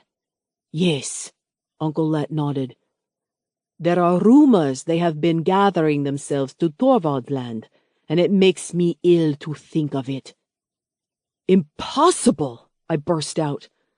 My father had mistrusted the Draconis order completely, and with good reason too, it seemed, as they had poisoned him in the end. They may be just the tall tales and rumors of the road, young Neil. You know how it is. The dust gets in one's eyes, but the ear hears all sorts of stories, Uncle Let said. Anyway, I know what you are doing here is brave, Neil, but I do not wish this trouble for my sister's son. I would sooner have you happy and safe. Believe me, I want to be happy too, Uncle, I said, with tears springing into my eyes. My uncle had come here, bringing his family all the way up to the Dragon Mountain because he was worried about me. He had heard the stories of the overthrow of the old Draconis order, and perhaps even my rebuff of the Sons of Torvald attack, and he had immediately dropped everything to make sure I was okay. Who else had done that? Who else would do that? His compassion and respect for my well-being touched me, and once again I found myself fervently wishing that I had experienced the same from my own real father. Then the way forward is simple, Neil, my uncle said seriously, sitting back up and putting a strong hand on my shoulder. You are a man now. I see that in you. I see your strength. You must decide if you are going to stand on your own 2 feet like we gypsies do, or whether you are going to give your life away to the others. Whether you're going to spend your life forever managing this or that alliance, this contract, that enemy. It is a form of bondage, Master Neil, and that is why we gypsies of distant shore will have none of it. We were an enslaved people once, or so our oldest legends tell us, and we will never be so again, he said, his eyes flashing with an indignant anger. Do not be a slave to this monastery, to these people. Give to them only that which you can freely give, and for which you will be rewarded. But how, Uncle? I was confused. There was a warning cluck of noise from Maya, and I realized that the 2 must have discussed all of this conversation immediately before they had arrived. She did not want my Uncle Let to suggest whatever it was he was going to suggest next, but I pushed him. What is it, Uncle? I think that you are perhaps the only person left I can trust to give me advice, I implored. I watched as my uncle glowered at the fire before my words made up his mind. He nodded to himself with a grunt, cleared his throat, and then he said in his loud and clear voice, I had counseled myself not to say this to you, Neil, for fear of influencing your decision, and your Aunt Maya advised me the same. But you are a young man, and you must make your own path in this life. But my heart could not leave you to these dangers that I see mounting around you on all sides, so I will give you the counsel of family chief Let Shar Anar." He flourished his hands formally, indicating himself. "I think that you could leave this place," he said simply. "What?" I almost coughed out loud, but my uncle was being deadly serious. "They are asking too much of you. Too much of any one man, perhaps. They want you to be Neil Malice Torvald. But Malice Torvald spent his life wading knee-deep in blood. The Dark Prince Vincent and all of his brothers will view you as a threat, and you will have to decide whether to bend your knee to one of them or to fight all of them. Neither are wise choices for either you, or for those students up there, or for your dragons." Let carried on, despite the way that I could see Aunt Maya looking dismayed from her seat. "You should leave this place, with your girl and your dragon if it will come, and you should fly. Ride like we do, the traveling gypsies of your mother's people. Become a dragon rover, traveler of the world over. You know that you will always have a home with us, and we will never insist that you nor your dragon ever fight wars for us or lead us into battle. Just work hard and to take what joy out of life as we are allowed before the final days. Leave the Dark Prince to squabble with his brothers over the scraps of ancient times. Come live in the now with us." My uncle finished with another flourish, and Daros and Sammy cheered, clearly used to listening to my uncle's dramatic speeches. But for myself, however, I felt a strange yawning sensation inside my heart. It trembled with fear, but also with excitement as well. Was it even possible? I started to think. Could I really start afresh, somewhere else, somewhere new? Could I just be myself with my friends Shar and Paxala and any of the others who will come with me? It made me feel fluttery and even hopeful, like there was going to be a way through this mess if we but walked away from it. But what of the academy, I suddenly thought. What of all of those hours of training that we had put in, of all that knowledge held up there? Could I really just walk away from all of that? Yes, I realized with shock. I really could, if it meant helping the dragons at the same time. As long as I stayed here, as the entire academy stayed here, then it would always be in danger. Some lord or abbot or sorcerer would fix their greedy sights on it. Why not encourage the dragons to be wild once again, to freely choose their companions however they wished? Why should I wait here, getting into arguments and plunging the dragon crater into war anyway? I reasoned with myself.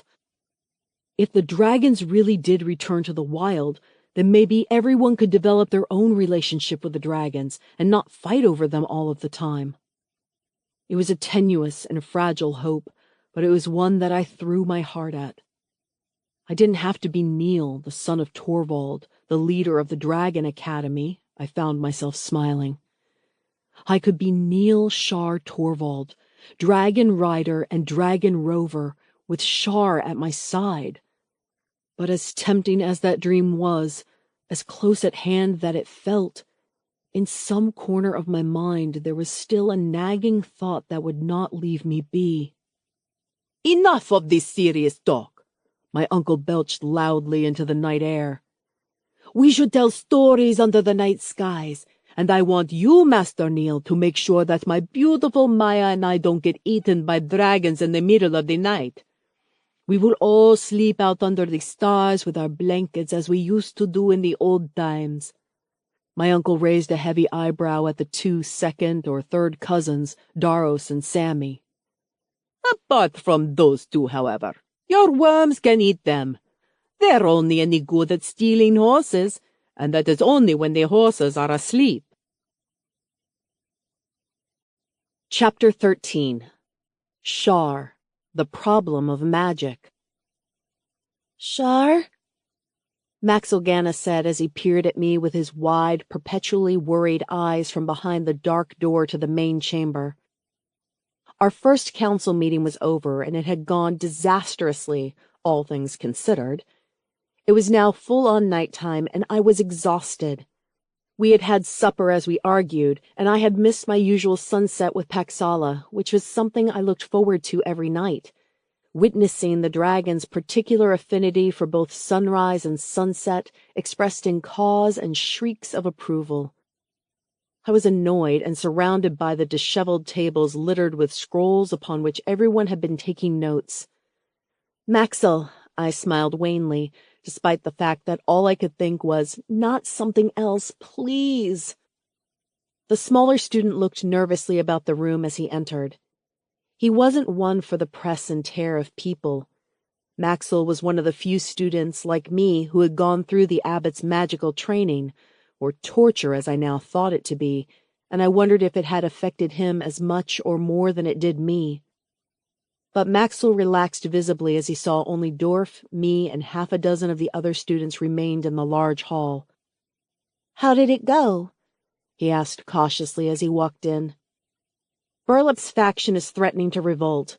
Nan's staff is overworked, Zax is out there somewhere, the students are desperate to get more time with the dragons, and Neil is nowhere to be found." I finished in exasperation.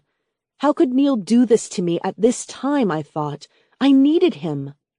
"He went off with his uncle," Dorf said, mumbling under a mountain of scroll work that he was trying to collate.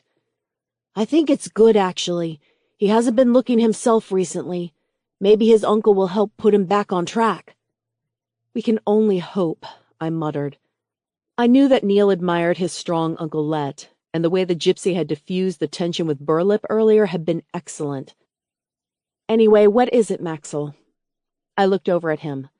Maxwell wasn't one to chat or gossip lightly, and so whatever he must want to talk about had to be important. "Well, 2 things," Maxwell said. "I was doing as you asked, looking into the abbot's dragon magic, if you wanted us to train people again," he said.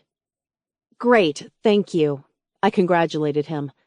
In fact, I had been all for stopping the magical training entirely now that I knew that the abbot's magic came from the powdered remains of baby dragons, but I still didn't know if that meant that student magic came from the same source. The abbot had never offered us students a potion or any concoction to help our magical abilities, so I was still mystified as to what to think about it all. "I guess it's important that people have the opportunity to find out if they have the skill," I grumbled. "Well, I had so many students ask me when the training was going to start after this morning that we would have enough for 3 or 4 groups. Not that I know if any of them will have any magical ability," Maxwell said thoughtfully. 3 or 4 more groups of dragon mages? I had to bite my tongue to stop the dismay from creeping onto my face. From my own experience of the magic, I didn't know if it could ever be redeemed. But who are you, Shar, to make that choice? I told myself. "Shar, there is also another little problem," Maxwell interrupted my quandary. Oh, great. Of course there was. "A problem?" I asked, rubbing my tired eyes. Maxwell nodded and produced from his overlarge black robes a small leather book in one hand and a green glass vial in the other with a cork stopper. "What's that?" I felt a chill go down my spine. Maxwell grimaced as he set the vial onto the table in front of me and turned to the book instead. "You remember this volume. It's Versi's Voyage, the memoirs of the explorer who traveled far to the south." I nodded that I did remember it. It was from Explorer Versi that we had first got accounts of natural dragon friends in the southern tribes. Hearing about his exploits in the deserts there had made what I did with Paxala seem a bit more normal, if uncommon. "Well, later on in this volume he starts talking about dragon magic, the types of strange abilities that some of the older dragons have, as well as the humans that spend time with them." He said the last part heavily. "What?" I looked at Maxwell, who cleared his throat and prepared for his favorite pastime besides reading aloud.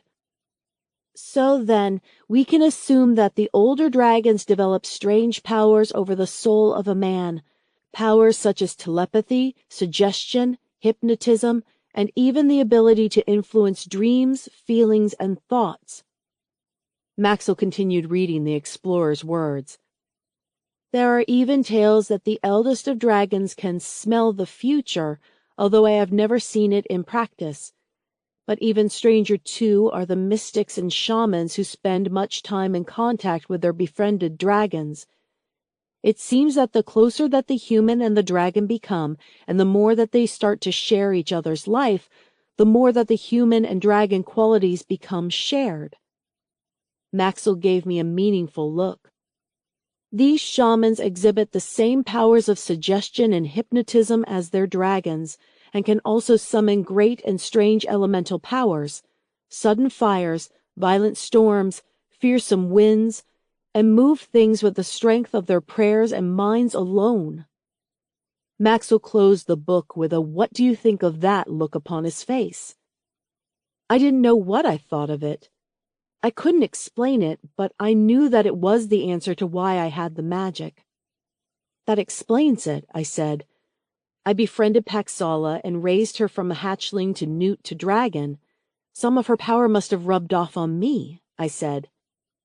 That explains everything, Maxwell corrected. Why the abbot started this monastery here at the natural crater home of the Middle Kingdom dragons. He must have known that this could happen, that humans could start sharing in the dragon's powers. Maxwell looked around the walls and floors of the monastery. But he wanted to control that sharing of power. He didn't want everyone to have it. Next, Maxwell picked up the small green vial and shook it in front of me. It gave off a slight hissing, tinkling noise as it did so. I was in the abbot's old rooms and I found this, Maxwell said darkly. And so I started searching.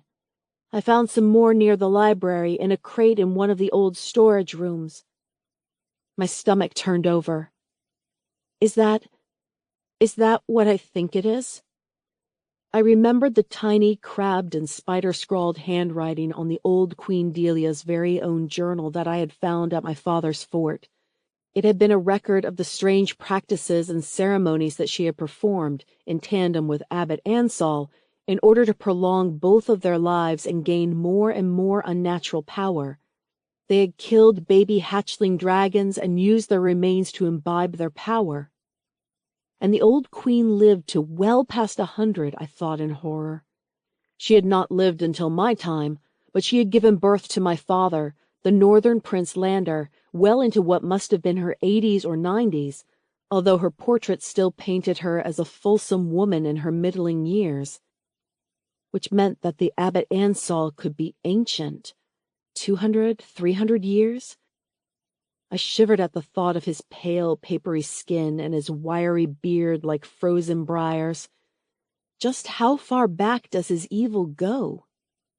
I think that it is, Maxwell grimaced. Powdered remains of dragons. The abbot... He must have been putting it into the food! Dorf suddenly gasped, a moment before his careful stack of scrolls that he was holding in his hands slipped from them and fell to the floor in disarray once more.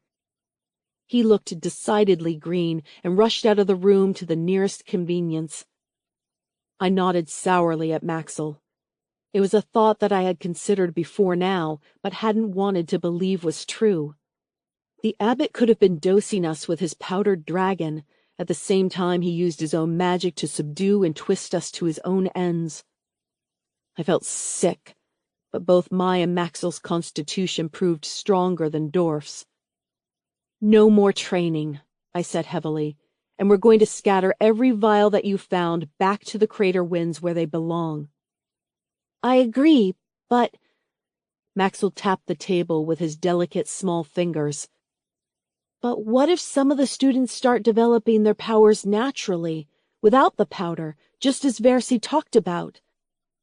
Then, I started to say before feeling exasperated, then what? What do we do then? I think we should teach the theory of dragon magic, Maxwell stated. But the practice, that will remain a private thing.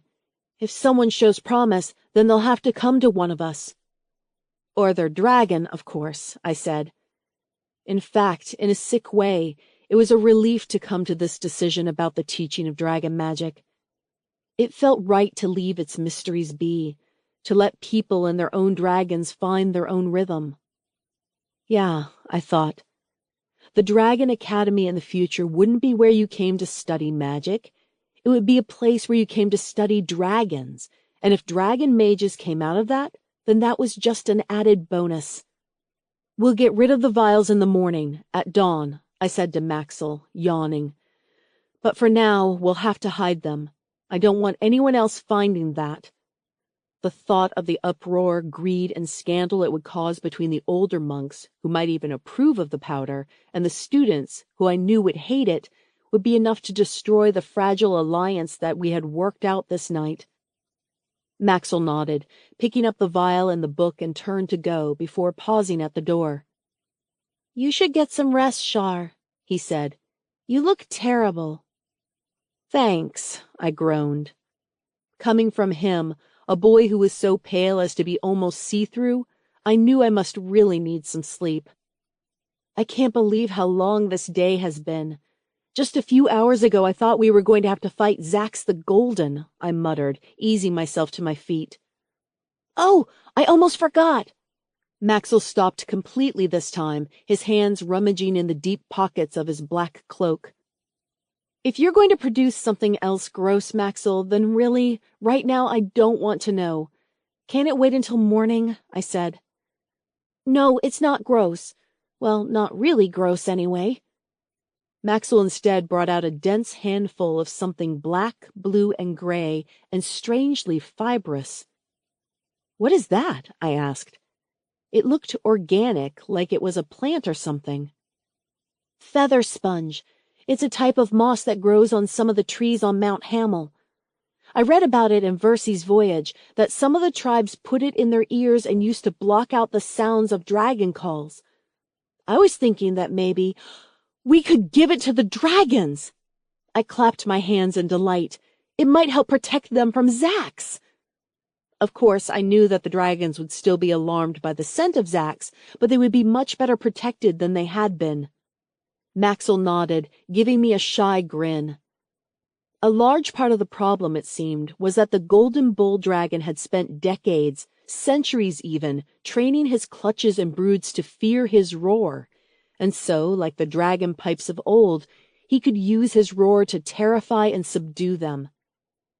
If we could even make it just a little more difficult for Zax to intimidate the crater dragons, then it might mean that we had a chance to fight back against them. "This is brilliant, Maxwell," I nodded. "We'll harvest some in the morning after scattering the powder."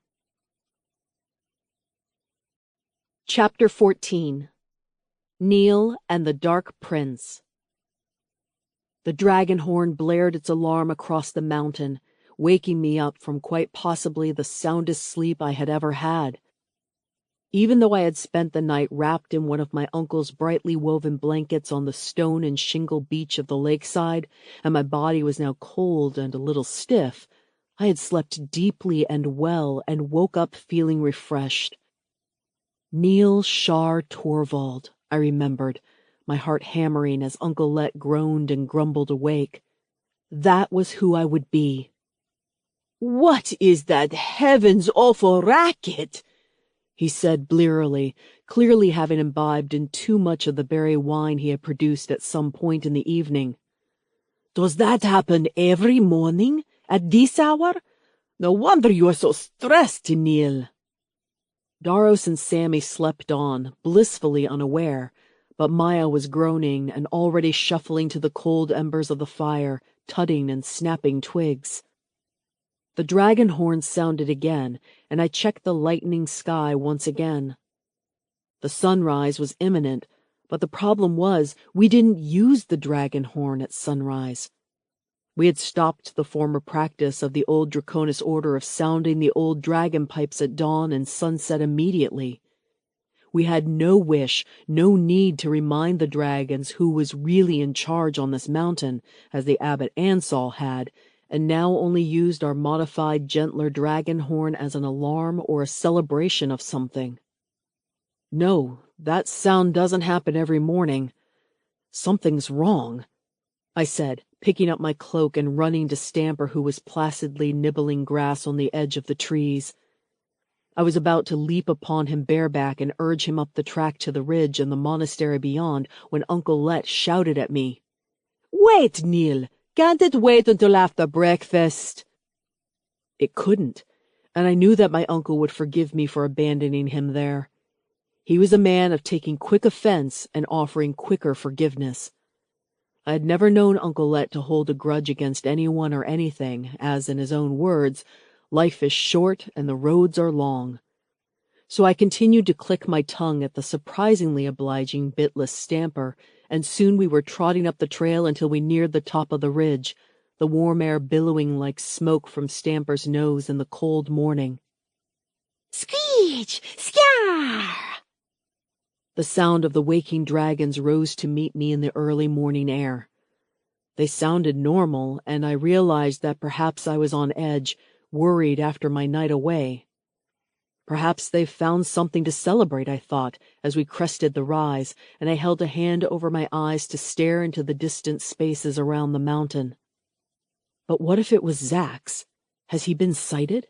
I suddenly thought in terror, my stomach clenching in fear and worry. Maybe it was too late to enact my plan, to encourage us to disband the monastery entirely and to allow the dragons to be finally, truthfully free. Maybe Zach's has come to attack us before we could flee, I thought. But it wasn't Zach's, though there was a large shape on the horizon. It was a dark smudge on the road, still many leagues away in the gray and green of the early morning, but I could tell it would be an impressive size when it finally made its way here. There was already a haze of smoke and dust hanging around it, making it hard for my eyes to pierce the gloom. They must have marched all night, I thought, realizing that I was looking at a sizable army approaching out of the northeast. And I knew no matter how much I wanted to be Neil Shar Torvald this morning, today I had to be Neil Mallows Torvald. "Who is it?" I called out to the wall scouts as I galloped back into the monastery gates, Stamper whinnying in excitement at the early morning exuberance. "Neil, thank the stars that you're back." Sigrid, who was even now waving her long and slender arms at me from the front wall to get my attention, shouted. I wasn't particularly gone that long, I thought. Only one night, and last year I traveled with Paxala for weeks at a time to the northern realm. But I guessed that the differences between the Neil of last year and the Neil that they were trying to turn me into were only too clear. Gone were the times that I could just leave the monastery and trust it would go on fine without me, that decisions could be made in my stead. The thought of that awesome responsibility brought me back to Uncle Let's advice. Did I even want to stay here? But this was not the time for such questions. "What's going on?" I said, dismounting and handing Stamper over to one of the stable monks, who immediately and warily fed him some dried apple. I was halfway up the stone stairs towards Sigrid as she beckoned me into the guardhouse that overlooked the main gates and down the road to the lands below. In the simple stone room we also stored the spears, short and long bows, old suits of leather armor, flags and pennants, and the ocular devices that the scouts had told me were the wonders of the modern world. "Here." Sigrid selected one of the ocular devices, long tubes of wood with glass at either end, and affixed to one of the floor-mounted stands. She checked it to make sure it was in position, and then took a step back so I could look through.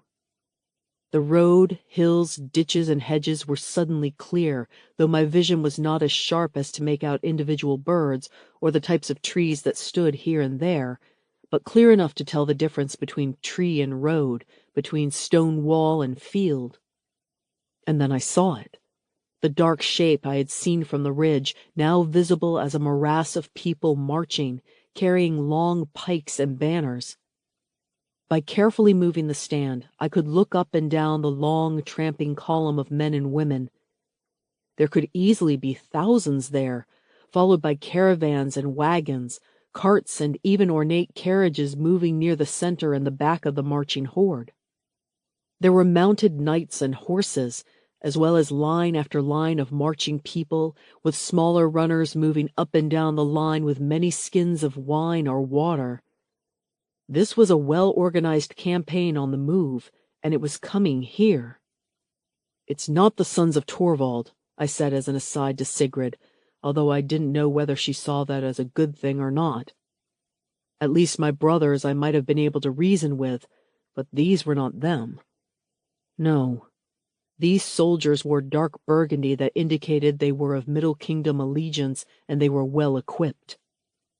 And then, when the middle of the column finally came into focus, I saw what it was that I had been looking for, what some deep part of me had known all along from the moment I spotted the army from the ridge, from the moment I had heard the dragon horn and my mind had begun shouting, "You're too late! You can't leave now! You'll be trapped here!"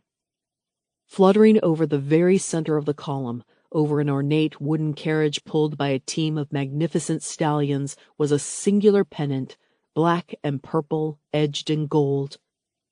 "It's him, Prince Vincent," I said, my mouth drying up. The dark Prince Vincent had come to the center of his kingdom, either to demand that I turn over the dragon monastery to him, or to raze it to the ground. "Neil?" said a voice. I turned from the eye device and felt a wash of conflicting emotions, shame, happiness, excitement, and worry, as I looked upon Char's worried face. "Your girl," Uncle Let had called her, and it had seemed right. But there was no time for that now, no time to tell her my plan, to tell her I wanted us to leave this place. No time to apologize for having left her to deal with the council meeting and everything else last night. Would Char ever agree to come with me, or was she too tied now to these stone halls? Not when she sees that all this monastery brings is violence and bloodshed, I thought, as Char went on in a careful voice. "I'm glad you're back. Who's it out there?" "Prince Vincent," I said quickly. "I thought he was fighting your father to the north, Prince Lander." "So did I." Char's brows beetled and she pursed her lips. I knew when she was worried. She became frustrated and angry, and now she looked incandescent. "Oh, stars! I hope this doesn't mean he's won!" I could see the fear in her eyes, no matter how much distance there was now between Char and her father. The mountain princess was still close to her brother, that bear of a young man called Wergen, and general of their father's forces. "Both Wergen and Prince Lander are tough men. I'm certain they yet live," I said, hoping that what I said was true. "We parley," Char said immediately, not pausing as she searched for an answer to the situation. "Either Prince Vincent has won the border war and now he wants this place, or he's come asking for help in defeating my father." "None of those things are going to happen," I said. I had no intention of staying around long enough to start getting mixed up in other men's wars. "No, of course not. What does Prince Vincent think? That we're just going to roll over and give him access to the dragons?" Char shook her head. "So we parley instead. Negotiate with him." "Negotiate?" I spluttered. "The guy is a madman, a psychopathic madman." I felt a thread of panic running through me. The last time that I had any dealings with Prince Vincent, he had encouraged the abbot to leave me to freeze half to death on the top of Mount Hamel. If it hadn't been for Jodrith and Uncle Let, I might never have made it down alive at all. Jodrith was gone now, but so was the abbot, and I had Char, the dragons, and my uncle at my side. A growl escaped my clenched teeth as I remembered the prince's snide and self-important look of disdain. I wasn't going to bend a knee to him, I thought. "Get Paxala, Morax, and Sokolia on the front walls," I said decisive. If I were thinking like my father, I would pull everyone back. I would make it seem that we were an easy pushover and then surprise him with dragons. But I am not my father, am I? I am Neil Char Torvald, and one of a gypsy's great gifts has always been showmanship and cunning. If we can show them early on that we have dragons that are willing to fight with us, even if it were only 3 dragons, then the prince might be a lot warier about attacking us. After all, it had only taken one dragon, Paxala, with me on her back to discourage the war bands of my brothers. What could 3 dragons do? I'll ask them, Shar said pointedly, giving me an annoyed look before turning and leaving. I need to go to Sokolia, Sigrid said, a little awkwardly.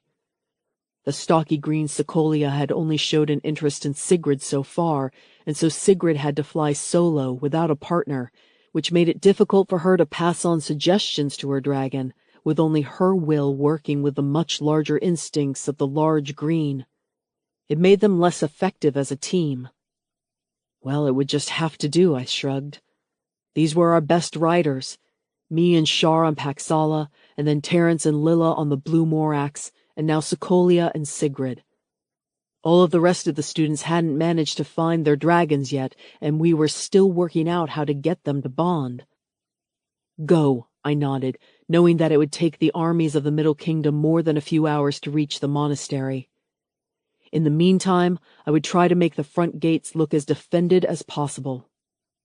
The dragon horn continuously blared above my head as I worked, calling up several students to position the old wagons the monks had used to haul hay and provisions to the rear of the monastery grounds, effectively plugging the gaps made by the tumble-down wall.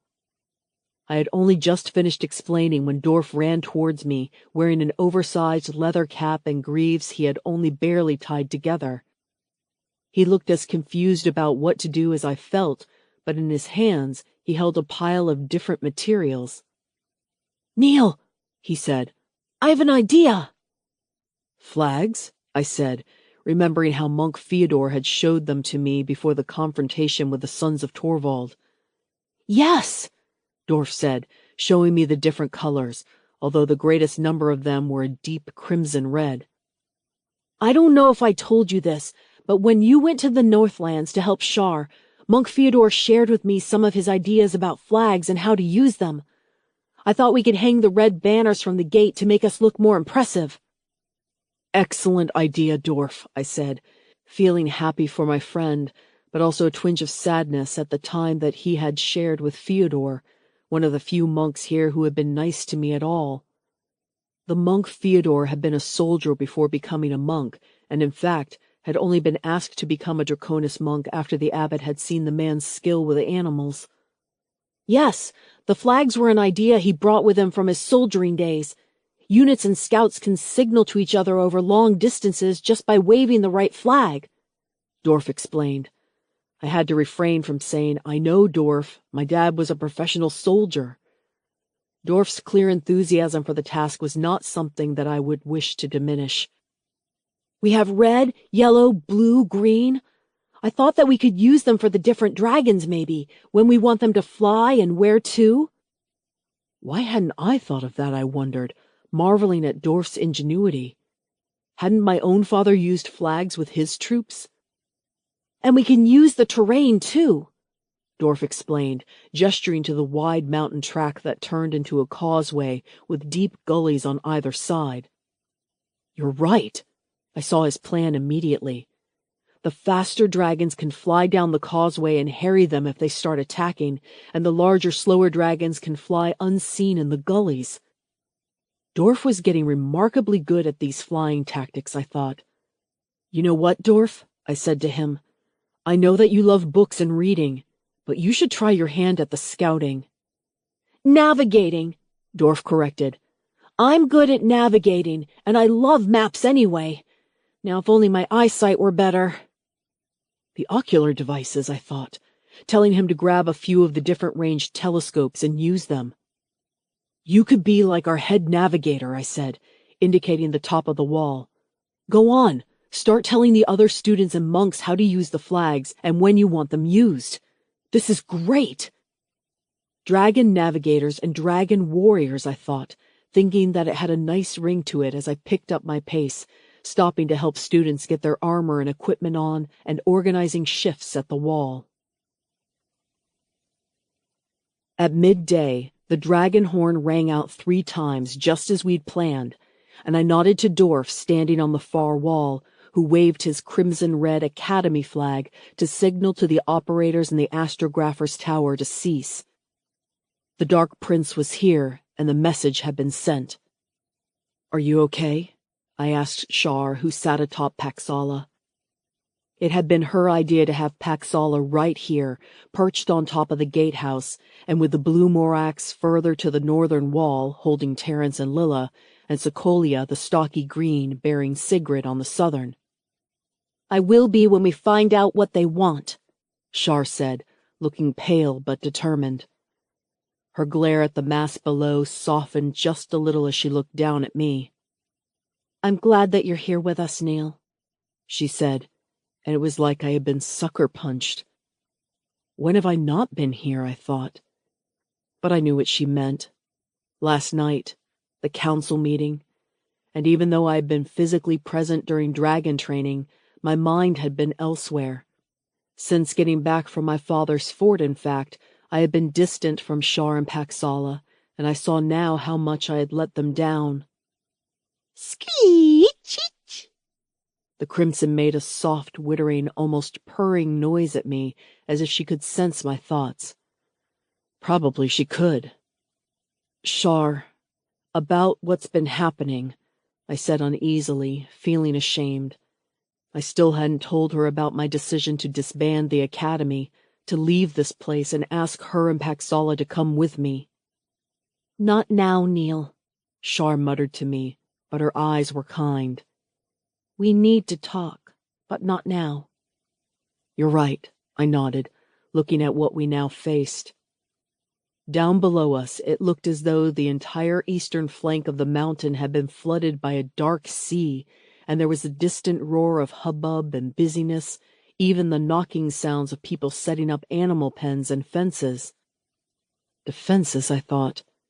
They're building defenses against a counterattack. Our little academy of 500 or 600 humans had no chance against such a force, even given what my father had always said. It takes 5 times attackers to defenders to take a town, 10 times attackers to defenders to take a castle. What did this run-down, half-destroyed stone monastery count as, I thought? These forward walls that we stood or perched upon were easily as strong as any castle fortification, but the walls at the north and to the west had gaping holes forced through them, and the prince's troops easily numbered a few thousand. But right now, we didn't have to worry about several thousand attackers, just the ornate black carriage, pulled by a team of 4 stallions making its way up the mountain road, surrounded by a phalanx of mounted knights, as Prince Vincent himself came to parley. The carriage pulled to a stop in the wide, stony area outside the front gatehouse, and I watched as the flanks of knights kept a protective avenue around it, as first a servant in black and purple disembarked, and then the Dark Prince himself. "It's easy to see why they call him the Dark Prince," Shar muttered above me, and I agreed. Prince Vincent was tall, even handsome, I guess, with skin that was almost as pale as Shar's, but long, straight black hair that he wore loose down his back. His clothes were a velvety darkness. Tight-fitting, finely tailored brocade made up his jerkin, with his collection of gold chains around his throat and a golden coronet atop his head. He stood on the steps of his carriage as the servant attached to his belt a long-handled sword, its scabbard a gem-encrusted black leather, of course. This was all for show. Prince Vincent was clearly visible to both the guards on the tower and his own men, and he wore no armor on at all. He wants to prove he's not afraid of arrows or spears, I realized. But what about dragons? "There's the scoundrel!" I was startled to hear my Uncle Let hiss as he mounted the gatehouse landing with long strides. He stayed back from the gates, clearly cautious about being in this environment of generals and armies. I knew that it must be an effort for him to even stay here, as he had already made plain his intention to leave. "Uncle," I greeted him. "I swore an oath to avenge myself against that man who insulted you," Let growled, scowling at the elaborate show that Vincent was giving, dismissing his servant with a nonchalant wave of a hand.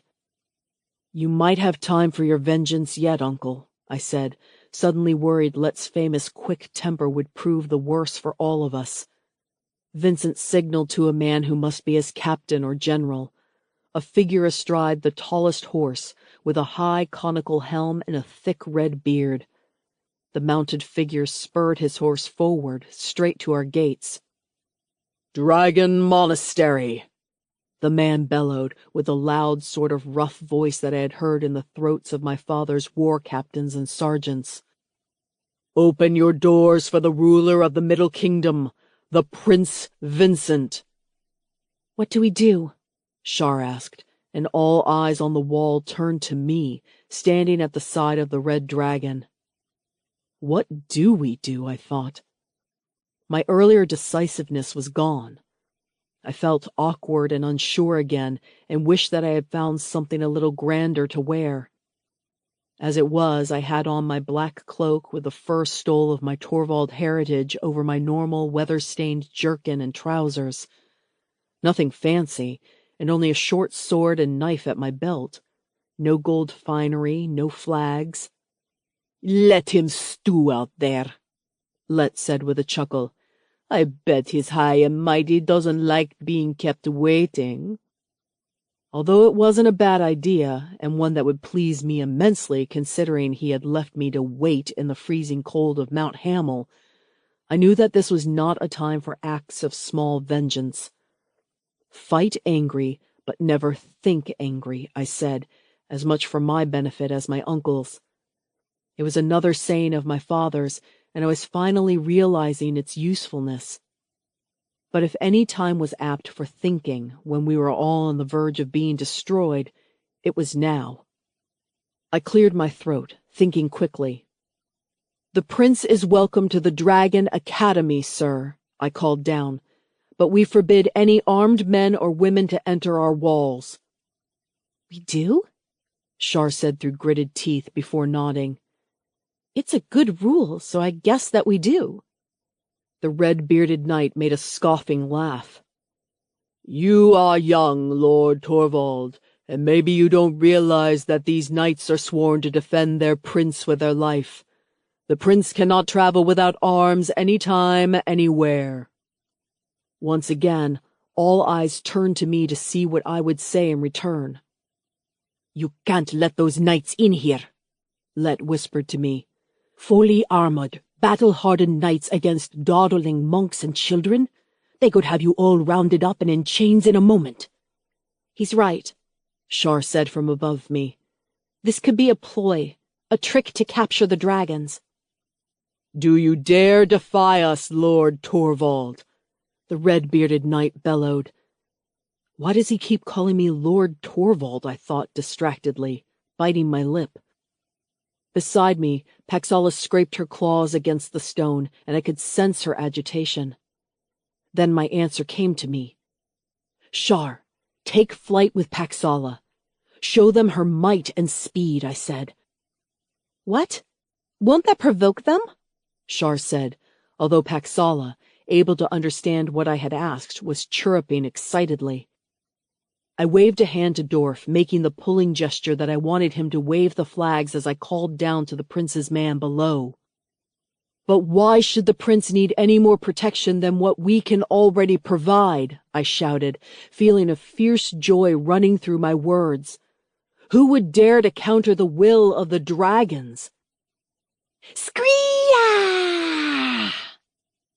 At that moment, Paxala launched into the air directly over the prince and his forces, rippling out her wings in a sudden snap like the clap of thunder. The battle-hardened and oath-sworn knights quailed, and several broke ranks as they must have thought a crimson-red dragon was about to fall upon them all. But Paxala and Shar had already caught the wind and were swooping low over the causeway as fast as a speeding falcon. "Krish! Vyar!" At her losing, Dorf waved the blue and the green flags to signal to Terence and Lilla on their blue Morax and Sigrid on her green Sokolia that they could fly, and fly they did. With excited screeches, they leapt into the air, the sinuous blue morax whirling and snapping ahead, faster even than Paxala, and with the stocky, vicious green Secolia pounding her wings to elevate her large body in wider and wider circles over the monastery. I swiveled a finger in the air and watched as Dorf copied my movements, swirling the green flag in a tight circle and sweeping the blue flag in a wider one. He didn't have a red flag, especially for Paxala the Crimson Red, but I trusted that Shar and Paxala would still fly to best effect.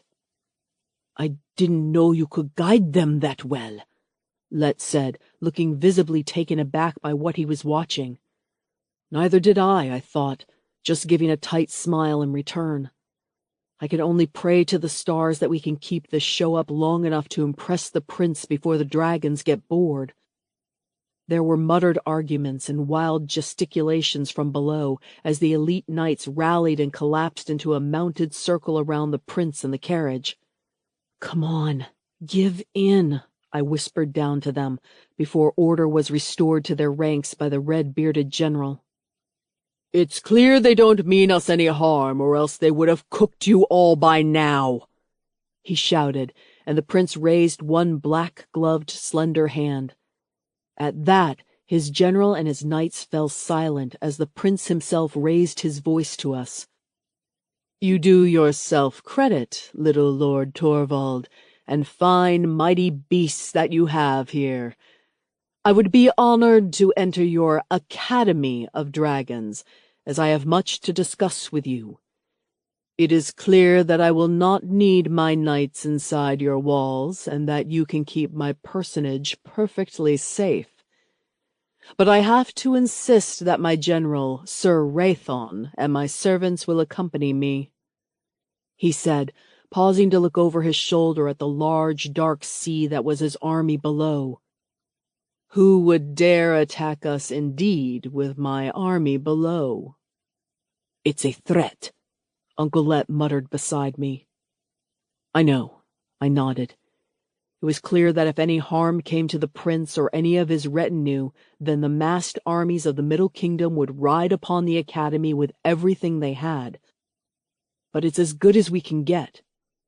"Neil," Uncle said warningly, "I fear that this will not be a good idea. Not for you or for this place." I felt a flash of annoyance at my uncle then.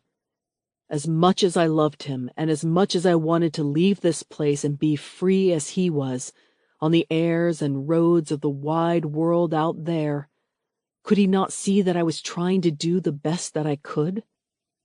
"Uncle, please," I implored, as I waved to Dorf to guide the dragons in and open the gates below. Uncle Let looked at me, aghast. In his hands, he even held his small curved knife that I knew would be wickedly sharp. "I swore an oath, Neil, an oath to avenge the wrong that had been done to my family through you. You cannot sit down and share a table with this man." "Uncle, please, I must," I said once more, watching as the prince made his final preparations, dismissing his knights and stepping back into the carriage. "I have to, for the good of these people here." I nodded around the walls at the weary, worried, and clearly scared students and monks.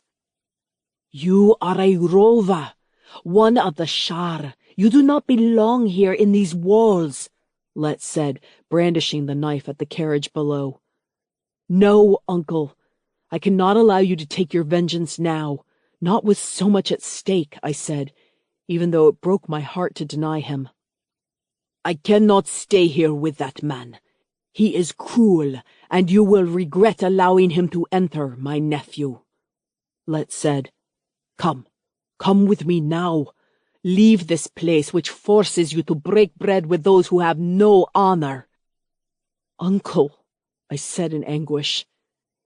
Even now, Let was turning and walking back down the stone steps, and the prince's carriage horses were slowly trotting toward the open gate. I had never seen such a stark and clear choice offered in all of my life. But I couldn't do it. I couldn't just leave right now and jeopardize the fates of all of these young and old people here in the academy, people that I had asked to overthrow the old abbot. I can't come with you now, but after this place is safe, I offered. But Let was already at the bottom of the walls and signaling to Daros and Sammy to start up their caravans. I will wait for you along the southern roads. My uncle called out the traditional gypsy blessing, and may fair winds guide your journey. No, Uncle, don't say that to me. I felt heartbroken, watching as my uncle pointedly mounted his pony, making the carriage of the prince pause and wait at the front gates as he and his family slowly wheeled around the courtyard and headed west towards the ruined walls where I knew they would find a way through and out to the mountain trails beyond.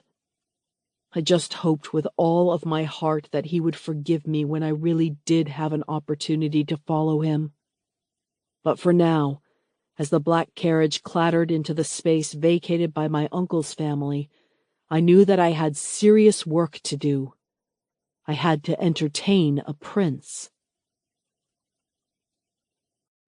Chapter 15. Neil, the Offer. Prince Vincent, I said, standing before the ornate, black-painted carriage. At my side stood a handful of the neatest-looking monks and students I could grab on my hurried steps down to the ground, as my closest confidants, Shar, Doff, and Sigrid, were all occupied with the dragons. "Lord Torvald," Vincent said, standing once more on the top step of the carriage as Sir Rathon, the red-bearded general, wheeled his horse to one side of us. The general's gauntleted hand rested on the pommel of his great sword, and I didn't doubt for an instant that he wouldn't hesitate to use it if I made any move against the Dark Prince.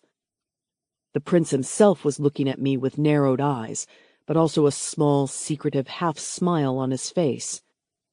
"What is your game?" I was suspicious, but forced a bland smile on my face, although I was sure that he could see through it. He had sharp features, much sharper and finer than Prince Lander did, but there was something in his bearing that reminded me of the Northern Prince, and even of Shar herself, I had to admit. A defiant streak that could stare anyone down should he need to.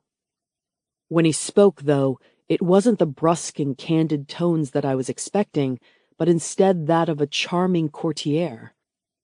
"Thank you for inviting me into your halls, Lord Torvald. I see that there have been many changes in the monastery, but also that you are running a tight ship." I am, I thought. "Thank you, Prince Vincent. We are trying our best," I said, wondering what etiquette that I was supposed to observe. There was clearly something that either I was or wasn't doing that was sending General Rathon on the verge of a boiling point, as he glared at me with fury, and his cheeks had flushed a tight, taut red. "Well, your best is already better than the many decades that the old fool Ansal was in charge." The prince laughed and clapped his hand. His casual disregard for the old abbot shocked me, I had to admit. I had thought them friends, but maybe they had just been allies instead. I remembered the advice of my father, that allies were not the same as sworn friends, as a friend you had to stand by with you through summertime and the winter, through hard times and the good, but with an ally you had to judge your every dealing. But even so, I silently grumbled, that ally of the prince had poisoned my father, and Prince Vincent has seemingly done nothing.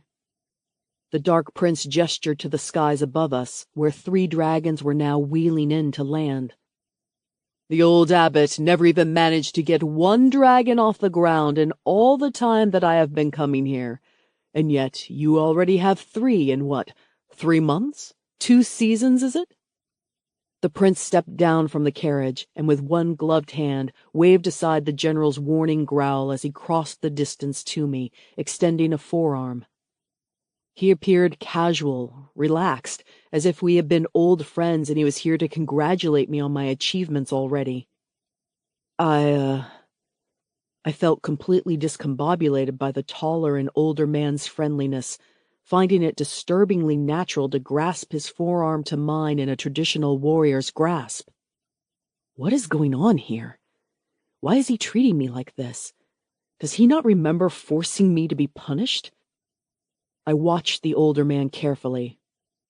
Oh, don't be shy now, Torvald. You have done fantastically well here. Overthrowing the old abbot, getting rid of that monster Zax. I never liked that dragon, you know.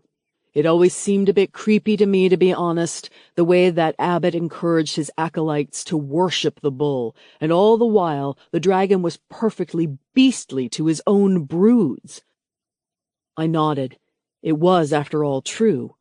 The golden bull had been a monster and was, in fact, still a monster.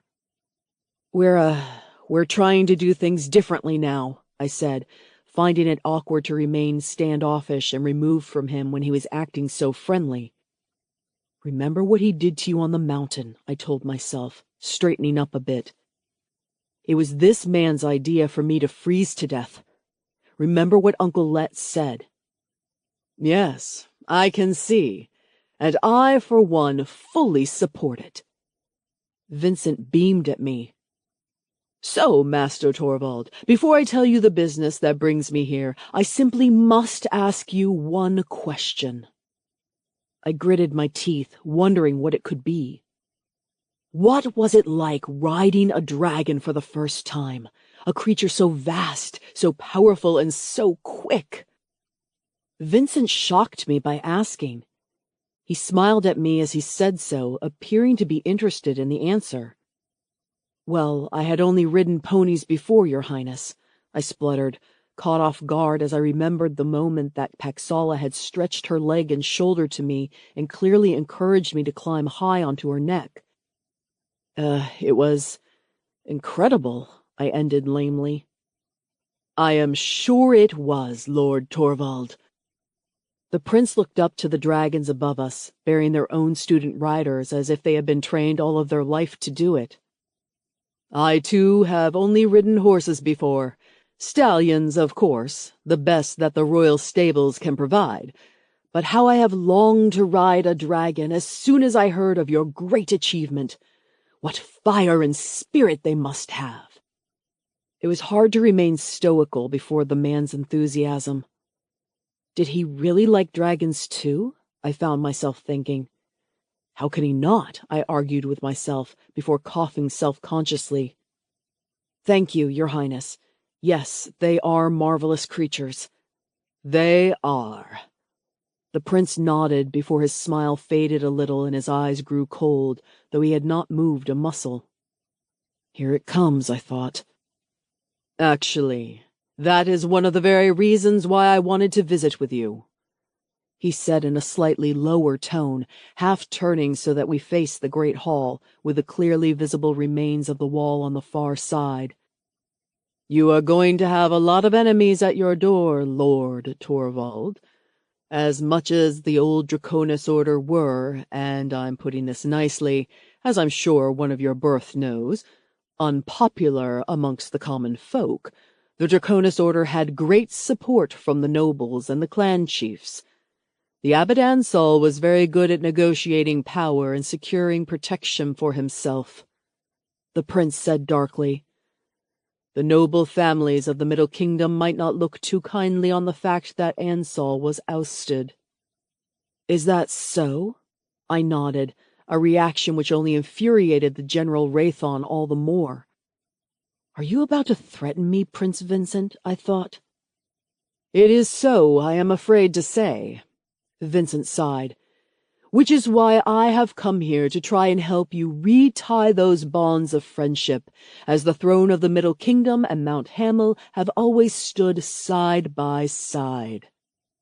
Yeah, no matter who is in charge of the monastery, I wondered skeptically. If the throne of the Middle Kingdom thought so highly of what we were doing here, and of me, Lord Torvald as he insists on calling me, then why come here with most of his armies to encamp at the foot of the mountain? Why not just send a messenger seeking an audience? In the next breath, he told me just why. I have news, Lord Torvald. News that I think Mount Hamel and your people and dragons here will definitely want to hear." The Dark Prince said. "Oh, yes?" I said, catching some of the prince's attitude of dire urgency and secrecy as his eyes searched mine out. The Dark Prince licked his lips and then quickly stated, "It is Zax and the old abbot. I have word of them." With a sudden screech and a rush of wind, a shadow fell over us as wings as large as sails snapped above the courtyard.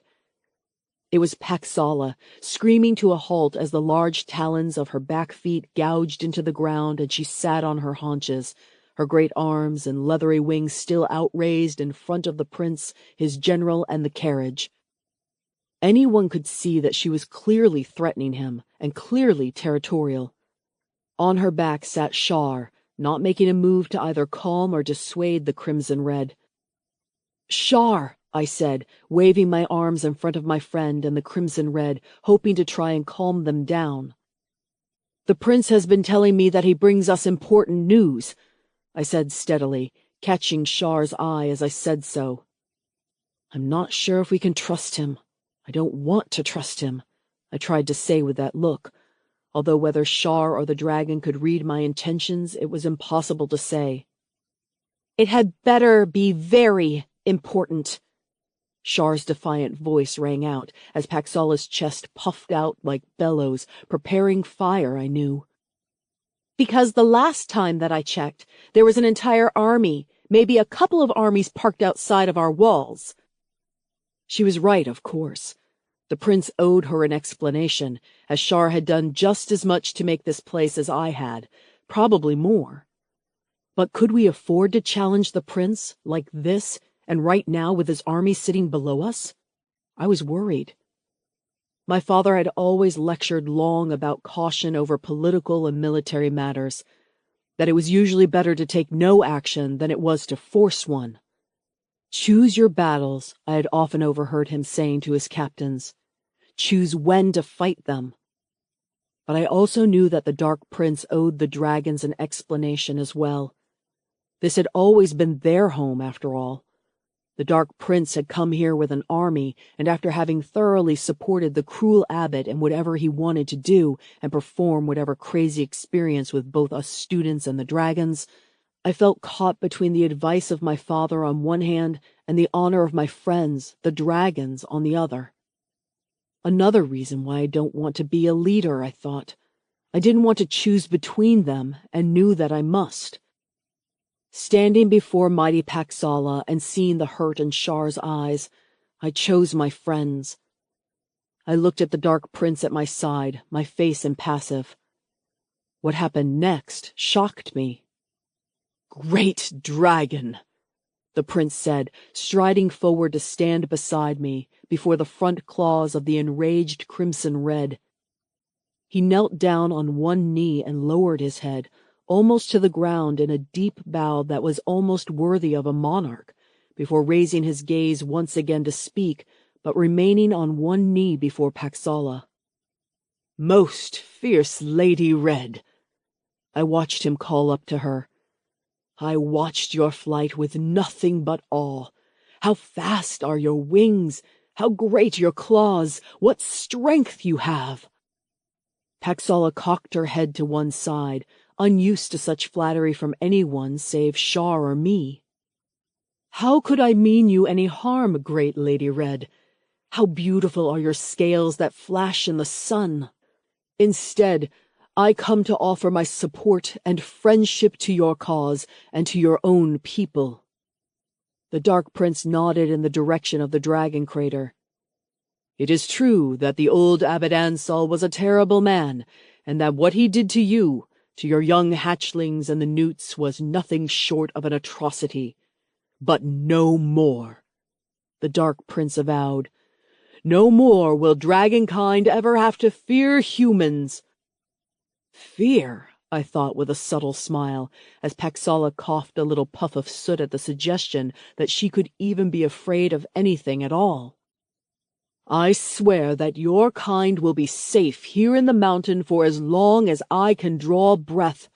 and I hope that together we may be able to start a new chapter in this history of the world," the Prince Vincent called. "Of course their kind will be safe, Uncle," Char's voice called down. Oh yeah, he is her uncle, isn't he, I thought. It was easy to forget they were related, despite the similarities in their bearing and appearance. "They are dragons, and they have no one subjugating them now.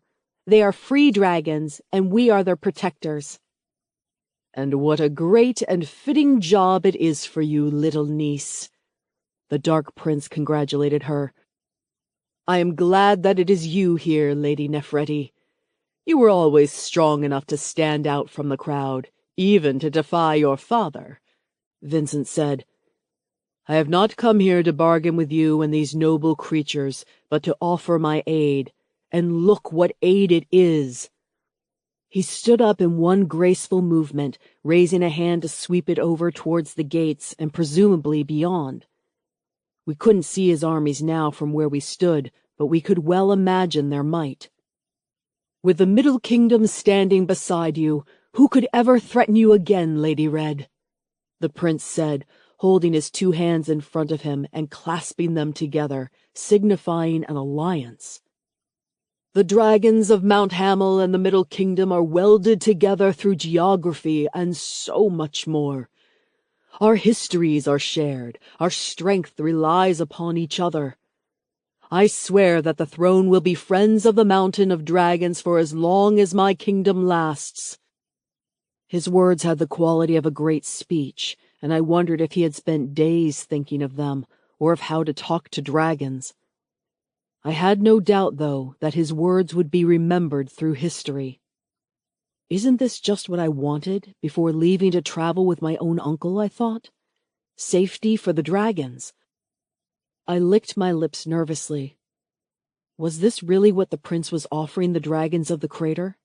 No more wars, no more sacrifices, being left to live in peace, protected by the throne of the Middle Kingdom forever? If that was true, then there was little need for me here anyway. I felt my heart skip a beat. Could I finally be free to live my own life, to be a dragon rover as Uncle Let suggests? The hope was almost too delicious to admit. It was everything that I had yearned for, both for myself, Char, Paxala, and the rest of the dragons here at the crater. But who would they get in charge of the academy after I am gone, I thought. Dorf, perhaps, or Lilla. They were both strong-hearted and true, and I knew that they would make fine protectors of the dragons. But there was something that still irked me about Prince Vincent's words. Could I really trust him? I suddenly realized that the prince was asking the Dragon Mountain and the Middle Kingdom to be friends, not allies. It was friends who looked after each other, who stood by each other no matter what. And how could I be friends with this man, who had been at least partly responsible for so much hurt here at the monastery? It was Char who had the courage to say it out loud, and, as she did, I felt my puny bubble of hope pop. "So you are suggesting that you came all this way with thousands of soldiers and leaving your throne unguarded for the first time in history just to impress the dragons of Mount Hamel?" She sounded skeptical, and Paxala issued a warning, grumbling hiss so deep it echoed in my own chest. "Yes," Prince Vincent stated unequivocally. He was standing with his back now straight, not backing down or refusing to meet the dragon in the rider's eyes. He was fearless in a way, I thought. The same kind of fearless that Char was. The kind of fearless that made both of them stare straight into the face of danger and say whatever they wanted to say anyway. "And I came to warn them, and warn all of the inhabitants of Dragon Mountain." The Dark Prince's voice carried clear through the courtyard, as everyone, even the two dragons Secolia and Morax on the walls, had fallen silent. "To warn us, Uncle?" Char's ire rose, pitching her voice upwards slightly, and the deep grumble in Paxala's throat raised into a higher whine to match. "Yes, There has been word of the abbot and sightings of the gold dragon Zax the Mighty. Zax has attacked villages up and down the borders of the Middle Kingdom, and I have it on good authority that the abbot has been working against us all, undermining the throne and seeking to raise for himself an army to retake the Dragon Monastery. An army? Where is the abbot going to find an army? Shar called out. Why should we here be scared of one man? He has the sons of Torvald at his side, the Prince Vincent said heavily, very pointedly, not looking at me as he did so. What? I was aghast. This could not be. Why would they? My world rocked where I stood, but I knew too that this felt all too right as well, because of course, why wouldn't they? My father had been preparing for the day when there would be a civil war against Prince Vincent. If my father's closest sergeants were to be believed, then my father, Malos Torvald, had even been preparing me to help the fight against the Dark Prince. And now, why wouldn't my brothers and Malos Trueborn Torvald's sons, as they had always styled themselves, carry out my father's final wishes? But side with the Abbot Ansal? It made no sense. It made a mockery of Torvald honor. But what honor do my brothers have? I was caught in an argument with myself. They drove me out from their lands, my childhood home. They attacked the monastery when I was inside of it, with no care whether I lived or died. But still, allying with the one man who had conspired to kill our father, even when I had told them that was the case? They might not have believed me. My brothers have always thought I was a liar, I thought, feeling Shar's eyes rest on me as Paxala lowered herself to the floor. Neil? Shar asked. Could this be true? I don't know, I said honestly. I don't know, but my Uncle Let did say that on his travels he had heard of the Torvalds amassing more troops. The prince's face was a mask of grim upset as he urged us. But my friends, I can assure you that it is true. My scouts have been hearing of the old Draconis Order monks abandoning their posts, taking what funds, goods, and people as will follow them, and heading for Torvald lands. There is one place, a town called Rampart, which has been one of the few places to have resisted their own monks. They drove the old Draconis Order out when they started preaching rebellion against my throne, and then what happened? Their town has come under attack by soldiers and clansmen, clearly well trained, and with several of them wearing Torvald furs about their shoulders. Torvald furs. The words made my heart jolt. Like clansmen furs, like the ones worn by the bandits who had tried to kill me right here on the foot of Mount Hamel so many years ago. I wondered just how long my brothers had been building their own private, loyal war band, even under our father's nose. It felt like the sort of thing that they would do. But then, so could any soldier with a bit of knowledge of clan styles, I considered. What if this was some ploy on the part of Prince Vincent, an attempt to get us to send our strongest dragons away from the mountain so he could attempt his attack? The prince gestured to us.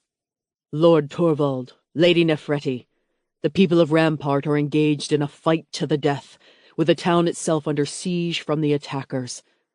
I cannot get to them without splitting my forces more, and it seems that they are surely doomed. The prince shook his head sadly. This is the news that I have come to give you, lords and ladies of Dragon Mountain, and these are the dangers that I have come to warn you of. When I understood just what was at stake, I saw that the sons of Torvald would undoubtedly attack here next, and so I came here with as much of my armies as I could spare to offer you my friendship. And to save your own throne, more like, I thought, my unquiet and upset fueling my anger. The prince never wanted to be our friend. He just wants us to save his skin. I have never felt so unsure of my actions as I did then, completely at a loss of whether I was going to say, yes, we will fight my brothers and save the innocents of Rampart, or no, you can take your armies and go to hell. What should I do? There was a thump as Shar landed on the ground next to us, and beckoning me to cross the distance to stand at her side under the dragon, where we could talk a little more privately. I was surprised when I felt her slipping her hand into mine. It felt good to know that I wasn't alone, but once again I wondered if anything as simple as a hand would help to hold me together, as it felt as if my world was collapsing around me. "We must keep the walls here guarded," Shar murmured, and I nodded immediately. Of course. But the people of Rampart, I said in anguish. I had been offered all of my dreams, to fly and be free as a dragon rover if I could but convince Shar and Paxala to agree, and now it was dashed once more as I realized that it was my family, my brothers, who would cause so much suffering and disaster for so many. "Neil, what do you want to do?" She looked at me in concern. These were my brothers. She gave me that much respect to make the decision for myself. I don't know, I said quietly, pitching my words for her ears alone. What if it isn't even true? The hand in mine tightened a little. "Whatever you decide that you want to do, I want you to know that I will stand by you." Shar suddenly cocked her head to one side, and I felt that familiar buzzing pressure in my ears. "And Paxala says that she too will ride with you if you choose to fight." What would my friends do, I wondered, looking at Shar as my mind raced. Here before me was the mountain princess who had fled her father's fortress just to look after the young and defenseless dragons. Here was the girl who had decided to raise a weak young dragon from hatchling to newt to the mighty beast that Paxala was now, all because it was the right thing to do. And what would my father do, I thought. Strangely, it was the words of Jodrith Draconis which swam to mind. You have a good heart, Torvald, and you will know what to do when the time comes. So what did my heart tell me? I gritted my teeth and balled my fists. Whatever game the Dark Prince might be playing, and however selfish he was really being, there could be the innocent civilians of Rampart to think about. Their lives were being destroyed by my older brothers, and by the fact that I hadn't put an end to the Abbot Ansal and Zax before. If any of these words from the prince are true, of course, I thought darkly. The Dragon Academy will send a scouting dragon, I said thickly. I myself will ride the Crimson Red here to the town of Rampart. But surely that is not enough to defeat an army and the Golden Bull Dragon, Lord Torvald. Prince Vincent started to scoff, but something in either my glance or Shar's made him purse his lips instead. As you wish, Lord Torvald, Lady Nefertiti. Prince Vincent nodded and said slowly, I wouldn't dream of telling the Dragon Academy what to do. Wouldn't you, I thought, as I turned to share a worried look with Shar. At least I have my friends standing beside me, I thought. Part 3. Battle for the Future. Chapter 16. Shar and Rampart. We flew northeast, away from the Dragon Monastery and away from the world that I had known. This was Neil's territory, I thought, looking over my shoulder to his worried face, pensive as he stared into the gray murk of the low clouds as if he could pierce the veils between us and the future. Neil is divided. The usually warm voice of Paxala's mind rising against my own was cold and worried. He feels for what he flies toward, but he thinks far away, the dragon said in a slightly irritated fashion. I knew well that this was close to a rebuke from the Crimson Red. I just wish it was that simple, I thought at the dragon as I leant lower against her neck, allowing the warmth of her body to radiate through me and bring me some small comfort. Neil doesn't know whether to trust Prince Vincent. He doesn't know whether to fight his brothers, I tried to explain. Prince Vincent's request was a big ask for my friend.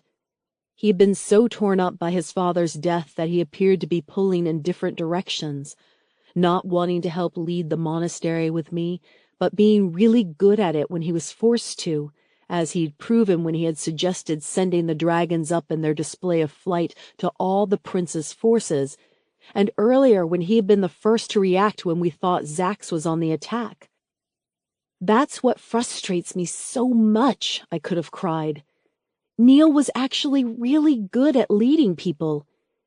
His years of growing up as a son of Torvald, even a bastard one, had left him with solid skills, and people listened to him. I felt it too, when my friend was consumed in the moment with passion and determination. Neil appeared outwardly calm, strong, and clear, an inspiration to all of those around him. Even the Dark Prince had seemed to listen to him when Neil said he was going to scout Rampart and no more. But how am I ever going to get Neil himself to realize the skills he has? Why is it that we can never see our greatest strengths, only our weaknesses? I thought in dismay. Neil must fly for himself. No one can teach him how, Paxala wisely advised me, and I remembered those awkward first attempts when I had tried to encourage the Crimson Red to fly, running around in the mountain meadows, flapping my arms like a crazed goose. All that had happened was Paxala had chortled at me before getting annoyed when I tried to tell her what to do. Just so. Humans are too slow, their arms too small. Paxala nipped at my mind playfully, her worry vanishing in that mercurial way that dragons have. Other humans, stupid humans, I reminded myself, might call a dragon fickle, when in fact they were just extremely honest. As far as Paxala was concerned, she had said her piece about what Neil needed to do, and he had better get along and do it. No more prevarication or anxiety was going to change that. I wished I could feel the same. Shar, smoke, Paxala informed me, and I lifted my head to sight along her snout in the direction the dragon's nostrils were flaring. I could see nothing, of course, but that was only because I had to rely upon my poor human eyesight. I waited, and soon, before too long, a slight darker haze appeared on the northeastern horizon between two outcroppings of hills. "Neil," I said, turning to tell him what Paxala had pointed out to me. My friend's demeanor changed immediately, his eyes going from clouded and worried to clear and shrewd as he scouted out the smudge of smoke. "We're in Rampart lands for sure," Neil called, frowning. "Can we take Paxala higher? Try to keep hidden in and out of the cloud line?" I nodded that was a good idea, and before I could convey the messages to my reins and my knees, the Crimson Red had already heard our conversation and was powering herself upwards on strong wing beats, steadily climbing into colder, fresher air as Neil and I untied and drew out the thicker cloaks we had designed for such an ascent.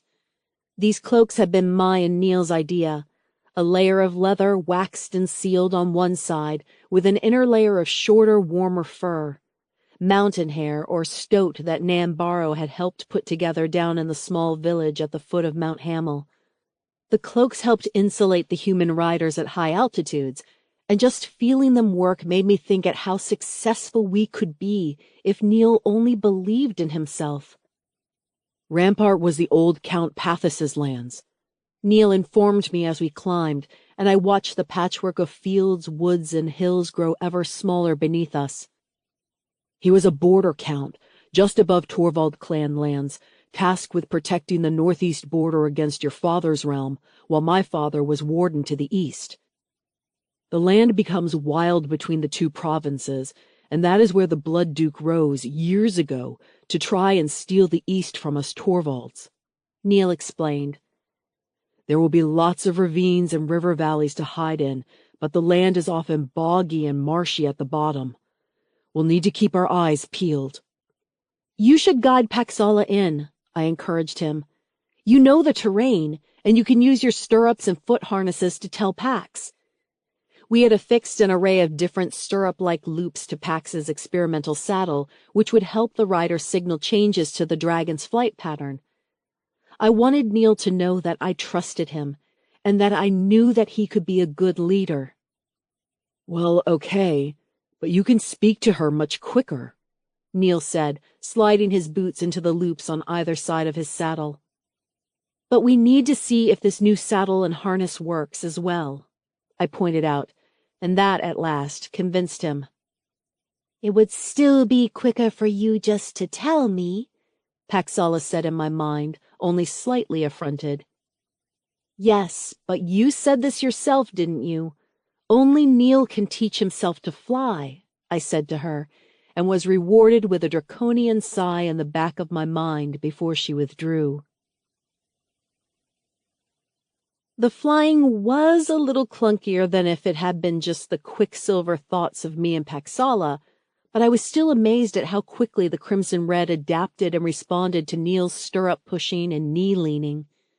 This could actually work, I thought, picturing the other dragon riders, those without the luck of having the dragon affinity that I did.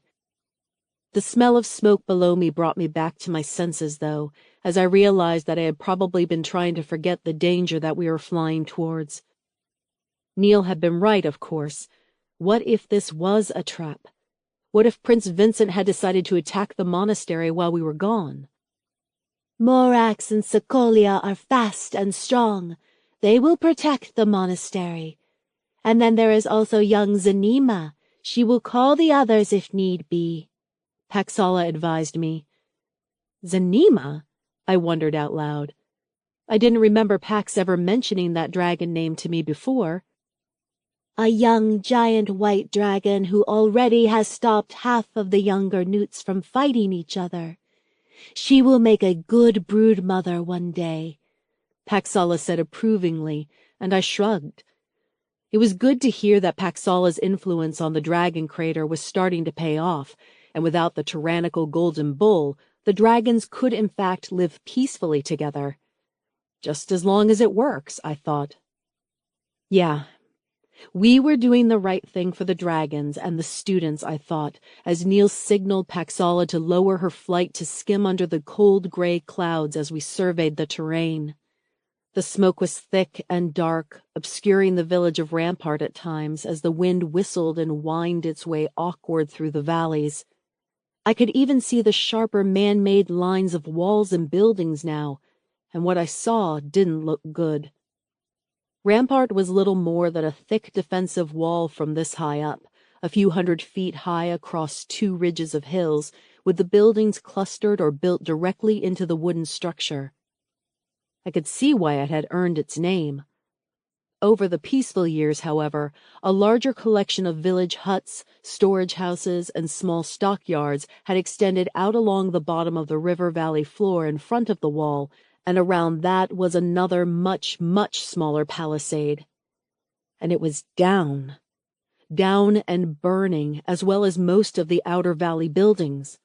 Clearly something had attacked Rampart, and had flowed through the defenseless town with fury and fire before they had washed up against the high walls of Rampart itself.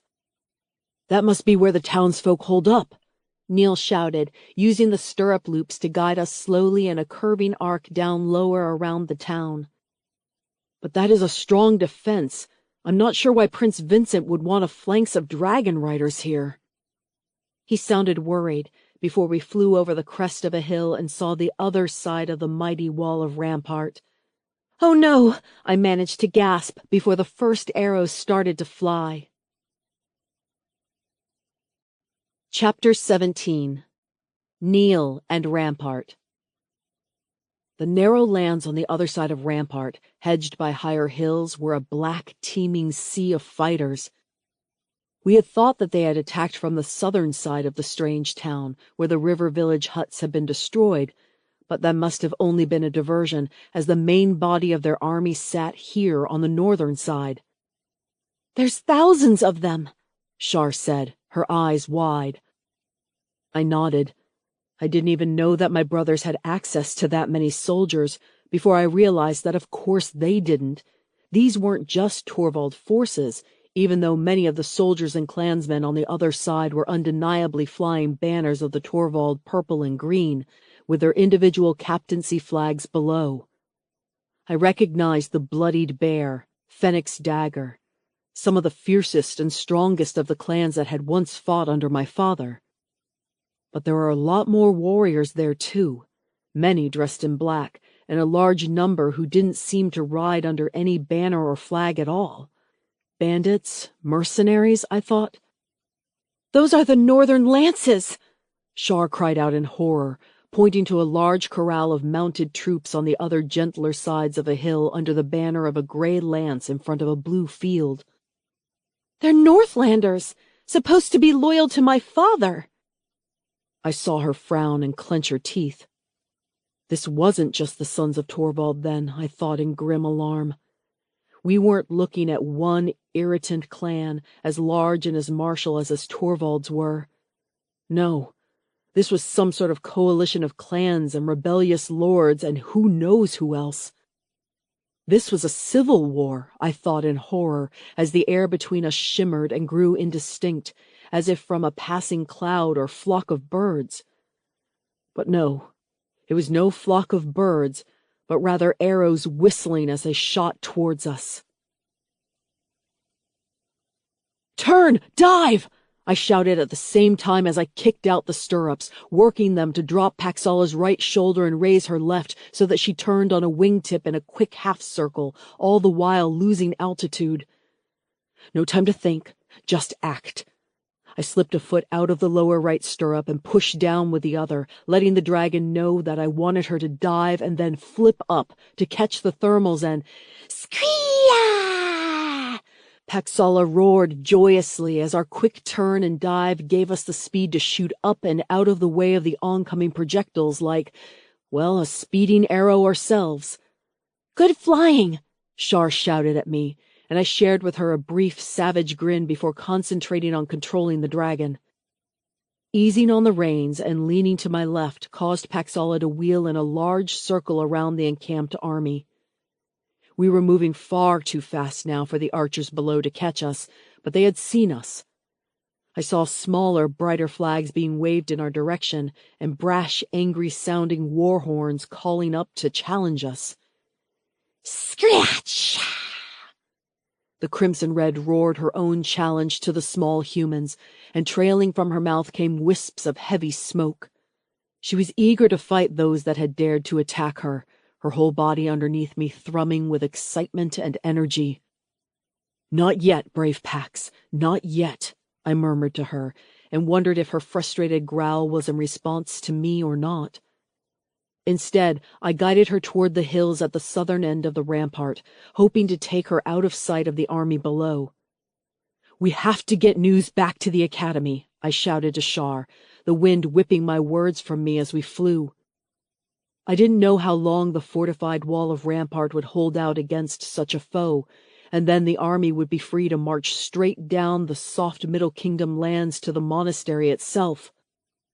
"Neil, look! Down there!"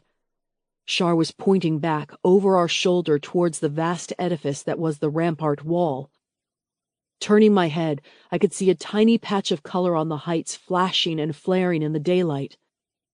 "What is it?" I asked, trying to make it out. "It's a flag from one of the top windows," Shar said. "There's still people trapped in there, and we have to help them." "But Shar, there's a few thousand archers and spear throwers and catapults and who knows what else is down there," I said, before just one stern look from her made me see that she wouldn't take no for an answer. I kicked down on the stirrup loops, and Pax was once again wheeling in the sky, heading towards the wall with the clouds of arrow bolts rising towards her.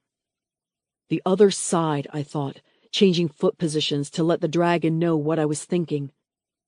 She responded immediately, flaring her wings, and, with one powerful beat that made my stomach lurch where I sat, we flipped over the high rampart walls and to the other side where the burned and unoccupied river village was.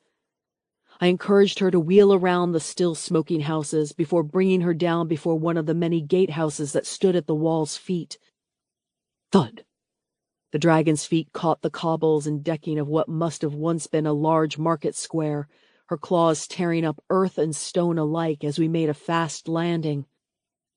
"I'll get the doors," Shar shouted to me before pressing her forehead to the dragon's neck below and sharing a brief moment before unclipping her harness and sliding down the scaled shoulder and leg to land with a plume of dust onto the floor below. From where I sat, I looked around warily over Pax's shoulders, seeing on either side of us burnt and smoldering thatch, demolished houses, and the rising haze of the fires. This side of Rampart is trashed, I thought. The armies must have attacked here first. Shar hammered on the doors on the other side as I turned to look at the wall of Rampart itself. It was made of wood for the most part, with stone foundations and stone fittings for the many windows that spotted its height. Strong built, it must have taken decades to finish. It doesn't make sense, the warlord's son in me thought. Why on earth would Reuben and Rick attack here? Rampart was about as well defended as any place in the Middle Kingdom, easily as defensible as Prince Vincent's palace, and more than even Mount Hamel and the monastery itself. Even though the rebel army outside was vast and would win through sheer numbers eventually, the siege might take weeks or even months. Why here? Why attack a strong position when there are so many weaker targets available?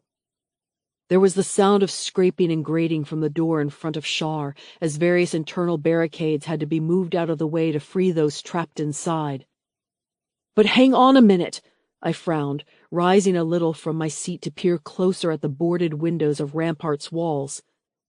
If the rebel army moved to attack the other side of the wall, why didn't those inside just flee out this side, I thought. Once again, it didn't make sense. Paxala clearly sensed my suspicion and started to hiss, lashing her tail so that it demolished what remained of a small wagon on one side of us. "Shar, be careful," I said, just as the double doors cracked open. "Thank the heavens you've come," said a terrified-looking middle-aged woman in a belted dress and head covering. I was already figuring out a way we could get the Rampartians to safety. We couldn't carry all of them on Paxala's back, not if there were any more than a couple, but we might be able to escort them to the river, and maybe there would be a barge or a boat or something that we could get to carry them downstream. Again, I wondered why those terrified villagers inside hadn't thought of this before. I mean, look at how much damage there is out here, I thought, scanning the ruined houses, the gouges in the streets, and the great blackened marks up the wall of Rampart itself. "Come in. We have many inside who need help," the woman said, her voice pleading. "We don't have any great medicine, but we have a few supplies that might," my friend was saying. Actually, that is an awful lot of burning, I thought, inspecting a scorch mark that was taller than 3 buildings stood piled high, one continuous plume of fire. Oh no. Fear washed down my spine. There's only one terrible machine in the world that can do that kind of damage, and I'm standing on it. "Shar!" I shouted. "Shar, we need to get airborne!" I shouted as Paxala huffed and bristled the scales around her head and neck. She had caught wind of what I had realized and was clearly upset. Zax had been here. That is the remains of dragon fire. But why couldn't Paxala sense it earlier? Fuck! The sound that broke through my rising panic was solid and heavy, but muffled, like what you might imagine a rock dropped onto a bed might make. Only it was no rock that was thrown, and it was no feather duvet that it hit. A taller man stepped out from around the other side of the terrified woman, grabbing her around the neck and pulling her out of the way, as another stepped out from the shadows inside and fired the small bow he had in his hands, straight into Shar's flinching form. "Shar!" I shouted, terrified and furious, as Paxala reared up on her hind legs and bellowed in shared anguish. "Screech!" The villager woman was thrust to one side, and I saw that this must have been some kind of a ruse, that the woman here was a prisoner in her own home, along with however many others, and that the armies had already conquered the walls of Rampart. The man tried to jump forward to seize Shar's fallen body by the ankles, but Paxala was faster. All I could do was hang on for dear life as she lunged, her feet splaying to grab her dragon friend and the human sister in one claw as the other scraped across the gatehouse, splintering wood and fabric. "Shar, please be all right, please," I found myself saying as Paxala roared once more, turning in a fierce hopping jump to spread her wings and bounded into the smoke-filled skies over the burned village, bearing both me and Shar with her. I had never felt so absolutely useless in all of my life. Even when I was the youngest and most ignored son of my father, never asked for my advice or opinion, I had never felt like I did now. How much was she bleeding? Fast or slow? Some of my father's battle training rattled in my mind as I tried to both fly as fast as I could and see what state my Shar was in at the same time. It was impossible to see anything from where I sat, apart from blood on Pax's claws and the ashen-like glimpse of skin. My Shar, I thought again, my heart lurching. Don't let her die. Don't let her die. We flew as fast as Paxala could, carrying the injured Shar, heading southwest, back to Mount Hamel and the monastery. I tried to aid in the Crimson Red's flight, but every effort I made to control her via the stirrup loops only made her flying even more erratic and clumsy. After a fourth angered screech from the dragon, I relaxed all of my reins and let her have her head, flying whichever way she wanted to, and she flew faster and smoother. The greens and browns of the ridges and hills below us blurred and changed, but it was still agonizingly slow how the horizon started to change and shift, and distant landmarks came slowly towards us. Faster, Paxala, please, faster, I was thinking, sparing a look behind us to the blackened smoke of rampart, still visible. There were many terrible mysteries eating at my mind. Why hadn't Paxala been able to sense the recent appearance of Zax the Mighty, or whatever dragon had been there, if on the slim chance it hadn't been the Golden Bull? Had this been a trap set by Prince Vincent, meaning to kill the two main spokespeople of the Dragon Monastery? Perhaps not, I shook my head. He had wanted us all to go, all of the dragon riders of the Academy. He hadn't known that it would have just been me and Shar who would take him up on his offer. But that didn't mean it was impossible. The prince might have been in league with this army, perhaps. Could the Dark Prince be in league with the green and the purple, the sons of Torvald? I didn't know what was more incredible, the idea that my brothers would ever work with Prince Vincent, or that they could decide to ally with the Abbot Ansel and Zax.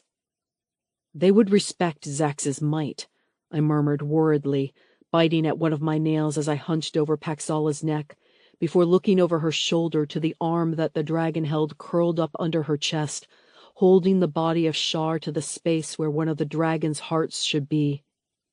It was hard to make out anything, with the wind whipping at Shar's hair and cloak, but I could see red spotting the dragon's claws. "Pax," I said desperately, knowing the great beast would be able to hear me, but not sure whether she would want to right now. "Pax, please. We need to land. I need to take a look at Shar and see if there's anything I can do." There was a tense moment as the dragon trembled and shivered within herself, as if she was afraid that this might have to happen, and then strangely, I felt that pressurized buzzing around my ears once more. "Neil's no healer. Shar goes home." The words were spoken in my head, and undeniably by the crimson dragon beneath me. It was a feminine voice, although if pushed I wouldn't be able to say how I knew. I had heard Pax's voice before, of course, but it was a very, very rare thing for the Crimson Red to ever speak to me. Not that I thought that this was because she didn't want to, but because it seemed difficult for a dragon to share minds with just about any human. This difficulty in communication made her words appear stilted and awkward to me, although I was sure Shar had never complained of that. "You're right, Pax. I am no healer like Dorf or Maxwell can be, but I have battle healing. I know how to stick a wound, how to stop bleeding, how to set a bone. I tried to argue with the dragon. How could I explain to the Crimson Red the dangers of human blood loss or of falling into shock? Please, Pax, I have to look at her. She is my friend too. I ended plaintively, knowing that this was the real reason I wanted Pax to land. I couldn't bear not knowing whether my friend was dead or alive. My friend. I had never felt this deeply hurt, even when Monk Fyodor had been killed. But do I care for Fyodor or Dorf or Sigrid any less? No. I cared for Shar more, I realized, and I was about to lose her. Dragon's sister's not dead, Paxala snapped at the wind in rebuke, but amazingly, the Crimson Red shifted her wings and angled them downwards, heading for a sliver of blue that was getting larger and larger before us. A smallish lake stretched out around the bottom of a hill, with arable fields and spotted copses on either side. We were far from the northerly edges of the Middle Kingdom, and too far for any of my brother's scouts or outriders to have given chase from Rampart. Not too far for Zax to find us, though, I thought darkly, as we spiraled and spiraled down, before the dragon was hopping and stepping awkwardly across the brown stubble of a field, her landing awkward as she clutched protectively at Shar. There now. Thank you, Pax. Thank you, I said when we had finally slowed to a stop at the end of the field where, on the other side of a line of straggly trees, glittered the waters of the lake. The dragon had barely stopped moving as I scrambled down her claw, gently teasing at the large talons to open and reveal my friend inside. Oh, Shar, I murmured in shock, as Paxala carefully laid her open claws on the ground and allowed me to carefully lift my friend out and onto my spread waxed cloak. She was deathly pale, even more so than usual, and her lips had a distinct bluish cast. From her shoulder, just under her collarbone, there extended the squat and ugly shaft of a black arrow, already broken off. Shar groaned weakly, trying to shift from her position, but suddenly moaning in pain. She's alive. Thank the stars she's alive, I said, although the dragon had already told me so. It meant all the difference to see it with my own eyes. Right. Arrows. Arrow wounds.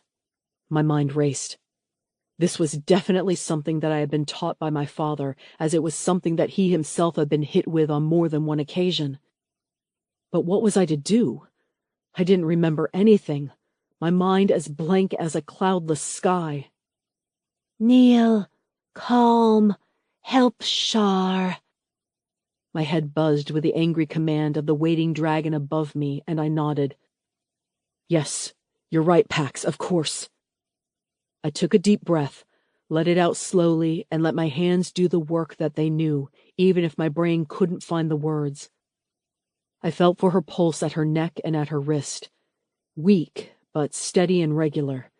That was good. Next, I shifted her ever so slightly so that if there was any danger inside of her, then the blood would not be inside her breath or her mouth. As soon as I was working, the memories started to come back. The bolt, I muttered, knowing that I had to see if the arrow had gone all the way through my friend. With great care, I eased my hand underneath her to the smooth and pale skin of her back, terrified of what I might find. It wasn't wet, and the skin wasn't broken. So that meant that the arrow hadn't gone through but was still inside of her, which would cause a whole lot more problems. But she's still bleeding, I said out loud, once again turning to my friend's front. There was a large dark area of blood, and it was still horribly wet and spreading. The arrow must have caught something inside of her, and if she didn't stop bleeding, then she would spill her life's essence right now, before we ever got as far as the Dragon Monastery. I had two options: to bind her as is and just hope that my bandages would be tight enough to stop her blood loss.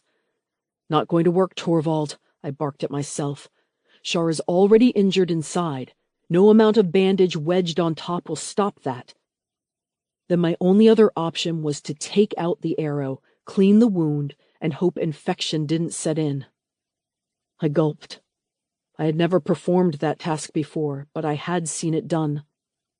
I felt my stomach lurch once more and the ground tip underneath my feet, even though I was on solid ground. "Kneel, please, for Dragon's sister, for Shar," Pax said, lowering her head to gently push beside me. I looked into the dragon's large and golden-green eyes and nodded. "Then I'm going to need fire," I said, and Paxala immediately turned to strike down some of the scraggy trees at the side of the field, stamp and scrape them into a sort of heap, and, with a cough, sent a spark of bright and hot dragon flame to set them. "Thank you. And I'm going to need—" I looked around the remains of the hedge, running quickly to pull aside roots and weeds and leaves until I found what I needed. Self-heal. I pulled a large clump, with its small and feathery leaves and delicate blue flowers. "Can you find this, Pax, as much as you can?" "Scree-yip," Paxala chirruped, at once leaping boldly over our heads to land on the other side of the field, snouting and pawing at the field verges for the precious herb. It was a common weed in all parts of the Middle Kingdom, but few people knew that it also made an excellent compress for wounds, as it helped staunch blood and fight infections at the same time. While I waited for my supplies, I took out my knife, our watering pouches, and the small nest of wooden bowls that we all carried, just in case we needed to eat or do things like this. With a grim shake of my head, I shoved my knife into the edges of the fire until my hand started to bake from the heat and the blade burnished a bluish green.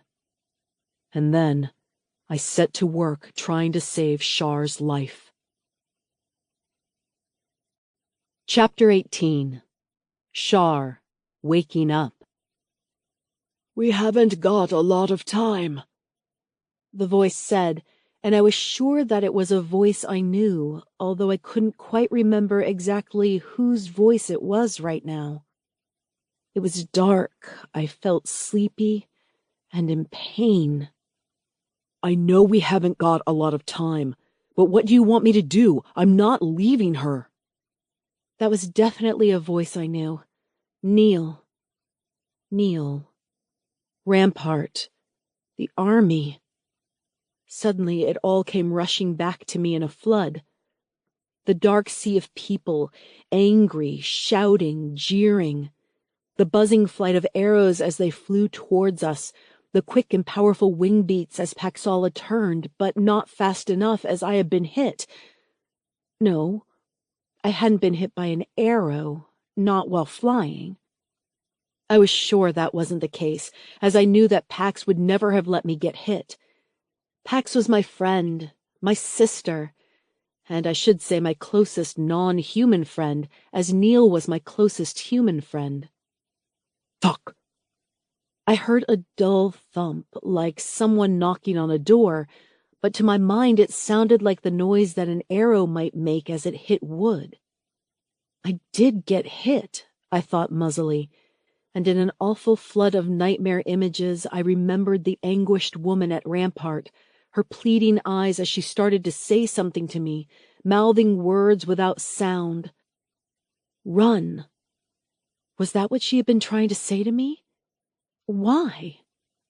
Because in the next instant I recalled how the woman had been grabbed and thrown to the floor as another angry, hate-filled man had stepped forward, his bearskin cloak ragged and fur lining his gloves as he had raised the short bow almost straight to my chest.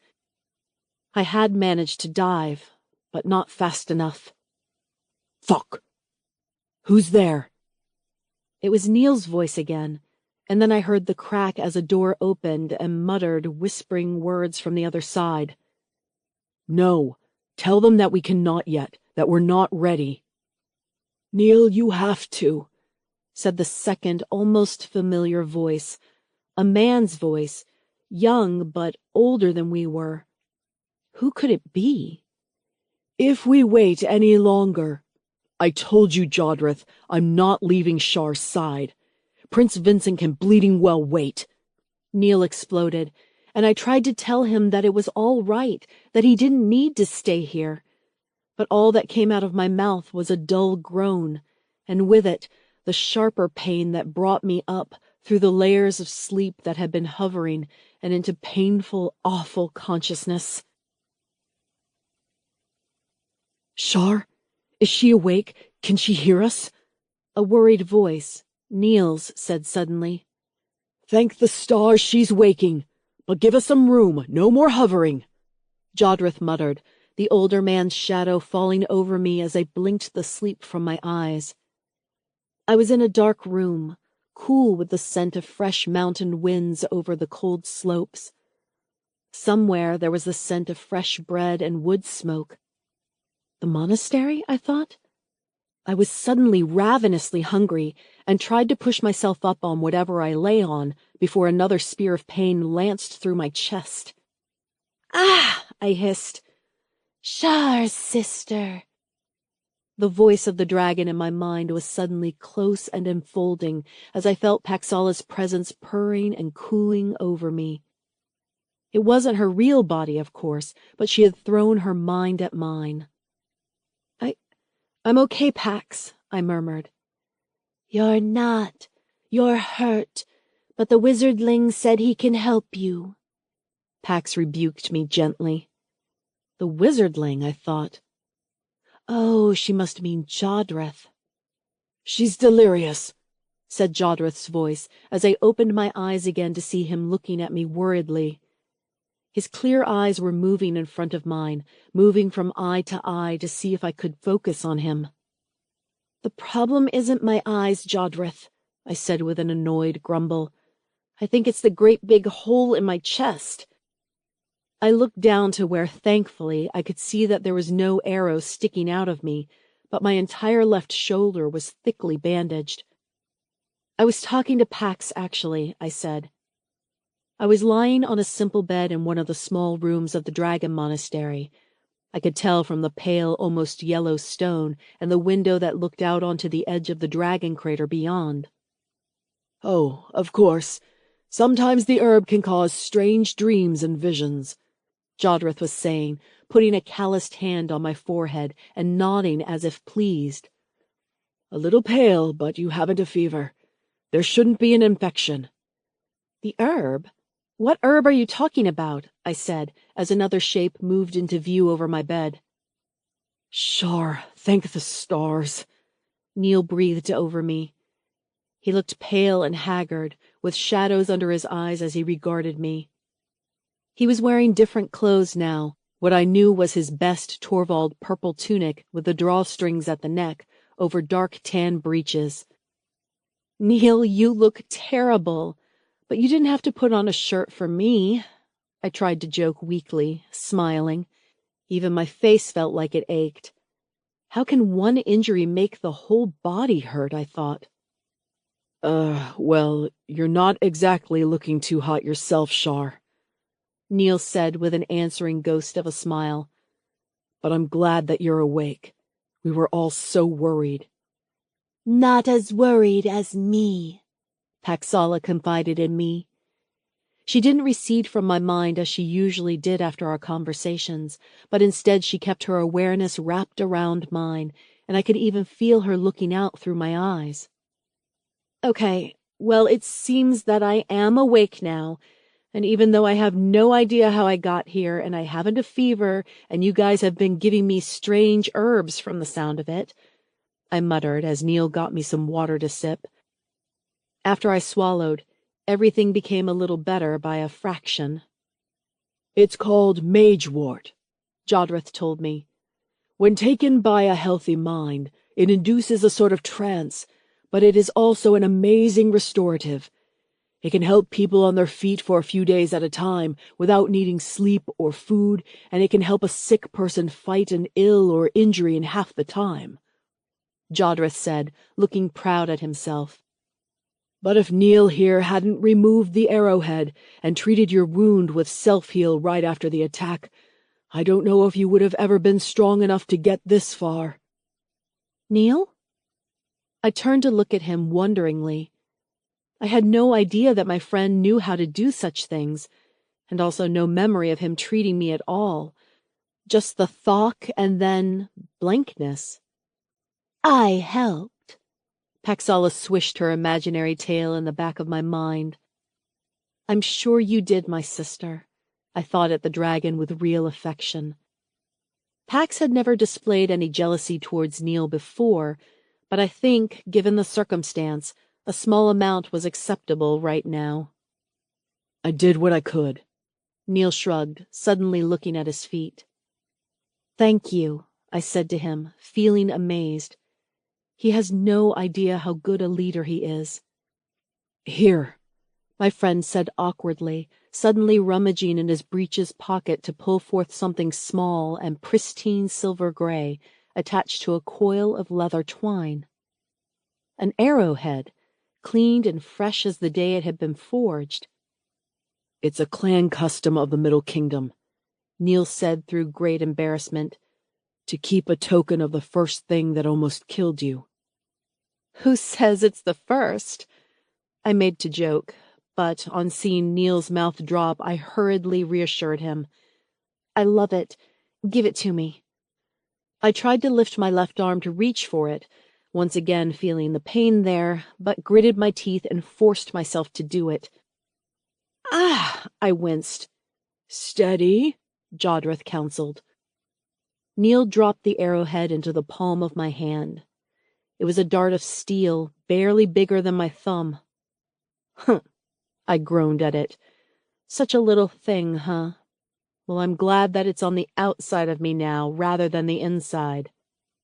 So are we all, said Jodrith seriously, before straightening up to uncover a towel from the tableside, under which sat a warm bowl of stew, a hunk of Nan's bread, and some cheese.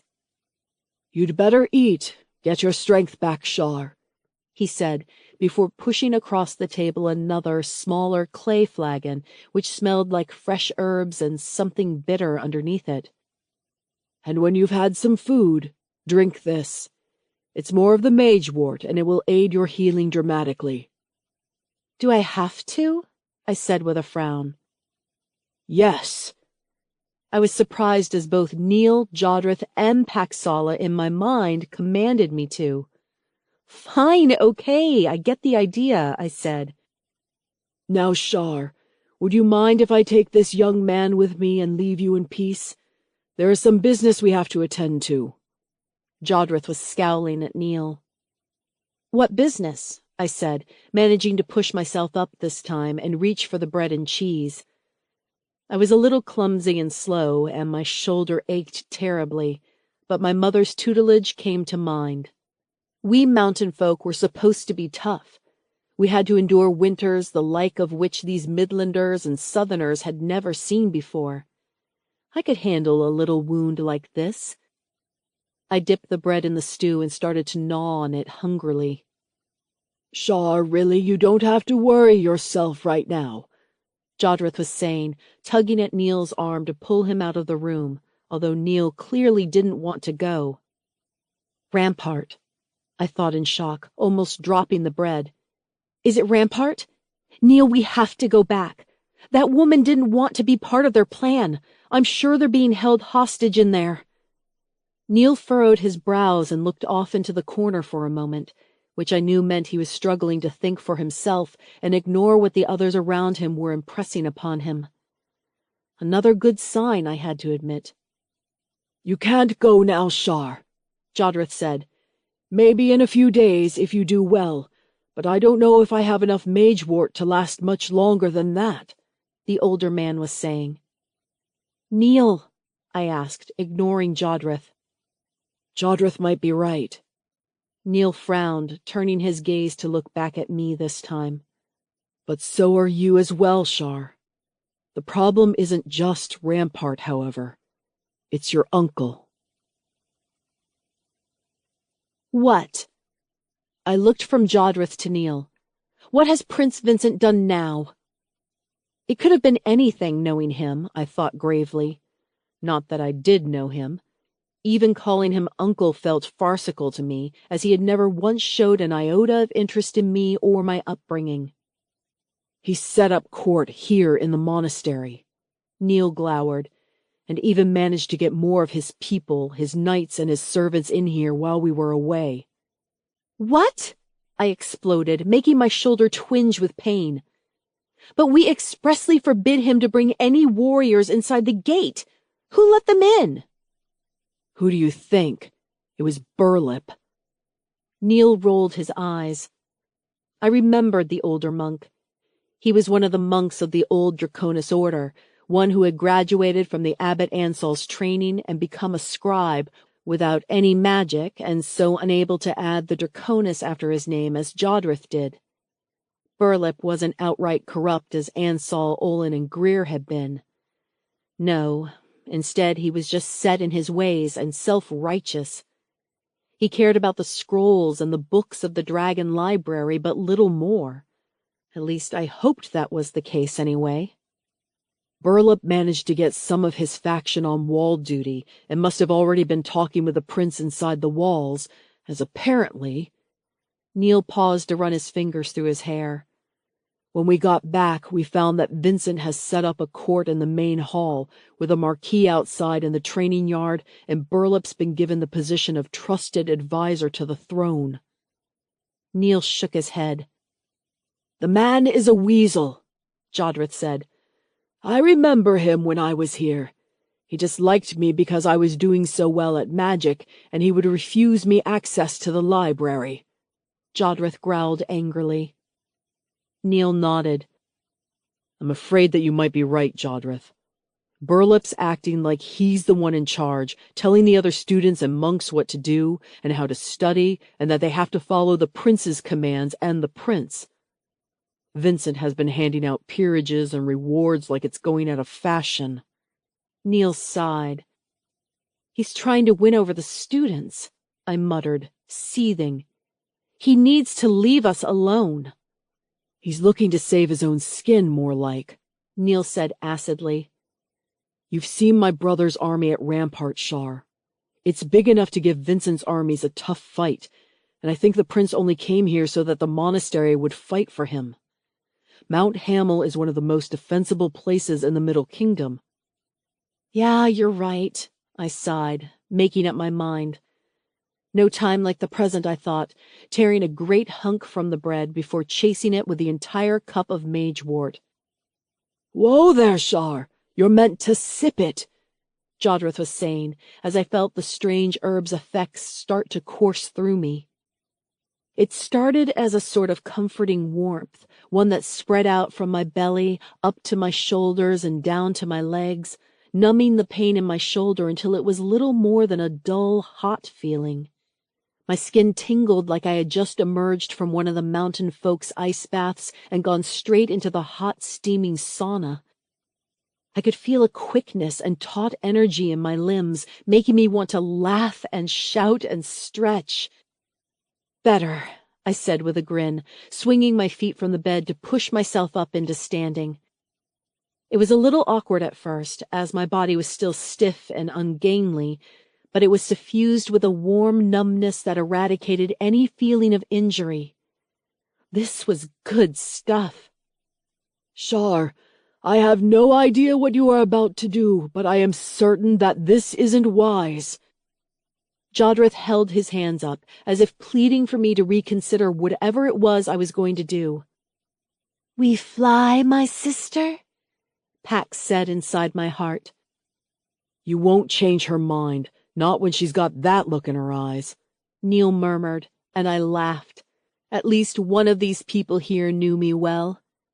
"Come on, you two," I replied with an angry and ebullient self-confidence as I tottered towards the door, snatching up my short sword as I did so and my black cloak. "I'm going to tell Uncle Vincent that he's not welcome in our academy." "Oh, hell," Neil said behind me, probably reconsidering his decision to tell me the bad news. Chapter 19. Neil. Who leads? I buckled on my own sword belt and cloak as I followed Shar down the spiraling stone steps. We had put her in one of the tower rooms, Nan's suggestion, to get the fresh air and to keep us busybodies out of the way, I rather think that she had been right, and so there were a lot of steps to get to the ground floor, but Shar took them all without a grumble or a groan. What is in that stuff? I wondered in alarm, and why hadn't Jodrith offered it to us before if it was so powerful? I resolved to ask him about Mage Ward when we had the chance. My friend appeared joyous at the same time as being ferociously angry, and I remembered my father talking about the rare berserkers who occasionally cropped up in his armies, warriors who could fight and fight past the limits of normal human endurance, seeming not to care at all how many injuries they'd sustained. He also said that while they were great skirmish troops, they were a liability in the long run. But although Shar's endurance and mountain heritage was strong, going out on the mountain and not seeming to care about the cold, I didn't think that she was a true berserker. It's that herb. It's causing her to act stronger than her body really is. Fearful, I hurried after Shar as she hit the ground floor and pushed open the door with a heavy squeal of the old hinges. Sunlight flooded in, blinding me temporarily as I hit the ground floor and hurried out, with Jodrith racing along behind me. It was busy in the courtyard, busier than the academy had been ever since we had taken over it. If I didn't know any better, I might have even looked on the scene that confronted us as healthy. There was the giant black and gold marquee of the prince occupying one entire side of the courtyard. There were the hurrying forms of servants in similar black and gold and dark blue tones, bearing baskets or crates back and forth from the main hall and back. Someone was whistling briskly, and up on the wall there stood a trio of royal knights, their armor gleaming in the sun as they talked and joked beside a couple of younger dragon students. The academy looked like it was working, only it wasn't. Not if you looked at all closer. There was the fact that no one was training, not with their padded practice weapons or with the prototype saddles we were making. There was just no room now that the prince had his marquee here. There were also no dragons roosting on the walls, which they had taken to doing once Zax had gone. Even though they scarred the stonework and even caused terrible damage to some of the roofs, both Shar and I had permitted it until we could come up with a better solution for their roosting and guarding habits. When asleep, a dragon liked to be underground, but when awake, they liked to be up high. Like training a pony, that's what I reasoned anyway. I mean, what good is a dragon academy if there weren't any dragons on the walls? But then, of course, there were the subtler signs of problems. The trio of royal knights on the walls appeared to be rebuking the students who were supposed to be on guard duty, and I saw one of them pointing back down the stairs as he barked at them to leave the more experienced knights to it. There was, over by the main hall, one of the older black-clad monks whom I recognized as belonging to Burlap's faction, standing watch by the door and glaring at us as we marched across the courtyard. Like he is spying or keeping tabs on what the rest of the academy is up to, I thought, which wouldn't be such a bad idea with Prince Vincent here, except whatever information he might have gleaned had never yet been reported to me. As I walked, he slunk into the main hall. "No doubt going to scurry off to tell Burlap what we're doing," Jodrith muttered beside me, making the sign against the evil eye back in the direction of the monk. No doubt, I agreed. I didn't like it. Not that anyone had done anything to outright challenge me and Shar and the other student leaders of the new academy, but it felt all of a sudden like our grasp of the situation was slipping from between our very fingers. Maybe Uncle Let had been right. I should never have let that prince behind these walls. For a moment, my heart ached as I thought about how our parting had gone. Uncle Let was surely leagues away by now, heading south, and he must think that I was betraying the family honor in favor of the Dark Prince. Maybe he's right, I growled to myself as Jodrith gasped beside me. "Sweet moon and stars, she's going to get us killed," Jodrith said with a groan. A little way ahead of us, Shar had raised her short sword again, bringing it down with a mighty swing to chop at the ropes that anchored the marquee to their wooden stakes. She'd already managed to successfully cut two, and with a second blow, The third snapped as she moved onto the fourth stake, now causing a visible sagging in the tent. Oh, great! The fourth line severed easily with a twang, and Shar moved with all of the energy and vitality of a woman possessed, which, given that she was pumped up on magewort right now, I guessed she was. "Hey, here! What are you doing down there?" One of the three of the royal knights up on the walls had noticed, and was pointing down at Shar as she moved to the next stake, and the last on this side of the marquee. The closest wall of the marquee suddenly started to sag inwards, causing a muffled shriek from inside, and servants and monks and knights started pouring out, looking all around to see what had happened. "We'd better go to her," I said to Jodrith, who nodded. "Hey, you can't do that! This is the prince's property!" One of the servants shouted, outraged as Shar continued working at the back of the marquee. More ropes were released from their terrestrial duty, and the entire grand marquee, made of the finest dyed and embroidered panels of waxed linen, hand-stitched, started to billow on its central poles. "She's mad! Stop her!" someone yelled as I reached Shar's side. I reached out a hand to grab her shoulder, but something inside stopped me. I wanted to see the prince's fineries pulled down, I realized. This was Shar's home, too. She had a right to do this. Twang! Another cord sprang away from its mooring. "In the name of the prince!" There was a shout and a hiss as a sword escaped the confines of scabbard. I looked up to see none other than Sir Rathon, not wearing his full plate, but still enough chainmail and leather greaves to turn any of my thrusts, marching towards us, his great sword held in two hands. With the rustle of fabric and a dull whumph, one entire half of the tent collapsed, and one of the poles holding up the middle shook and then slid against its neighbor. There was a creak as the center pole slowly fell to the ground in a muffled tear of linen. "You have to admit, it does look pretty good like that," Jodrith whispered at my side, and he shared my mischievous grin. "In the name of the Academy!" Shar retorted, her face bright red and flushed from her work as she turned and strode past me to stand boldly before Sir Rathon. "This is our land, Dragon Land, Sir Knight. And you would do well to understand that dragons are quick to temper, and you had better mind your manners before you start commandeering Academy space." She gesticulated with her short sword at the knight. "No dragons seem to mind, Miss Nephretti," Sir Rathon growled. "Oh, no?" Shar cocked her head and smiled up at the sky, just as there was a deafening scream of dragon shriek.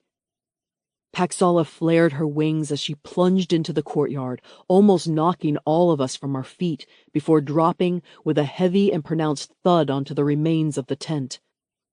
I heard the sound of tearing fabric and the splintering of wood as the precious barrels of southern brandy must have been destroyed, chairs and tables broken, fine food squashed under her talons.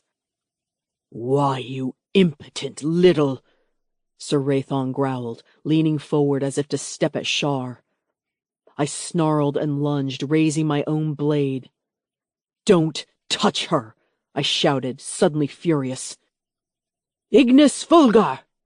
Jodrith shouted, rolling his staff across his body just as there was a crackle of thunder in the clear sky and a sudden flash. A wave of noise rumbled deep in my chest like being close to a dragon's roar, but Paxala hadn't spoken.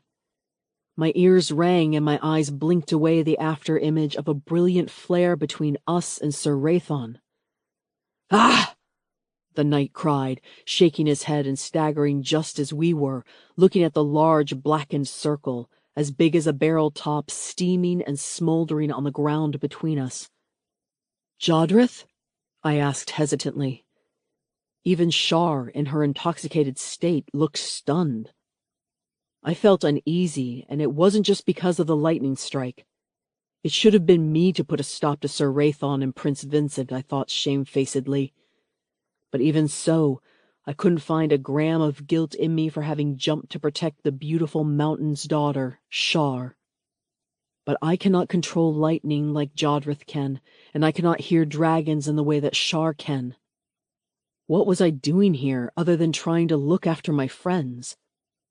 Lords and ladies of the Dragon Academy, Jodrith growled to all of us. My noble Lady Dragon. He nodded at Paxala. And Sir Rathon, let us stop this argument before any of us does something regretful. I suggest that the prince comes out here, and Monk Burlip and any dragon as wants to negotiate, and we will settle once and for all the guardianship of the dragon crater. And then we can start to talk sensibly about what we are going to do about our shared enemy. Sir Rathon flushed, looking warily between the giant crimson-red dragon looming over us and the dragon monk Jodrith, able to apparently call lightning from the skies. As you wish, he said simply, retreating with slow, backward steps towards the main hall. Someone should have done that when Vincent first walked inside that gate, Shar said to Jodrith with a pleased smile, but all I could feel in my heart was panic. They're going to decide who protects this place, and it can't be me. I couldn't even protect my own father and stop Ansel from killing him. I knew Jodrith was right. Someone had to be responsible for this place. But what good was I, after I had allowed Shar to get shot right in front of me? Master Monk, you certainly have a way with words. Prince Vincent purred from where he stood before us, an icy warning sort of purr, the sort of sound that a cat might make moments before it decided to attack.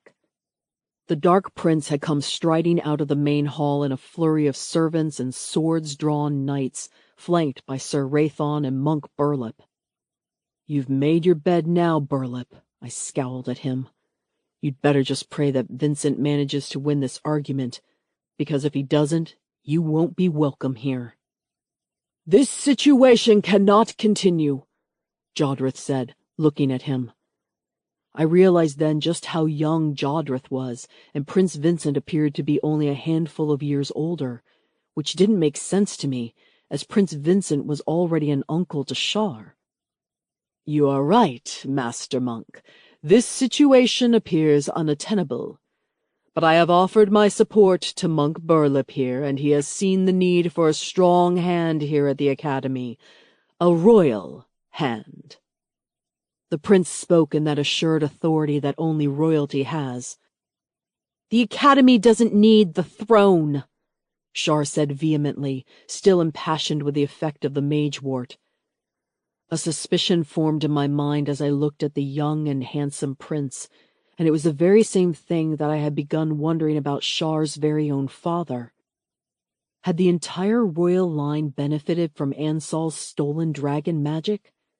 Everyone knew that old Queen Delia had been hundreds of years old by the time that she had died, with Ansal older still. The thought gave me the creeps, and only affirmed my determination as I found myself stepping forward to speak. The Academy will not suffer direct rule from the throne of the Middle Kingdom or any of the three kingdoms, I heard myself say. It was what my father had wanted in a way. My father, the clansman. My father, the commoner who had risen with his people to become warden of the Eastern Marches. All of a sudden, I had a vision of how things could be, and I knew that this was exactly what Garf, my father's sworn bond warrior, had been hinting at back at Fort. My father had a vision of the lands ruling themselves, putting their trust in those whom they could understand, not some distant kings kept alive by dark magic. Prince Vincent turned his attention to me as if seeing me for the first time. Master Torvald, he said in clipped tones. Not calling me a lord now, are you? I thought wryly. You have traveled to Rampart. You have seen the forces that are arrayed against us all. Are you suggesting that you can face them alone, without my army's help? The prince said condescendingly, his voice heavy with threat, and it was clear that he was trying to paint me a fool in the eyes of the fast-gathering crowd of students, monks, and servants who lived here on the mountain. Or are you throwing your lot in with your treacherous brothers and the remains of the old Draconis order? Would you bring all 3 kingdoms into civil war for the sake of your pride?" There were muttered gasps from the crowd, and I can tell what they must be thinking. That everything that I had said had been a lie. "You are the son of Malos Torvald, a man I knew was plotting against me for years," the prince argued. "And you have worked tirelessly to disrupt this academy and put yourself at its head. We must ask, has this been your task all along?" Well, it was true. I had been sent here to discover the secrets of the dragon magic, and my father apparently had been preparing for the day when both the Draconis order and the throne it propped up fell. Was I really just as bad as my brothers? "Neil." I was surprised when my head buzzed and Paxala's voice broke into my thoughts. "Do not see yourself with his eyes. Hunt for yourself." I was shocked at how articulate and wise Pax's words were. Were all dragons this philosophical? But she was right, all the same. I lifted my head to look around the crowd watching. It was true that some were looking at me warily and in alarm, but there were others who were shaking their head. "Not so," said a voice, and Dorf Lesser stepped out of the crowd. "I know Neil, and he has been a faithful friend to the dragons and to the students for as long as I can remember." The small, rounded form of the navigator walked across the open space to stand beside Jodrith, Shar, Paxala, and me. "I stand with you, Neil," he said out loud. "Treachery!" Sir Rathon glowered, readjusting his grip on his great sword. "As do I," called another voice, this time from the handsome Terence Aldo, son of the Prince of the Southern Kingdom, Prince Griffith, striding across the floor defiantly. "I know this Neil Torvald, and I know this Princess Nefredi. I know that both of them mean to protect the dragons of the Academy and all of us." "And your father, my brother?" Prince Vincent snapped, and I could see that he sensed the situation sliding away from him. "Is this war now?" "I renounce my claim to the Southern Kingdom so I can do my work here, Uncle," Terence said loftily, taking a stand, unarmed, beside Dorf. "What?" I looked at Terence, once a younger princeling, in astonishment. "Terence, really, you don't have to do this," I said. But Terence Aldo turned to regard me with more nobility than I had ever seen in the Dark Prince's eyes. "I do, Neil. My father told me to be the best I could, because the people will only follow the best." He nodded to Shar and then to me. "And I have found 2 people who are better, even than me," he added with a small smile as he joined my side. After that came another, Lilipenna of the Raiders clans of the Southern Seas, and another, Sigrid Fenn of Clan Fenn. Each of them recognized me and Shar in some small way or phrase, and it felt like dawn breaking for the first time. I knew that they were our friends, but I had no idea that they saw me like that, at least. And last but not least, little Maxwell Ganna, with no noble or clan blood in him that I knew, but a family name that had been tied to the monastery and the mountain for generations, stepped forward. "I stand with Neil and Shar," he said simply, as if this were as obvious and natural thing as talking about the weather. I felt touched at their willingness to support us. How had they had so much faith in me, I thought. "Because you showed them your heart." Again came Paxala's voice, and I turned to see her regarding me with her great and golden eyes. "What is this?" Prince Vincent was confused that he could be defied so openly, and yet we were not asking to oust him from the throne. "You are all traitors. Is that what this is? You would rather ally yourself with the sons of Torvald and the very abbot whom you overthrew not so long ago?"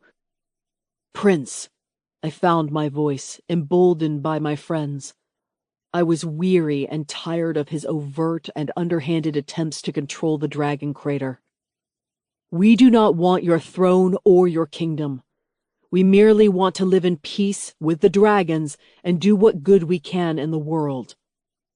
To my surprise, there was a loud cheer from the crowd. Yes!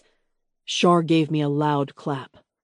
But my prince, Burlip said, I am sure what Master Torvald here is trying to say is that we would gratefully accept any aid that you can offer. No, I flashed with anger.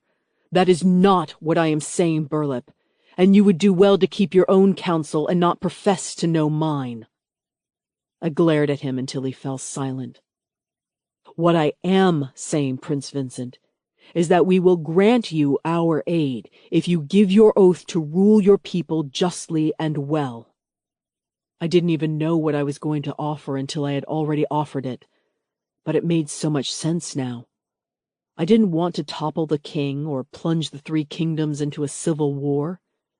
I wanted the Dragon Academy to be free, and just as my father had envisioned, we would be the guardians that kept the nobles and the warlords in check. We could fly the dragons. We could keep them honest. Do you dare threaten the prince, boy? Sir Rathon growled, and the knights around the prince reacted to their captain's words organically, shifting their stances, readying themselves for a bloody battle. It seems to me to be nothing more than a statement of fact, Sir Rathon, Jodrith said with a shrug and a smirk. We do have a mountain packed full of dragons. Prince Vincent scowled, his mouth a thin line of fury as he digested our words. He wasn't used to being denied this way, and took his anger out on the monk at his side. I have been clearly misinformed about the needs of the Academy, he said haughtily as he regarded Burlip. You are stripped of your titles, and I have no need for your services. Burlip opened and closed his mouth in panic and fear as the realization dawned on him that he now had made enemies with a prince, a dragon, and the majority of the Dragon Academy. Best if you leave, Burlip, Shar said with deep satisfaction. You and any who want to go with you. There was an awkward flapping moment from the older monk before he hissed like an angry cat and turned and ran out into the crowd which parted around from him like he was an infected man. A few other of the older monks, the ones who had been as cantankerous as he was and had jockeyed for position under the prince, slipped quietly from the edges of the crowd as well. Well, that makes things certainly a lot simpler. So you will help me defeat the rebel army? The Prince Vincent demanded of me. Shar bristled at the prince's tone, but I let it slide. I had spent a lot of time when I was younger learning how to work around obstinate and short-sighted men. We will stop the rebel army from hurting the people of this land, I offered, and Shar nodded at my side. Good. The prince motioned to Sir Rathon and his men.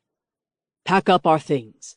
We will move my personal retinue to the army, and there we will prepare to meet the foe. Sir Rathon shot me a dangerous look, and I was sure that if I were ever to encounter him alone, without witnesses, then I would be sure to face consequences for daring to make his master look weak. I stood still, with my friends at my side, watching as the prince and his forces hurriedly packed their things and left the confines of our academy. When it was finally done, Shar turned to me and set a hand on the side of my forearm. You did it, Neil. You did it. I didn't do anything. You had the guts to start taking down his tent and kicking out his men. I shrugged with a laugh. I could never have done that. No, you found a way through, Shar insisted, as Jodrith, Dorf, Lilla, and Sigrid and Maxwell all stood around us. You found a way to keep the Dragon Academy safe without starting a war. You are a true leader, Neil.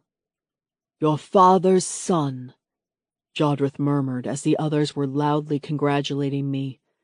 But when I looked to catch his eye, he didn't say anything.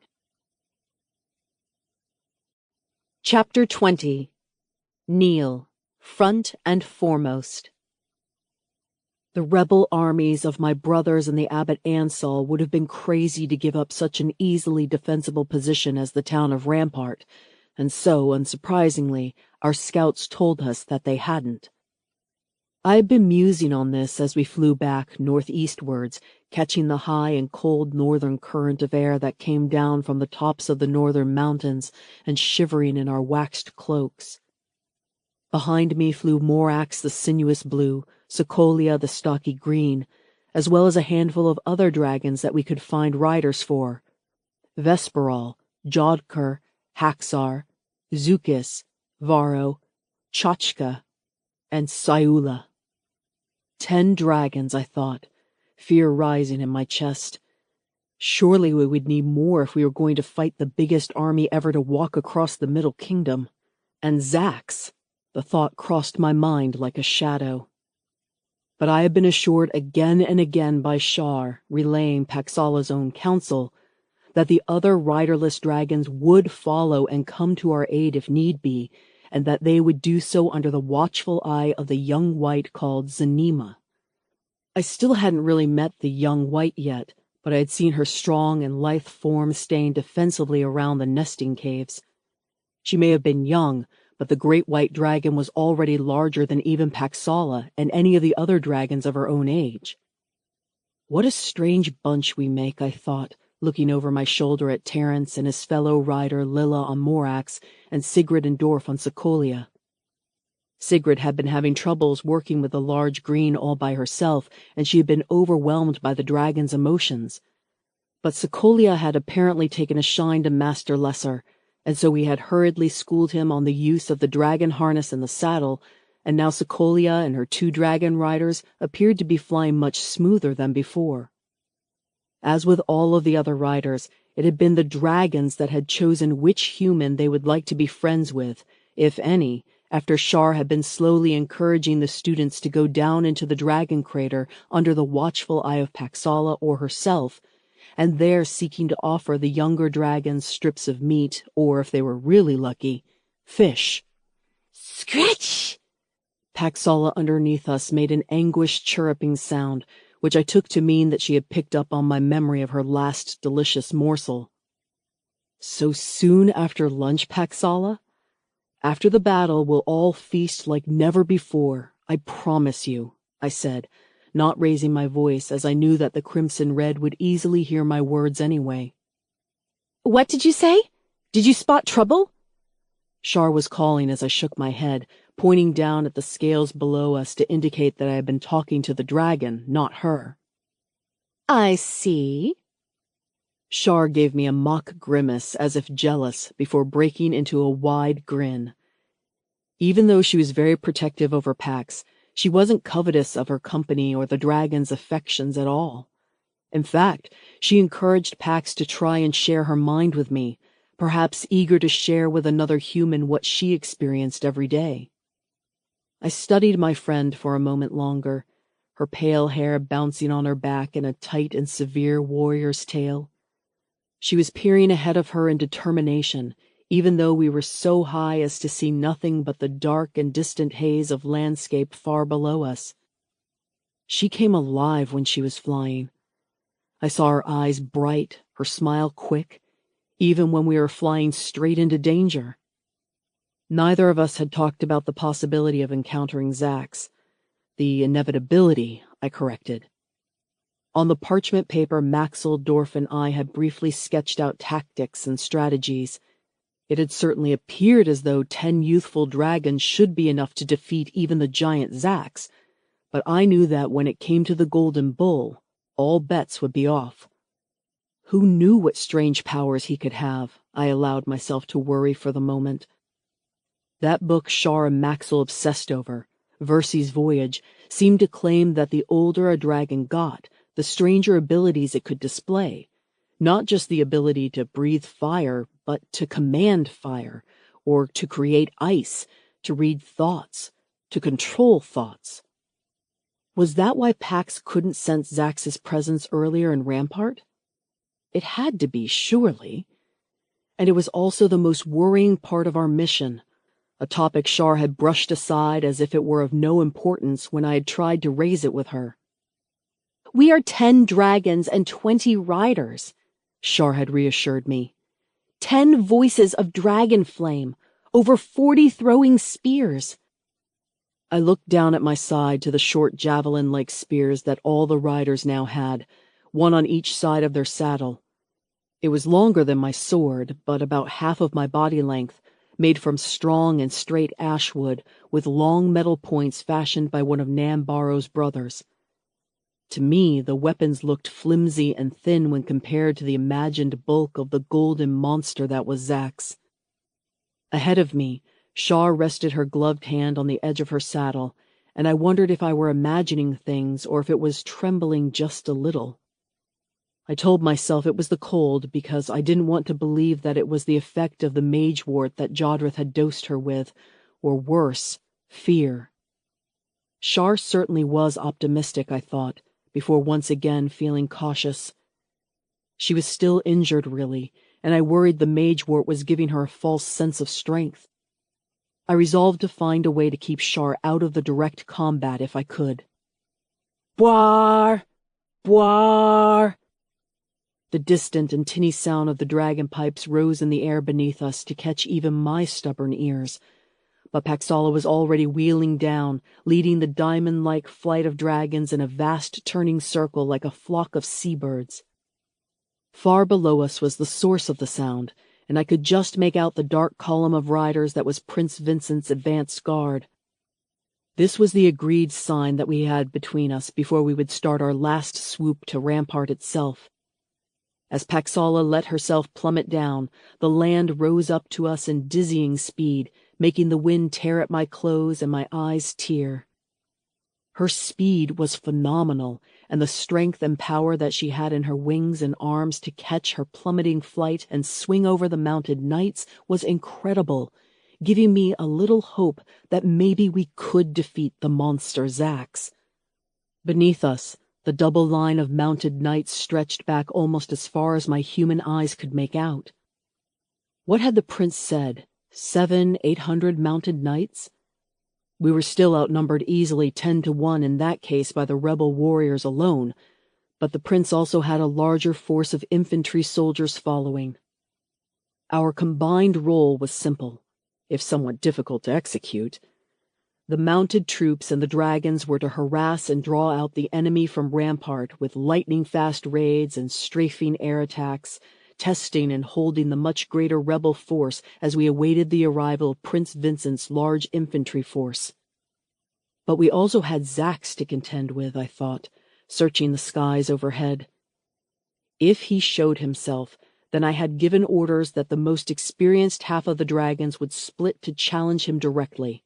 Pax, Sokolia, Morax, Veserpal, and Jodkur, while the other 5 would do what they could to call to the dragons of Mount Hamel. We were a long way away, far out of earshot of any normal creature. But then again, Paxala assured me that Zunima would hear it if they came under attack. I just hoped that she was right. "Torvald!" barked Sir Rathon at the head of the mounted column. He looked in his element, surrounded by his largest knights and caparisoned in full plate armor. Assured of his superiority, I thought, although his fellow knights appeared somewhat less sure of the 10 dragons landing in the meadows around the roadside. There was a river a little farther away, and Shar nodded toward it. "I'll let the dragons drink their fill before," she stated, and I agreed gravely. "But Shar, how do you feel? Your shoulder?" Shar gave me a reckless smile. "Jodrith gave me more of that mage wart, so I don't feel a thing." "Still, please be careful," I said.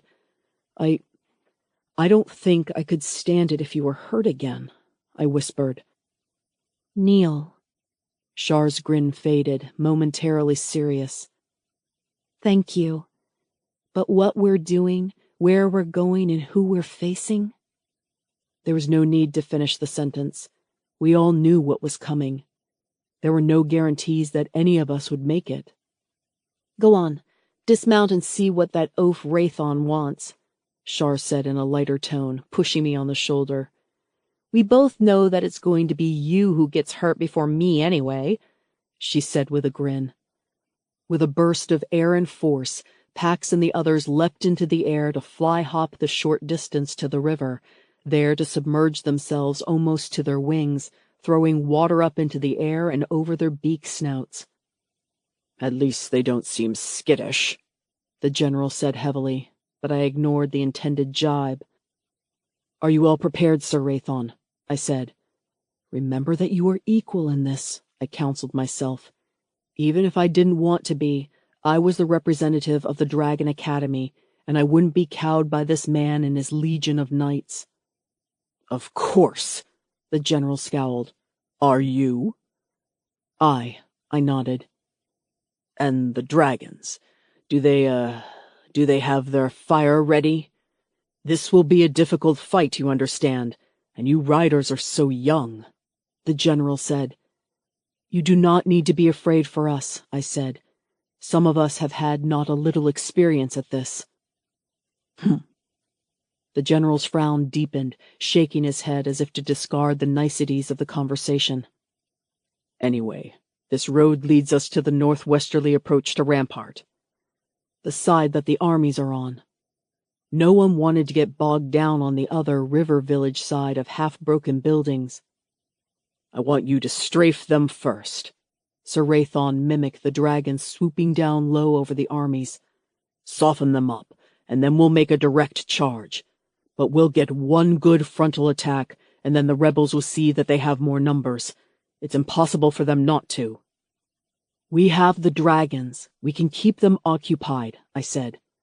Well, you'd better, because after that I intend to lead my men back down this road, giving time for the infantrymen behind us. Wraithon glowered at me. I could sense there was something more going on here under the surface. Maybe it was just the man's way before battle, of course, or maybe it was just the fact that he didn't want to fight alongside someone he deemed inferior. I couldn't be sure. And the prince? I asked. He is leading the infantry, is he not? Of course, Sir Wraithon said. He is safer surrounded by them, and they will be pleased that their great prince is with them as they march into battle. But Sir Wraithon looked askance for a moment, as if worried. Was he worried for the prince? Was that what this was, I thought, before deciding that the hour was too late for me to do anything about the general's anxieties. You do your job, General, and I promise that the dragon riders will do ours, I said. The general made the same harumphing sound again. You'd better, he muttered, before turning and stalking back to his own steed. My lance and shield, he shouted. Sound the horns. We ride for the Middle Kingdom. I stepped down off the roadway to let the column pass as the war horns of the prince's knights blared harshly around me. As they rode, I saw the loyalty and the grim determination that Sir Wraithon inspired. Is this what you have to be to lead the hearts of men, I thought? I didn't want to turn into a Sir Wraithon. Why, if I were ever a general or even a ruler, I would never sit at the back, surrounded by thousands of soldiers like the prince does, I thought. I would ride at the front as Sir Wraithon does, because I suppose that was one thing to be said for the general. At least he led his people into battle.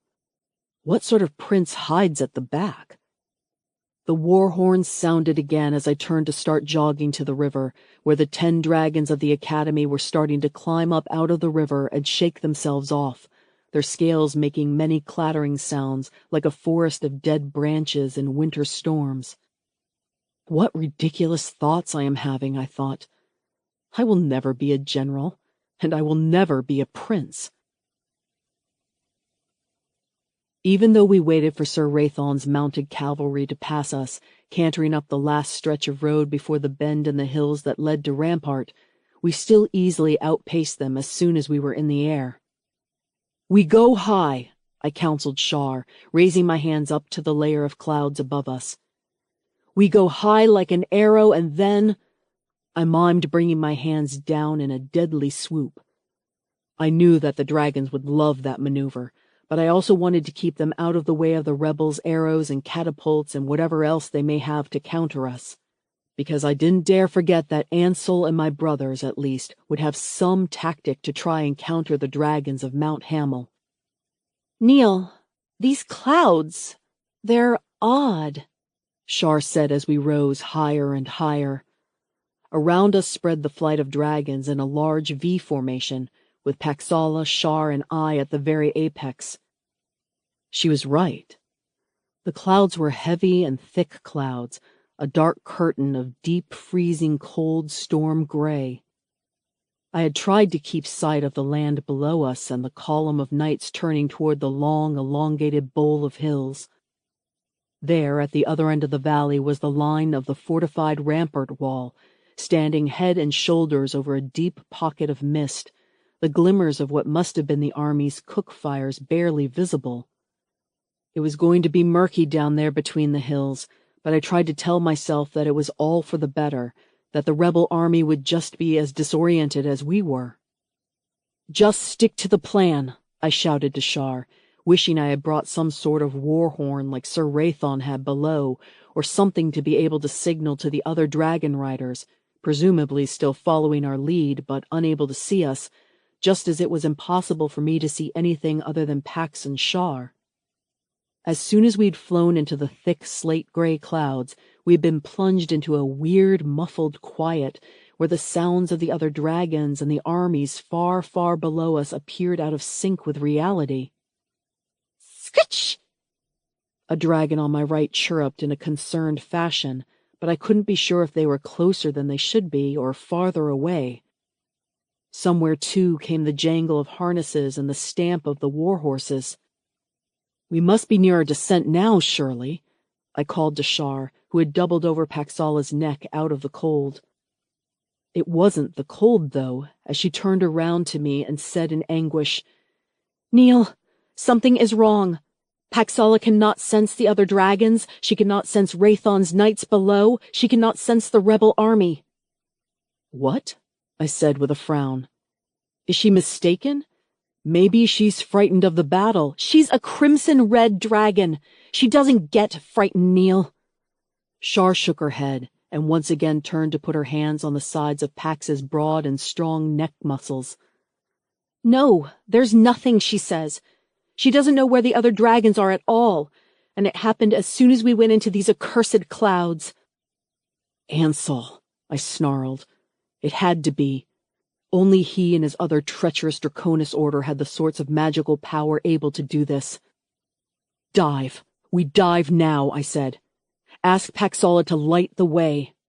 "But the other dragons!" Shar cried, even as Pax started to hold her wings in that gliding gesture I now knew so well, just before tucking them together and diving forward. Stars keep us from colliding with any of the other great dragons, I thought, dreading what could happen when two such large and dangerous creatures hit each other in mid-flight. "We should already be in the lead, Shar," I argued, "and we have to do something." I sensed that buzzing in my head as Shar conveyed her thoughts to the dragon below. Whatever she had said, Paxala responded by angling herself to dive faster. She wanted to be quick. She wants to be the first, I thought, as orange light flared ahead, coming from the mouth of the crimson red. She hissed small gobbets of fire, causing the clouds around us to suddenly glare with red and orange, revealing her ruby-red body in flashes. I hope this works, I thought, seeing how she had turned herself into a living lantern. Squeak!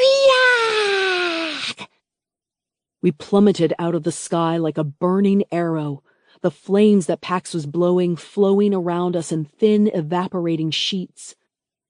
I wondered what the rebel army would think when they saw us. We would look like an incandescent falling star. There was a sizzling sound as the flames revealed a dark draconian shape just behind us on our right. It was Morax. Another flare of flame, and there, right behind us, was Sokolia, copying Pax's example. "Shar!" I managed to shout out over the howl of the rushing wind. "There is the land to think about." She knows what she is doing, Shar said angrily, though her face was tight and pinched with worry. She didn't like what Pax had told her, I could tell. The Crimson Red's sudden inability to sense was something new and unsettling for all of us. Whoosh! With a sudden flare of Pax's wings, we broke through the low-lying cloud and into the rounded, broad area in front of Rampart. We were traveling fast, straight for the wall itself.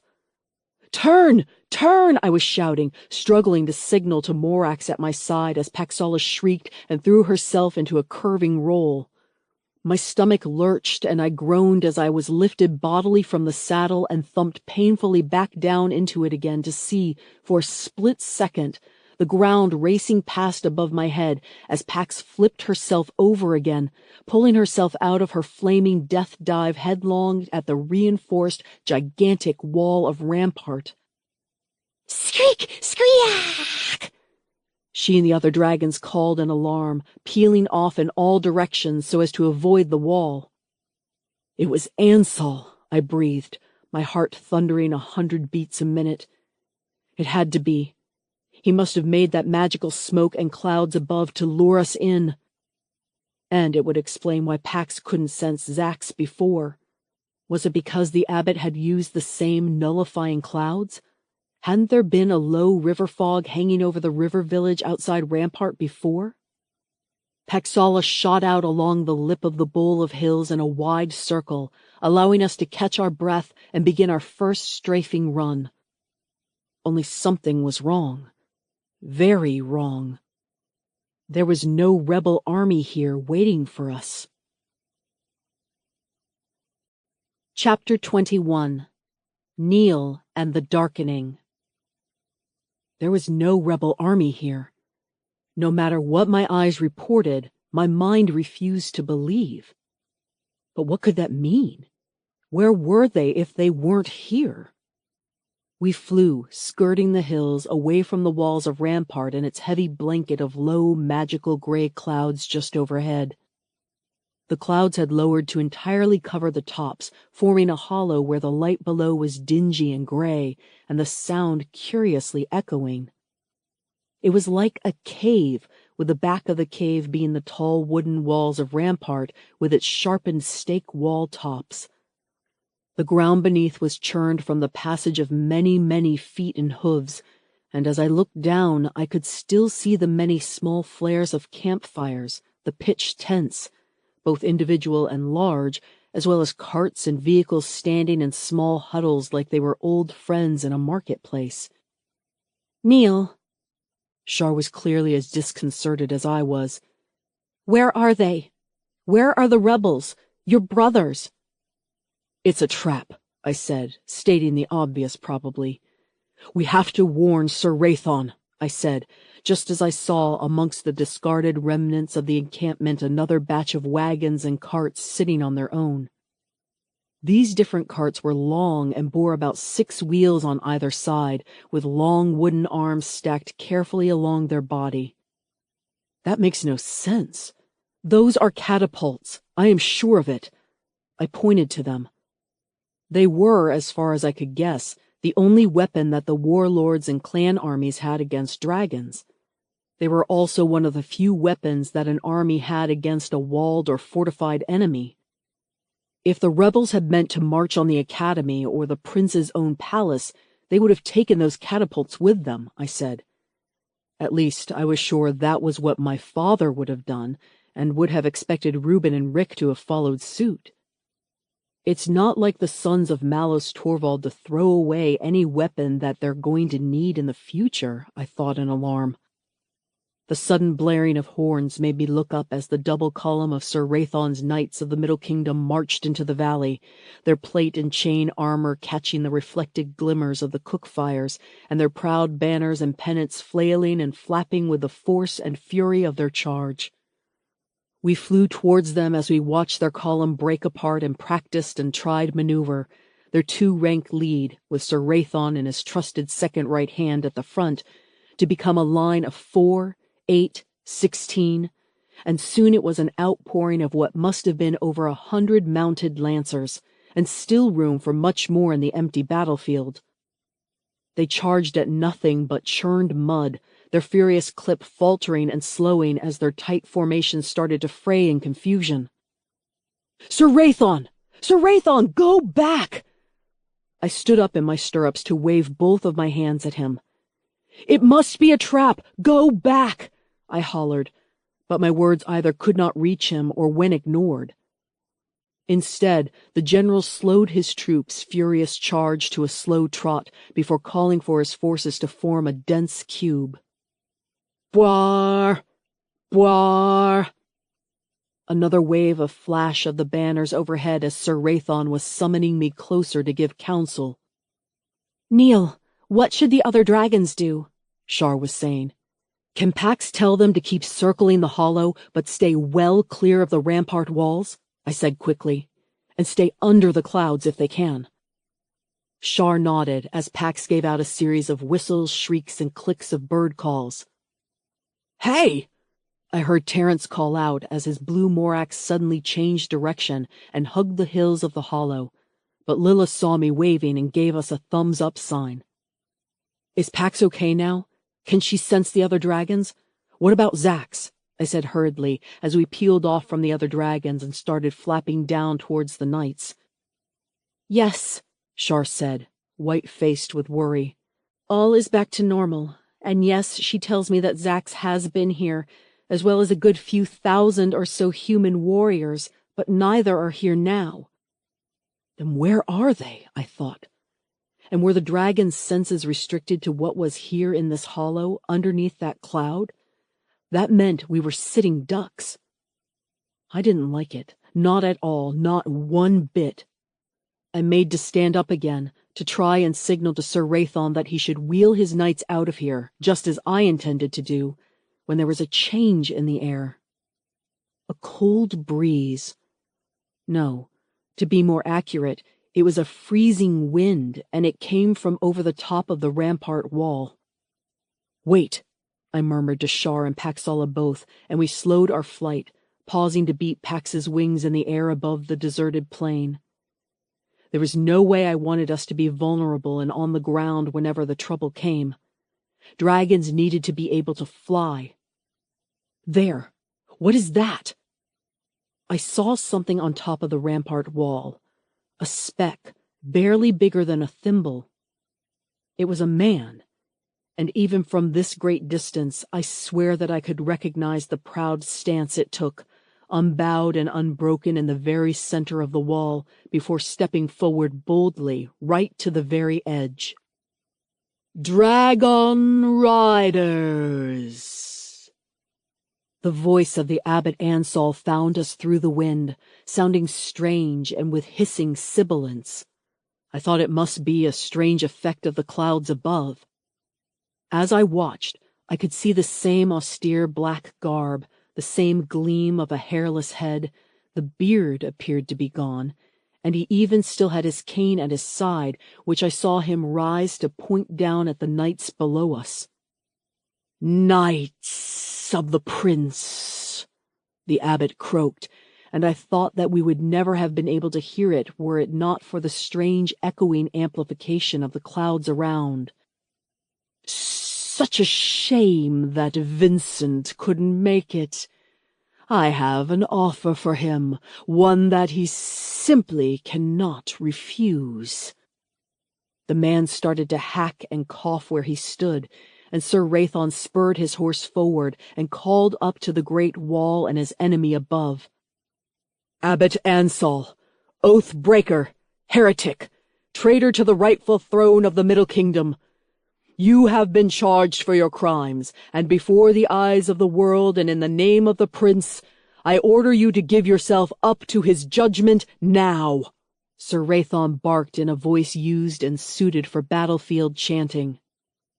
"Silly little man, why would I give myself up?" The abbot finally stopped choking and coughing, but appeared to be laughing instead. "Your armies have clearly abandoned you, as well they might when they saw our dragons," Sir Raython barked. "You know the might of Prince Vincent's armies. Give yourself up now." But why, little general? My armies haven't abandoned me. No, far from it. They are all around. He raised his staff and emitted a cry, and I saw a spark of electricity flare from the top of his cane and up to bracket along the bottom of the lowering clouds. "Dragon riders, ready!" I called, reaching for the first lance, which I intended to throw straight at the heart of the abbot. I didn't know where the rebels were hiding, but unless the abbot was lying, they had us surrounded. And then something really weird happened. The dark and heavy clouds above started to wisp downwards. Small tufts and tendrils of smoke fell, insubstantial and wavering from the sky. There were 100 tentacles of smoke, and 100 more. "What is this?" I said, as drips of the cloud smoke fell past my shoulder, puffing and evaporating right there in Paxala's wing to regather and coalesce in its same column of smoke on the other side, continuing its fluttering way down to the ground. "Enough of your games and theatrics!" Sir Raython shouted savagely, swiping his lance across the nearest column of smoke that stood before him, scattering it into wisps. He spurred his horse to charge through the next, scattering that one too. "I don't like this, Neil. I think we should get the dragons out of here," Shar said. "I don't know what the abbot is playing at, or whether he's just buying himself time, but you're right." I nodded, standing once again, shirking away from the nearest column of cloud smoke as it flowed off my shoulder to shout, "Dragon riders, ride!" Paxala wheeled, but as we did so there was a sudden scream from below, halting our escape. What was that? I looked down. We couldn't leave Sir Raython and his men down there if they were under attack. I peered and saw that one of Prince Vincent's mounted knights was on the ground, dead, and standing before him was a shadowy, insubstantial figure. More screams erupted from the mounted knights as the columns of cloud smoke coalesced into pale, warrior-like forms, barely human, but each holding the shadow blades and weapons as they must have done in real life. "What has the abbot done to his army?" I asked, aghast at what I was watching. I watched as more of the cloud warriors formed and struck, before collapsing and tattering into mist whenever they were struck. I didn't know if that meant that the specters were banished or dead, or whether they would only come back again. But I could see our knights were surrounded, and that they could be attacked from anywhere, any angle, at any moment. "Sir Raython!" I screamed. "Get them out of there!" "How do you like my new army, little general?" the abbot cooed and purred.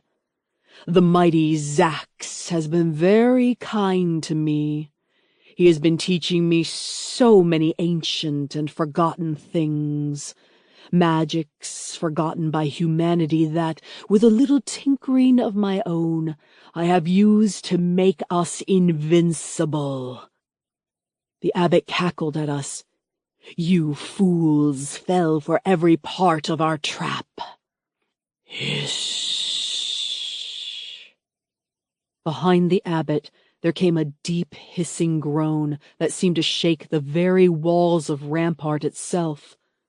"Shar, I think we've just found out where Zax is," I said hesitantly, as the deep gray clouds behind Rampart started to deepen, as if a great shadow were moving toward us. "Behold your god!" The abbot started to gibber as twin patches of glowing red eyes winked on the clouds above him. He's insane, I thought, hefting the throwing lance up to my shoulder. "Shar, I want a clear shot, but I want all the other dragons to get back to the academy now." Shar nodded grimly, conveying my wishes to Pax, who twittered and shrieked her suggestions to Morax and Sokolia and the others, while beneath us the knights were being butchered. "Screak!" Paxala beat her wings furiously in tight circles, trying to not only blow away the cloud warriors, but also to gain enough momentum for a charging attack. Just one shot, I thought. That is all I need. Above us, however, the abbot cackled as the great flame-filled eyes of Zax grew closer. You see, before I only wanted to be immortal for myself. I gave that knowledge to the old Queen Delia and helped lengthen the lifespans of the princes. But what the great and mighty Zax has shown me? He has showed me a way not only to live forever, but to be everlasting. He doubled up in some sort of hysterical joy as Paxala swooped, and I raised my arm. You just have to want it badly enough, the abbot said, throwing out his cane and pointing it at us. My heart quailed, but Paxala's did not, and she flipped her wings to her side, curving her flight around the bolt of electrical light that shot past her and hit the knights beneath and behind us. There was a sound like sizzling water, and I looked over my shoulder to see knights and horses evaporating into the same shadow, cloud smoke as the abbot had called. He's only adding to his army of darkness with every kill his soldiers make, I thought in horror, seeing the wisps of the human knights rising upwards to the strange clouds above. Hiss! The glowing eyes were joined by a snout and horns and tufted ears as a great head almost the size of Pax's entire body emerged out of the mists. Zax had grown huge in his exile. "Kneel! Now! Now!" Shar shouted, using her own stirrups to help Paxala turn in a tight curve in front of the walls, leaving me with just one crystal-clear moment. The abbot had lowered his staff and stood not 20 feet from me. He looked different, changed. Gone was his wispy and wiry beard. Gone were his eyebrows and any sign of hair. Just a wizened, ancient head with sunken, glittering eyes. And it wasn't only his eyes that glittered, but the skin around his brows, his cheekbones, under his eyes and lips was so oddly reflective, like he had scales. Ah! I threw the small lance and watched as it arced over the distance between us, as fast as thought and made all the speedier by the momentum of the dragon upon which I sat. The abbot looked astonished and confused for a moment as it shot straight at him, thudding into his body. Woof! The abbot exhaled at the same instant there was the crack of splintering wood as the lance shattered on impact with the old man's chest. Although the force of my throw bowled him over, the throwing lance was in pieces all around him, and the abbot was coughing and pushing himself back up again. It didn't kill him. It didn't even injure him, I said, mortified as Paxala flashed past and upwards, flaring her wings and claws at the rising maw of Zax, the monstrous golden bull. Striak! Pax roared her defiance at the dragon that was her father, and in response, Zax opened his mouth and shot out a torrent of flame. Dive! Shar shouted, but she did not need to tell me to clutch Pax's neck, nor the dragon to suddenly spin in the air and change direction, avoiding the boiling firestorm that erupted from Zax's mouth. Great claws, each talon as big as my entire body, seized the top of the rampart wall, breaking it apart as Zax hauled his bulk onto it, ready to launch after our much smaller dragons. Arise, my god! Arise, my army of darkness! The abbot was capering where he stood, as more and more wisps of shadow smoke rose from Sir Rathon's fallen knights. I watched as the abbot once again gestured with his cane, pointing south. Fly to the Dragon Mountain and punish those who should stand in the way of our birthright. At his command, the clouds boiled and parted as the shadow soldiers melded into it, and the clouds broke away from their more natural fellows and raced southwards towards Mount Hamel. Shar, I called. I saw, and we're not staying, Shar shouted. Thank the stars, I thought, as I saw the tails of the other dragon riders vanishing out of the head of the valley. We have to catch that shadow army somehow. We have to stop it from falling on the academy as it had here. Behind us there were screams and another bolt of terrible power as the undying abbot turned more of Sir Rathon's living knights into his army of shadow darkness. Chapter 22. Shar, Flying. We flew as fast as we could, though no words passed between the riders. We all just knew that we had to get back to the dragon crater and our friends. The dark armies of the abbot were heading there. How fast did they travel? How could we warn the crater and the academy before they got there? I kept thinking again and again in alarm. We had been unprepared, woefully unexpecting the dark magics that the bull dragon and the abbot could utilize. Behind me, Neil's face was pale and pinched with fury, his eyes far away. "There was nothing you could have done to prepare for that," I said to him. "Nothing any of us could have done." Neil blinked, looking at me as if for the first time. "I know that, but it's not just that. It's Reuben, it's Rick, it's all the other clansmen of Torvald whom I have stood beside, trained under." The realization hit me of what he meant. "Oh, stars, Neil, I'm so sorry." They must have been killed by the abbot, killed and transformed into those shadow specters that were even now racing towards our home. I couldn't imagine what that must be like. Never to see your family again was devastating enough, but knowing that they had been trapped for eternity as some sort of evil spirit? "We'll stop the abbot," I promised him savagely. "We'll make him pay for everything that he has done." Somehow, I thought. "If it's the last thing we do," Neil said, before his eyes widened and he pointed behind us. "Look, it's there." I turned to see that he was right. Racing ahead of us, moving of its own steam and apparently independent of any current of air, was the dark, boiling cloud of the abbot's shadow army. It was flying low to the ground, heedless of the trees, hills, buildings, or even villages that it flowed over and through. I watched it speed past an open country trail upon which had been moving a cart and horses. As it eclipsed them, there was a flash of light, and then the cloud was gone and the cart upturned on its side, abandoned. No sign of the drivers or of the horses. "It's like it just consumed them," I murmured. "The darkening is death. It is beyond death." Paxala snarled into my mind, making me wince with the force of her anger. "That is everything that the dragons stand against. The dragons are fire and warmth and light, and that shadow is cold and dark and death." I sensed her deep disgust and fury at what her own father Zax had apparently done. The bull had moved beyond being a mere monster or a mere tyrant to her. He was now an abomination. "I will kill him. I will end his evil." Paxala lashed her tail, exploding a stand of trees as we flew. "I know you will, my sister," I reassured her.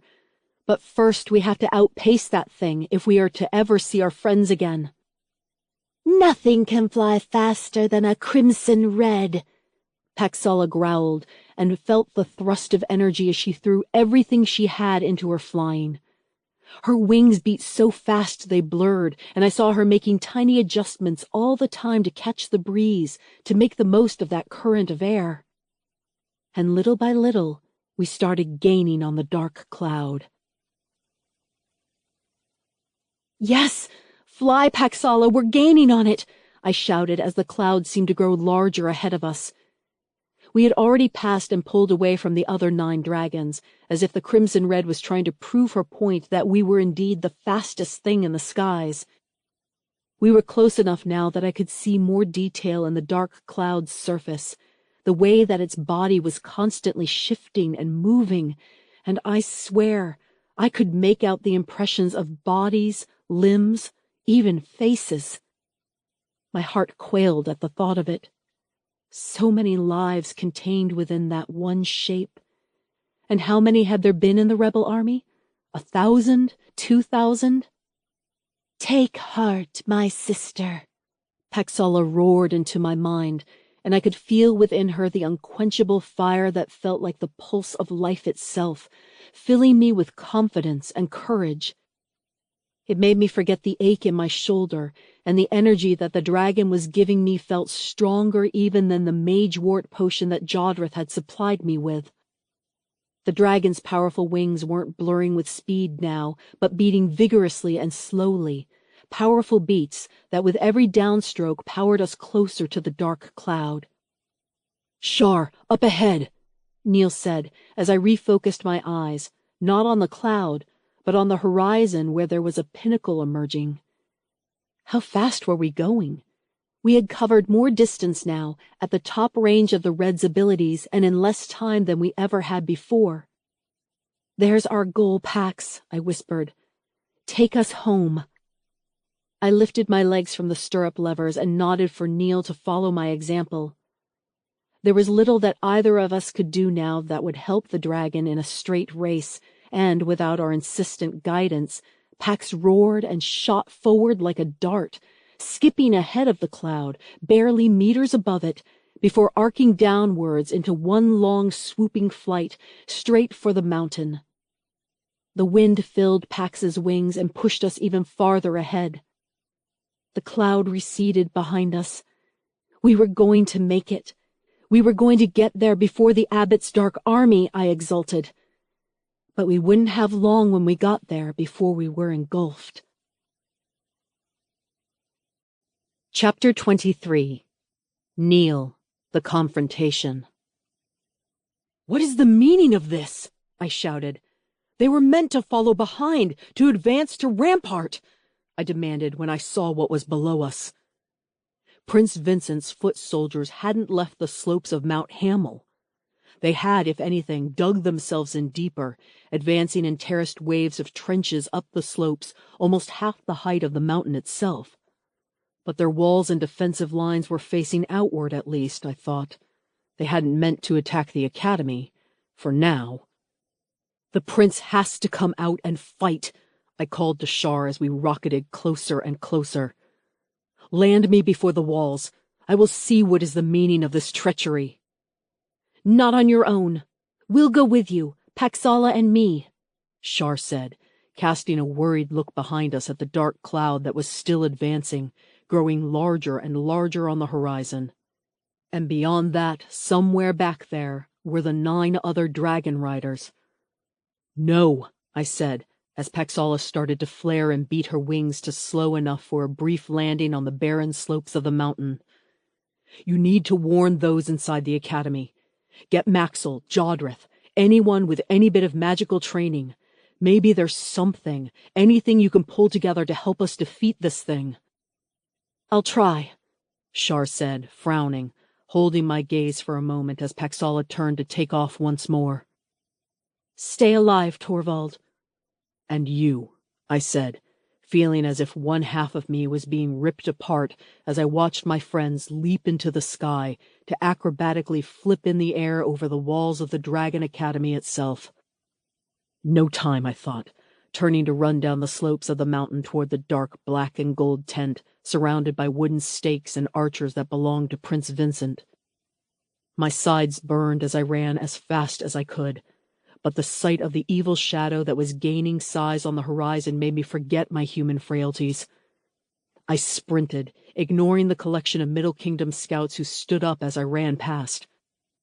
I charged through the ad hoc lines of trenches and gathering soldiers and militia, tough men and women who lived and died by the sword and had already spent weeks on the road. "Here! Stop him!"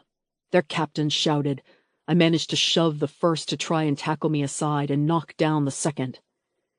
"Take me to the prince," I bellowed. "I am the first dragon rider, and I must see your prince now. Our very lives depend on it." I threw a glance over my shoulder and saw the cloud was growing in size, now occupying almost a quarter of the northern sky.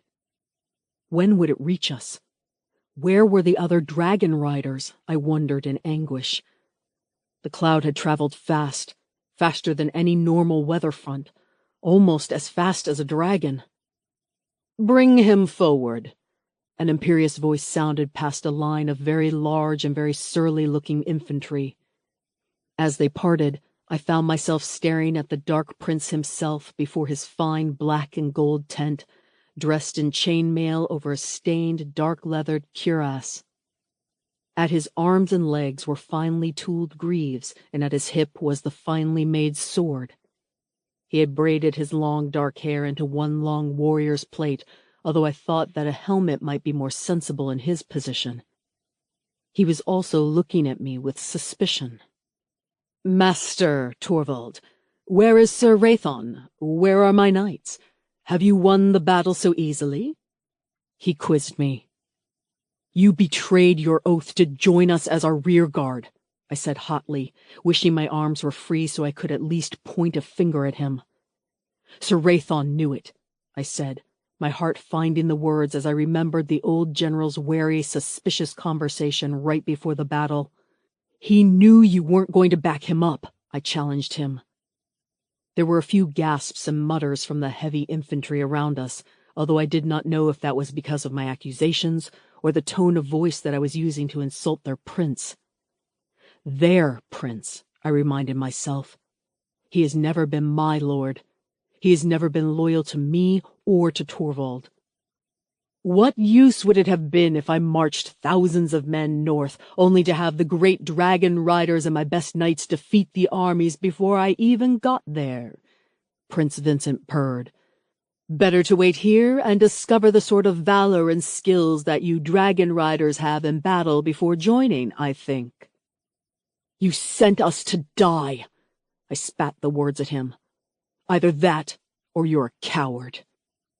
I could see the type of man that Vincent was, one who was forever getting good people to do his dirty work. He had probably wanted me and Shar to die in the battle, so he could once again try to take over the academy in our absence. He didn't care if Sir Raithon died, just so long as he himself didn't. How dare you call me a coward? Shtick! There was a whisper-quick maneuver as the fine, straight-bladed sword that the prince wore appeared in his hand. I had barely seen his hands move, they were so quick. I reassessed my judgment of him. He might be a coward, but he was a very well-trained one. And, Master Torvald, you may be the first rider. You may be the chosen warden of the academy, as your father was the chosen warden of the East, but you are still my subject. The prince advanced on me, his blade still held out and my hand still seized by the prince's men on either side.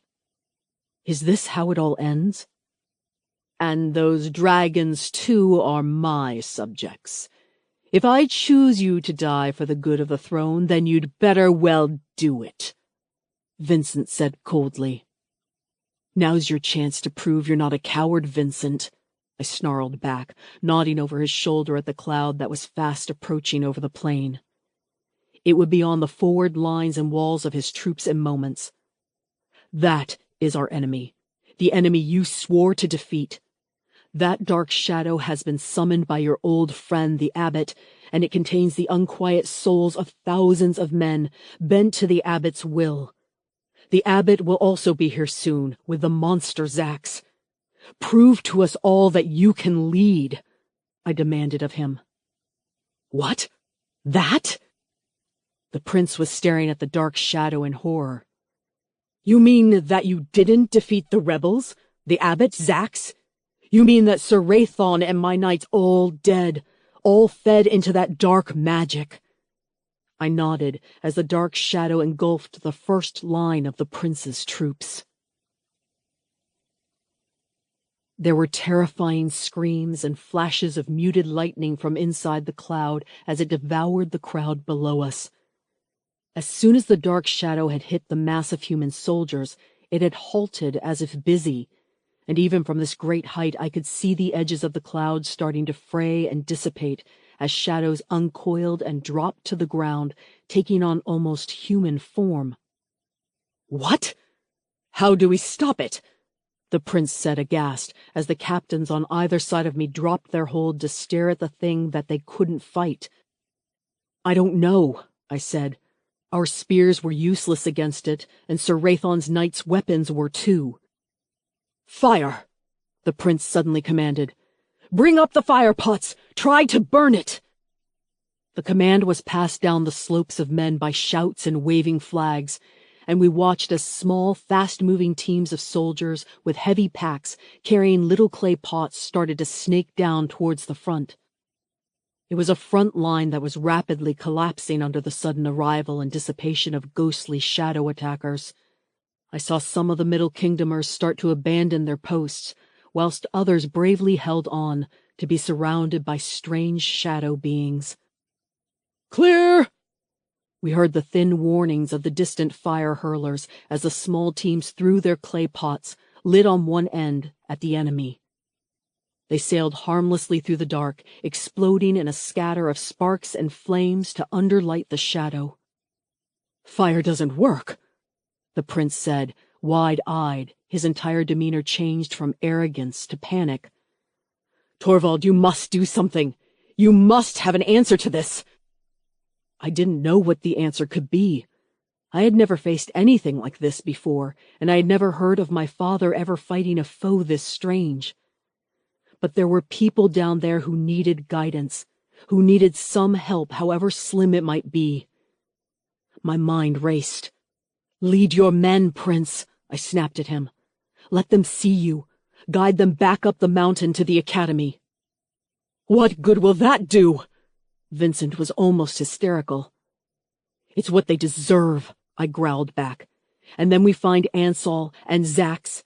It's Ansel and Zax's magic that caused this somehow. If we can stop them, then maybe, just maybe, their spells will unravel as well. The prince nodded, his face pinched with fear and concentration as he signaled for his horse to be brought forward. Guards, to me! We clear a path for the escaping soldiers, help those who have fallen, he was saying as he leapt atop his horse. In the dark and flame-lit gloom, he appeared almost noble. Torvald? He pointed to another stallion that had been brought forward. I might as well do some good before we all die, I thought, vaulting onto the horse and wishing it were a dragon. Easy, fella, easy, I murmured to him, before starting to help the prince save what he could of his people. The cloud was moving at a steady pace, no faster than a slow walk on foot, but implacable as it started to swirl around the slopes of Mount Hamel and then horribly start to rise. Squeak! Squee! The dragons whirled and called from above the academy, and I raised a gloved hand, hoping that any of them would see me and know that I was all right. Shar knows. Paxala's voice, heavy and angry, broke into my mind. She seemed able to communicate with me much easier here on mountain soil. What was it they said? That this mountain is sacred? I will tell her what I see of you. She is busy with the lightning monk. The lightning monk, I thought in confusion, before the answer came to me. I smiled wearily. She must mean Jodrith. Good. Just tell them to find a solution, I said out loud, making the wounded soldier I'd been helping look at me oddly. I rode beside the prince, giving orders for the soldiers to evacuate their positions and start moving up the mountain ahead of the cloud's advance. We were still losing hundreds of people down at the front, those who had either bravely stayed to try and fight the shadow warriors or those too slow in running away. It appeared that Shar, Jodrith, and the others had at least found a way to help as there came a sudden crackle of thunder behind us over the Dragon Academy.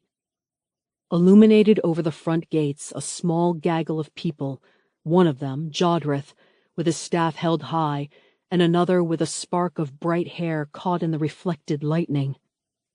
Shar, my heart beat. She was fierce and proud up there, just as she always looked to me. I've never had much time for girls, I thought. It was always swords and fighting stances. But if there were ever a girl I'd happily spend the rest of my life with, it would be her. Only now, it all appeared almost too late as the cloud was billowing up in front of the mountain, ready to engulf us all. I'm an idiot, I thought. I should have told Shar what I felt about her earlier. I looked back up at Shar and saw that her assembled group were doing something, raising their interlocked hands into the sky as the lightning crackled over the gathering clouds. This was like what the abbot had them do before, I remembered. When my brothers had attacked this mountain, the abbot had managed to hypnotize his magical students into summoning a great storm, and now it looked as though Shar and Jodrith were attempting to do the same. The storm clouds generating above the academy swirled and glowered, lowering their bulk over the slopes of the mountain in direct retaliation to the abbot's spectral cloud. I watched in a sort of awed terror as these two titanic forces crept towards each other, a thin strip of blue-gray sky between them, and then, with a roll of thunder, the Academy's cloud gave way to a gale of hurricane wind, straight down into the dark shadows of the abbots. Whoa! The soldiers around me suddenly slipped, gripping their helmets and each other as the gale-force winds Shar had summoned blew apart campfires, tents, blew spears out of soldiers' hands. But it was also forcing back the shadow warriors. On the slopes below me, one of the shadow warriors attempted to stride forward, raising his eldritch sword as more and more gobbets of shadow stuff were pulled from his body. Through sheer evil will, the thing continued to march, even as it grew fainter and fainter, before eventually evaporating into darkness. We might even be able to win this, I thought, watching the magical gales drive the dark shadows back. But how long before they reincorporated and attacked again? Just as I was starting to build my hope once more, there emerged over the darkening shadows the mighty bulk of our true enemy, and he was being harried by 7 much smaller dragons. Zax had arrived. Chapter 24. Neil, the greatest challenge yet. Zax had arrived, over the skies of his old home, and he flew ponderously and slowly, like a mountain hovering in the air. His wings were ancient and much tattered, and his golden scales had cracked and dulled, so now he appeared just yellowish and with a hint of rust. But he was immense. He dwarfed all of the smaller dragons, including Paxala. He was a thing out of legend, a nightmare of a forgotten past that was somehow still alive in the world. 7 dragons? My mind caught up with my horror. I counted again. Yes, there were Morax and Sokolia. I would recognize them anywhere. And there too were the other single-rider dragons of Asurpal, Haxar, Zukis, Varo, and Chachka. I watched as they each swarmed and mobbed their tyrant dragon like diving crows, swooping in fast turns to slash at the bull's wings, back, or belly.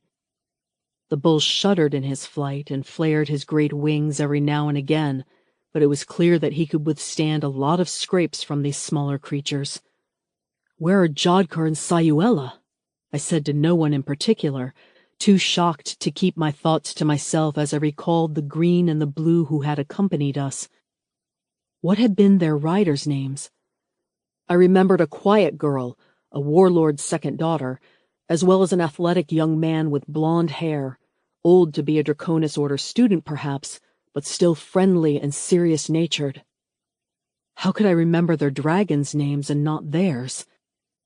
Yes, Neil, they have fallen fighting my father. We dragons sensed their blood. Paxala informed me in my mind, and I could feel her rage. It echoed my own. "Torvald!" It was the prince, already ahead of me and wheeling his stallion around towards where Zax appeared about to land, right in front of the academy gates. "You said I was a coward, and only killing that beast and the monster it carries would end this darkness. Well, we shall see about that.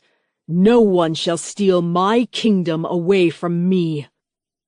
I watched as Prince Vincent turned his stallion and spurred him towards the monastery, armed with nothing more than his sword and shield. He's gone crazy, I thought, as the small figure accelerated up the slope and the gigantic Zax thundered to halt, crashing into the gatehouse walls with his bulk and shaking Shar, Jodrith, and the other magical students from their ritual. Almost immediately, the storm winds lessened and started to subside as the dark shadow army coalesced once more. "Shar!" I called, urging my own steed into a gallop after the prince. "I see it. I will save her," Paxala said, her thoughts as fast as lightning as I saw up ahead a glimmer of red in the dark skies. "Please be quick, Pax, be quick!" I gasped, watching as Zax settled on his haunches and a clacking guttural roar escaped his maw.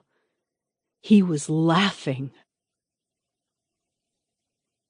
"Come closer, little prince," Zax boomed at the charging Prince Vincent, and to his credit, Vincent didn't hesitate. He charged on his steed straight at the monster, his sword held high. With a roar, the golden bull lashed out with a paw, seeking to dash him and his steed to pieces. But the bull wasn't as quick a beast as Paxala was, and Vincent threw his horse into a kicking swerve so that Zax's talons only scored their deep furrows into the earth. "Pax!" I shouted desperately on my own charge to the gates. "Shar is safe. I have her," came the Crimson Red's reply, and a moment later she leapt into the air from behind the walls to wheel over her father. The sudden appearance of his daughter drew the bull's attention, and Prince Vincent capitalized on the opportunity, darting forward to swipe his sword at the bull's shoulder. There was a metallic clank and screech, and I swore sparks flew, but no damage was done. "Daughter, I should have crushed your egg when I had the chance, just as I killed your mother," the golden bull said clearly in my mind, and it seemed the prince could also hear the dragon, for he glanced upward briefly. It was the wrong move for the prince. With a sudden snarl, Zax lashed his tail, a tail that was thicker than an oak tree, across the rocky ground, and I heard a whomp as it hit both rider and horse. Is he dead? I wondered for a moment, watching both bodies tumble aside to the rocks. But no time to check, as now it was me on a steed before the gold bull. The Dark Prince had given me a sword, which I hefted in my grip before the King of Dragons. It was a well-made blade, serviceable and sharp, not the thin finery of the prince's own. Maybe I can distract him, give Pax a chance to attack. "Zax!" I shouted, spurring my steed into a leap over the tip of the gold's tail as I leaned down. Clang! I swiped as hard as I could at the beast's forked tail and heard a crunch as one of the aging scales was barely dented. What good was a sword against a beast of this size? "Fool!" The dragon spoke once more, although I didn't know if it was to me or the prince or Pax. He lifted his tail to swipe at me as he had the prince, but before he could, there was a scream from the Crimson Red above our heads. Defiant and angry, Pax shot down like a hunting hawk, scraping her claws across her father's snout. He shouted in pain, and gouts of thick, dark dragon blood spattered onto the ground. His attention turned to the more dangerous daughter, leaving me free to leap from my saddle, rolling on the ground before the beast. I'd not take my steed with me to death, and at the sudden loss of its rider, the horse galloped down the slope, and hopefully to some form of safety. Although with the darkening clouds spreading up the slopes of Mount Hamel, I knew that might even be short-lived. Paxala was swooping up, turning in her flight as Zax suddenly reached up, standing on hind legs to bat at her like an angry cat. He missed. Paxala, with Shar riding on her back, performed a whisper-quick aerial maneuver to dance out of the way of those dangerous claws. Now was my chance. I ran to the bull's feet, leaped, and with my sword in one hand, seized onto his scaly leg. I clung on as the dragon shifted and moved, reaching to bat at the dancing Paxala above him. Zax was too busy fending off his daughter to notice me as I climbed. I could smell the heavy, bitter tones of soot and smoke pouring from the bull's mouth as he prepared his dragon flame against his daughter. But there was one adversary who I had forgotten. The abbot Ansel, himself clinging atop the monstrous gold. "Torvald!"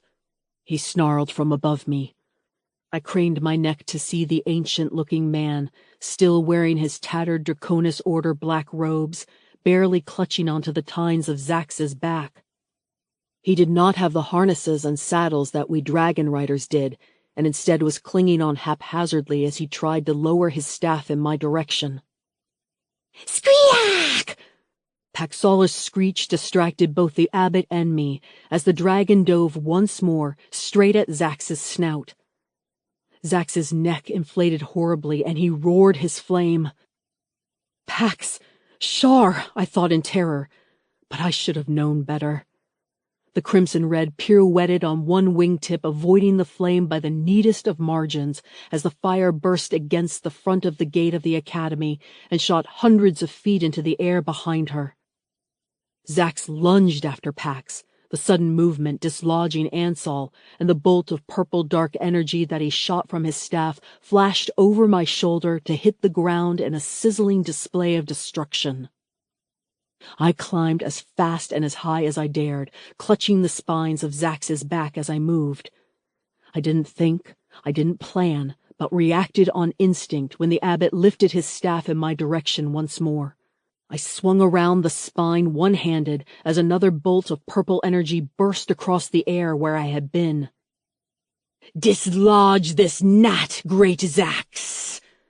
Ansel shouted as I climbed closer, but I was far more practiced in the art of dragon riding than the abbot, and the great beast had problems of his own.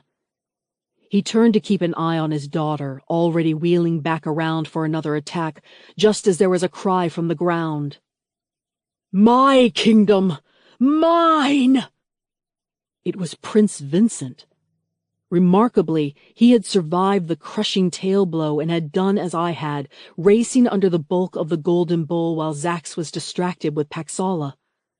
As I watched, Prince Vincent leapt from where he had climbed up the foot of the beast, fine blade outstretched, to plunge it between the softer, smaller scales of the dragon's lower neck, where the strange inflatable organs of the dragon's flames were. I hadn't thought Vincent knew much about dragons, but aside from the eye or the mouth, the magical chemical organs of the lower neck were probably the most damaging a target as could be found on an adult dragon. Zax made an awful gurgling, groaning sound as he suddenly convulsed, shaking his neck and head, sending Vincent, who had been hanging from his sword, flying to the floor, and shaking Ansel as the older man clutched onto the bull's shoulders. I only managed to stay aboard the dragon's back because I was already clinging to one of his spines with all my might. Vincent hit the dirt, crying out as his leg collapsed beneath him, breaking at an unnatural angle and sending the prince tumbling across the clearing in front of the gate. Zax landed with both paws heavily on the ground, holding his neck crookedly, the handle of the blade sticking from the side of the bull's neck. It looked deeply embedded, but too small to ever kill such a massive foe. Both Ansel and I were still on the dragon's shoulders, but only just. "You dare to attack the dragon god?" Ansel screamed at Prince Vincent, hysterical in anger as he thrust the staff down at the earth. Hiss! With a burst of purple and dark energy, the abbot's foul magic hit the prince square on, washing him in waves of strange glowing flame. Prince Vincent shrieked as the flames overtook him, turning his once fine and handsome form dark, insubstantial, tattering away into the dark shadows. For a moment, I thought I saw an impression of shadow and smoke, a figure of the dark prince trying to maintain his old form as the shadow thing whispered, "My kingdom, mine," before dispersing. It was a gruesome sight, but a moment I couldn't afford to waste. As the abbot was busy, I clambered across the back of the beast, nearing the jubilant Ansel. "I dare," I snarled, striking out with my blade at the abbot's outstretched hand and staff. "Ah!" My blow hit the old man's arm squarely, but there was a sudden crack as the sword splintered as if it had struck diamond. It might not have wounded him, but the blow was heavy enough to knock the abbot's arm away, releasing his staff to spin and clatter to the ground below. The abbot fell back among the tines of his god, hissing at me like a dragon. "You ingrate! You inferior little bastard!" He spat at me, and I could see from this close distance that the abbot really was different. His brow was heavily scaled, and his eyes flashed a golden orange, just like the dragon beneath us. "What have you done?" I breathed, seeing for the first time the way the man's arms extended into talons. "I have joined with the dragon." The abbot sneered at me from where he still stood on Zax's back, proud of the fear that he was causing. "It started with the baby dragon bones, giving me magic, but Zax brought me wild dragon blood and flesh. I am becoming one of them. I, too, am a god!" Abbot thundered, striking forward to swipe at me with blackened claws. I did only what I was trained to do by my father and at the academy. I fought the draconian abbot, using my broken sword to desperately parry and riposte the abbot's slashing attacks. But every blow that landed only skittered across the man's magical hide. His scales must be as hard as the dragon's underneath us. "Ha! Little human, you cannot defeat a god!" Ansel laughed, kicking down at me from his shoulder perch to catch me on the side. I lost my footing on the thrashing shoulders of Zax and fell, scrabbling on the scales as I clutched my arm around the bull's neck. There! My fingers found the hilt of Prince Vincent's sword, still embedded in Zax's neck. I hung from it as above me Ansel stepped forward, right to the edge of Zax's shoulder, as the golden bull huffed and wheezed. My hands started to slip, so I gripped tighter, only for the blade itself to move horribly in the flesh of the gold bull. The wound pulled and tore, and thick, strangely green ichor seeped from the wound, covering me and the bull's neck both. "Prepare to die, Torvald!" Ansel crowed with laughter, reaching down to slash me with his claws. "Kneel! Jump!" It was Paxala in my mind, her own mind feeling focused and fraught with tension. "I might not be able to defeat you," I said through gritted teeth, "but I have friends who can." I jackknifed, pulling on the blade as I did so and kicking out against the neck of the sputtering Zack with my feet as I sprang, pulling the blade free from the golden monster's neck.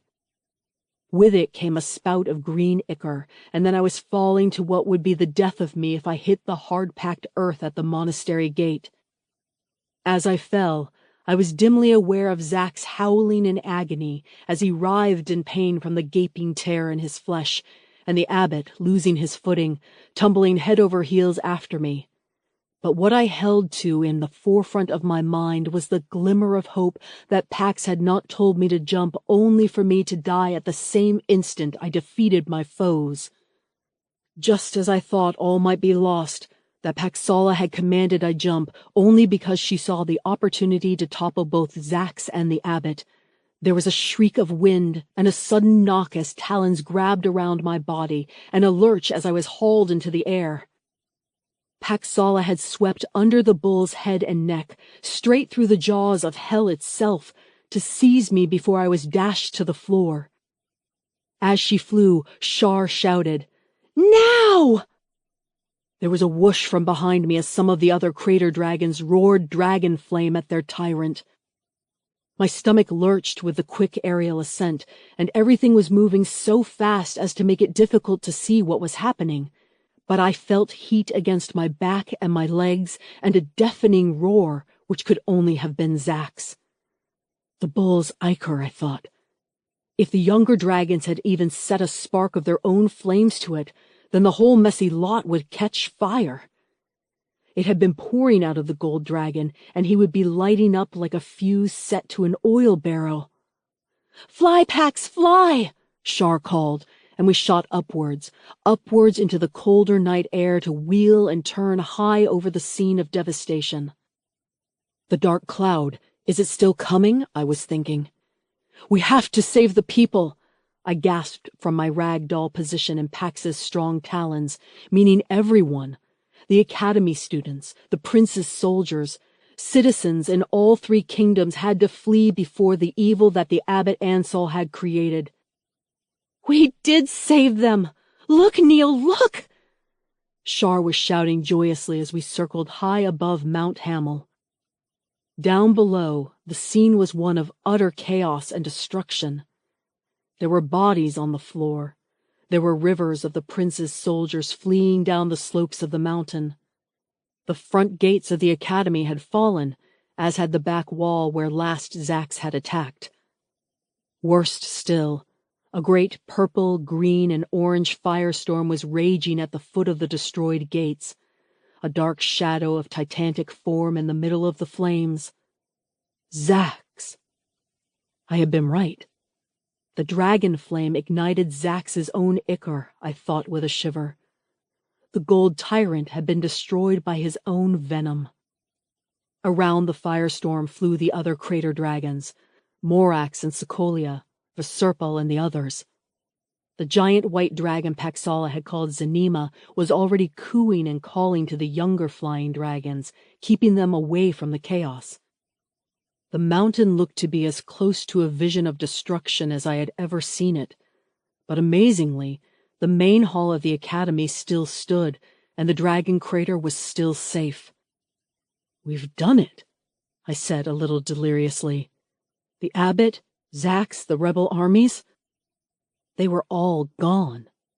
All of those who had threatened the dragon crater were dead. Even the Prince Vincent is no more," the thought hit me. He had shown courage at the end. But what would happen to the Middle Kingdom now that it had no prince to lead it? "Neil, you look so worried, but we've won. We did it, together," Shar said. "The dragons can have a future now, a real future." Epilogue. Torvald, A New Era. Even though the enemies of the Dragon Academy had been vanquished in one terrible night, the fall of Zack's, the abbot, and Prince Vincent, all still left me with unsettling questions.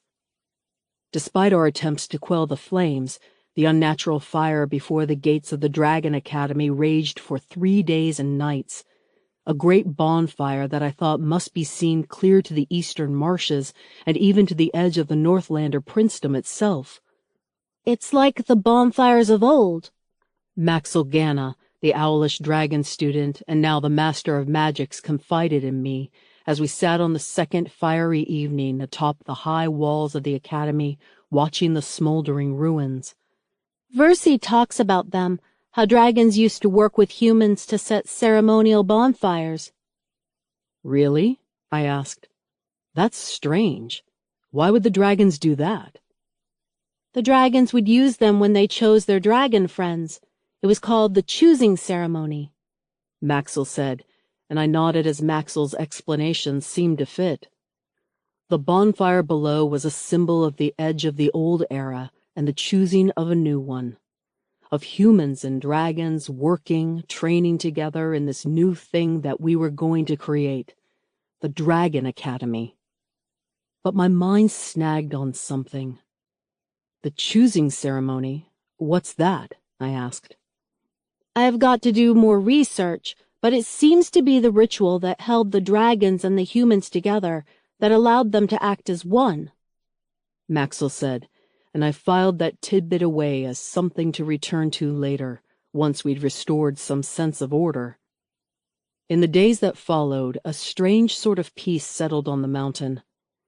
I think that it must have been the destruction and disappearance of the rebel army, turned to shadow and then dissipated when Ansel fell into the flames, and then the subsequent loss of Prince Vincent to the same foul magic that made travelers wary of approaching the sacred mountain.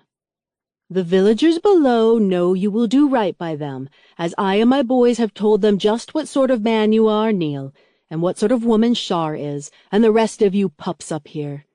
But the traders, the merchants— Nan Barrow confided in me on the third evening of the burning of Zax. Her large, sprawling family lived in the tiny scratch of a village around the southern slopes of the mountain, so she had a finger on the pulse of the community in the way that we on the mountain did not. They are scared of what evil is going to be born here next.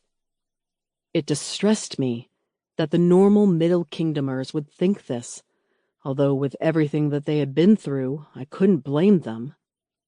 And so, on the fourth day, I assembled the dragon riders. "We have a new charge," I announced. "We must fly out across the land, carrying simple supplies and assist any villagers or Prince Vincent's fleeing troops who need it. We must offer them protection," I advised the assembled dragon riders, whose weary, dirt-smeared faces were no longer those of freshly recruited students. "If they need food, offer them provisions. If they are lost, use your flight to guide them to the nearest safe town. If they are under threat of brigands and bandits, defend them. If they need medical help, then direct them here." We still had a lot of medical supplies from when the Draconis Order used to train healers and scribes, and I was determined that that tradition, at least, would continue. "You will bear urgent messages. You will clear the roads if the storms have knocked trees across the path. You will make your camp by the hamlets and villages that have no leader until they can appoint their own spokespeople," I advised. It was a simple plan, and one I modeled on my own father's writings. Like him, I did not believe that the warriors of the clan should only protect the clan lands, but also keep the clans safe as they conducted their own affairs. Extended out to the entire Middle Kingdom, I foresaw a time when the dragon riders could protect and keep the towns and villages as they elected mayors and captains.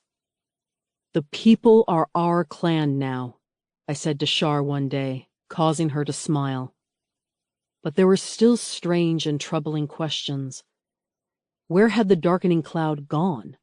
Was its destruction really a matter so simple that when Ansel died, his shadow army dissipated? And what were we to make of the rumors telling of shadows in the northern mountains? Were these stories mere superstition or not? Then, too, was the discovery, when the fire had eventually burnt itself out, of Zax's blackened and burnt bones at the foot of the academy gates. It came as a relief to know he was truly gone, but we did not discover any sign of the body of the abbot Ansel, nor his magical staff.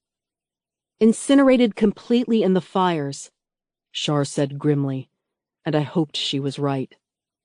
What we did find, however, right in the center of Bonfire, and at the very hottest place of the fire, was a blackened crater with 3 strange crystal-like orbs. Were these something that Ansel had been carrying with him when he fell? Were they the secret of his strange powers of invincibility and darkness? Or were they some strange remnant of a dragon organ, fused together by magic and flame? Or perhaps they were little more than the glowing earth stars that sometimes cropped up naturally in the ground, glowing, light-catching stones, somehow uncovered by the inferno that was the dying Zax? "I have no idea what they are," Maxelgana had said doubtfully, turning them over to Dorf Lesser. My friend and roommate hefted them in his hands, each no bigger than a duck egg, blackened with soot, but shiny and smooth underneath. Dorf had become taller and broader in our battles, but he still had his boyish way about him. "Pretty," he shrugged. "Maybe we should keep a hold of them in case they mean something." "No," Shar said vehemently. "They might be like the dragon bones, corrupt." Dorf suddenly grimaced, dropping the stones to the floor and looking to wash his hands. "I agree with Shar," Jodrith said in measured tones. These dragon stones don't feel natural, but I also think it might be unwise to just throw them away. What if they bring back some sort of evil against us in later times?" I was surprised when those assembled, Shar, Dorf, Maxwell, Jodrith, all turned to regard me for my opinion. "Separate them," I said. It seemed the only reasonable solution. I looked to Shar to see if it was acceptable to her, and she nodded.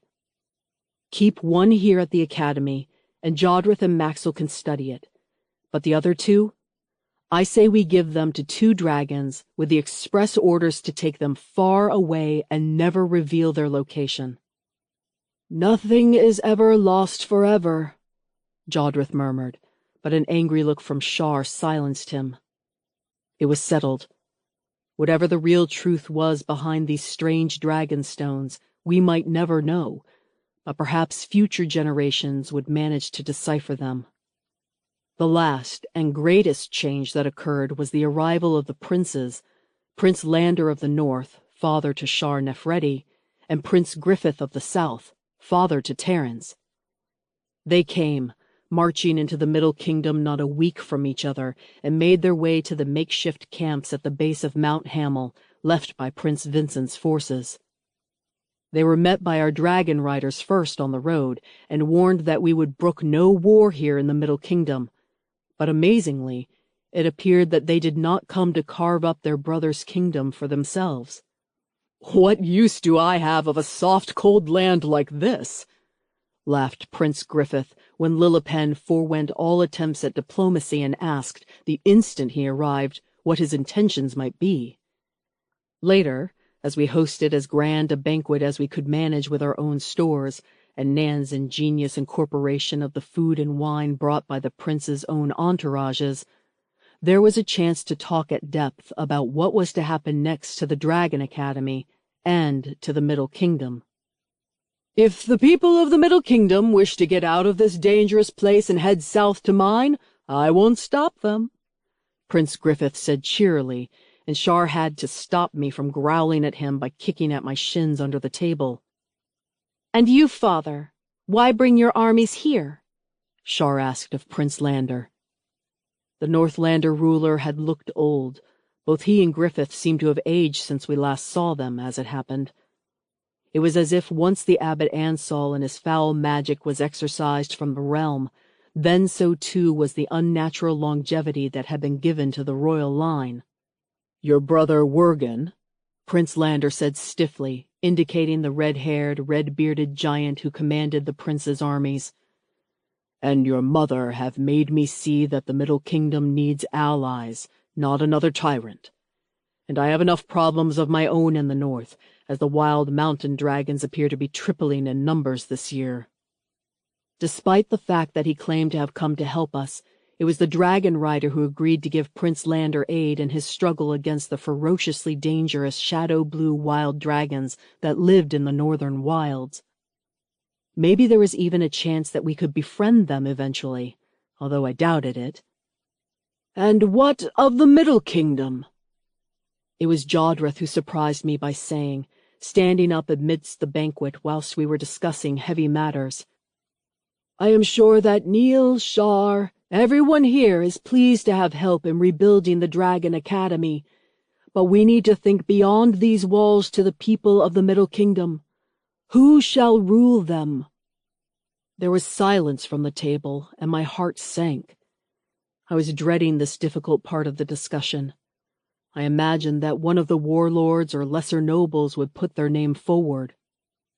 "We have been discussing this, my brother and I," said Prince Griffith, standing up to raise a glass, "and we have come to a settlement, as neither he nor I want to govern this troublesome province." A rumble of disagreement came from the assembled Middle Kingdomers, and Prince Griffith spread his hands wide in a placating gesture and grinned at them. "I do beg your pardon, but you have to agree that no end of trouble has come from here in the last few decades." He was right at that, at least, I thought, and the crowd seemed mollified by the inarguable truth of his observation. Although worried what the Southern Prince would suggest next, My eyes sought out the only two candidates I would pledge myself behind, Shar or Terrence. "And we have determined who here has the skills to help govern the Middle Kingdom, if they agree," Prince Griffith announced. I'll fight to the death for either of them, I thought, as I looked at my friends, before realizing that actually I would fight to the death for anyone here at the Academy. In fact, I would do more than that. I would live for them as well. Prince Griffith turned to me to raise his wine glass. "Neil, son of Malos Torvald, you were raised by the chosen warden of the East, and you rose to be protector of the Dragon Crater.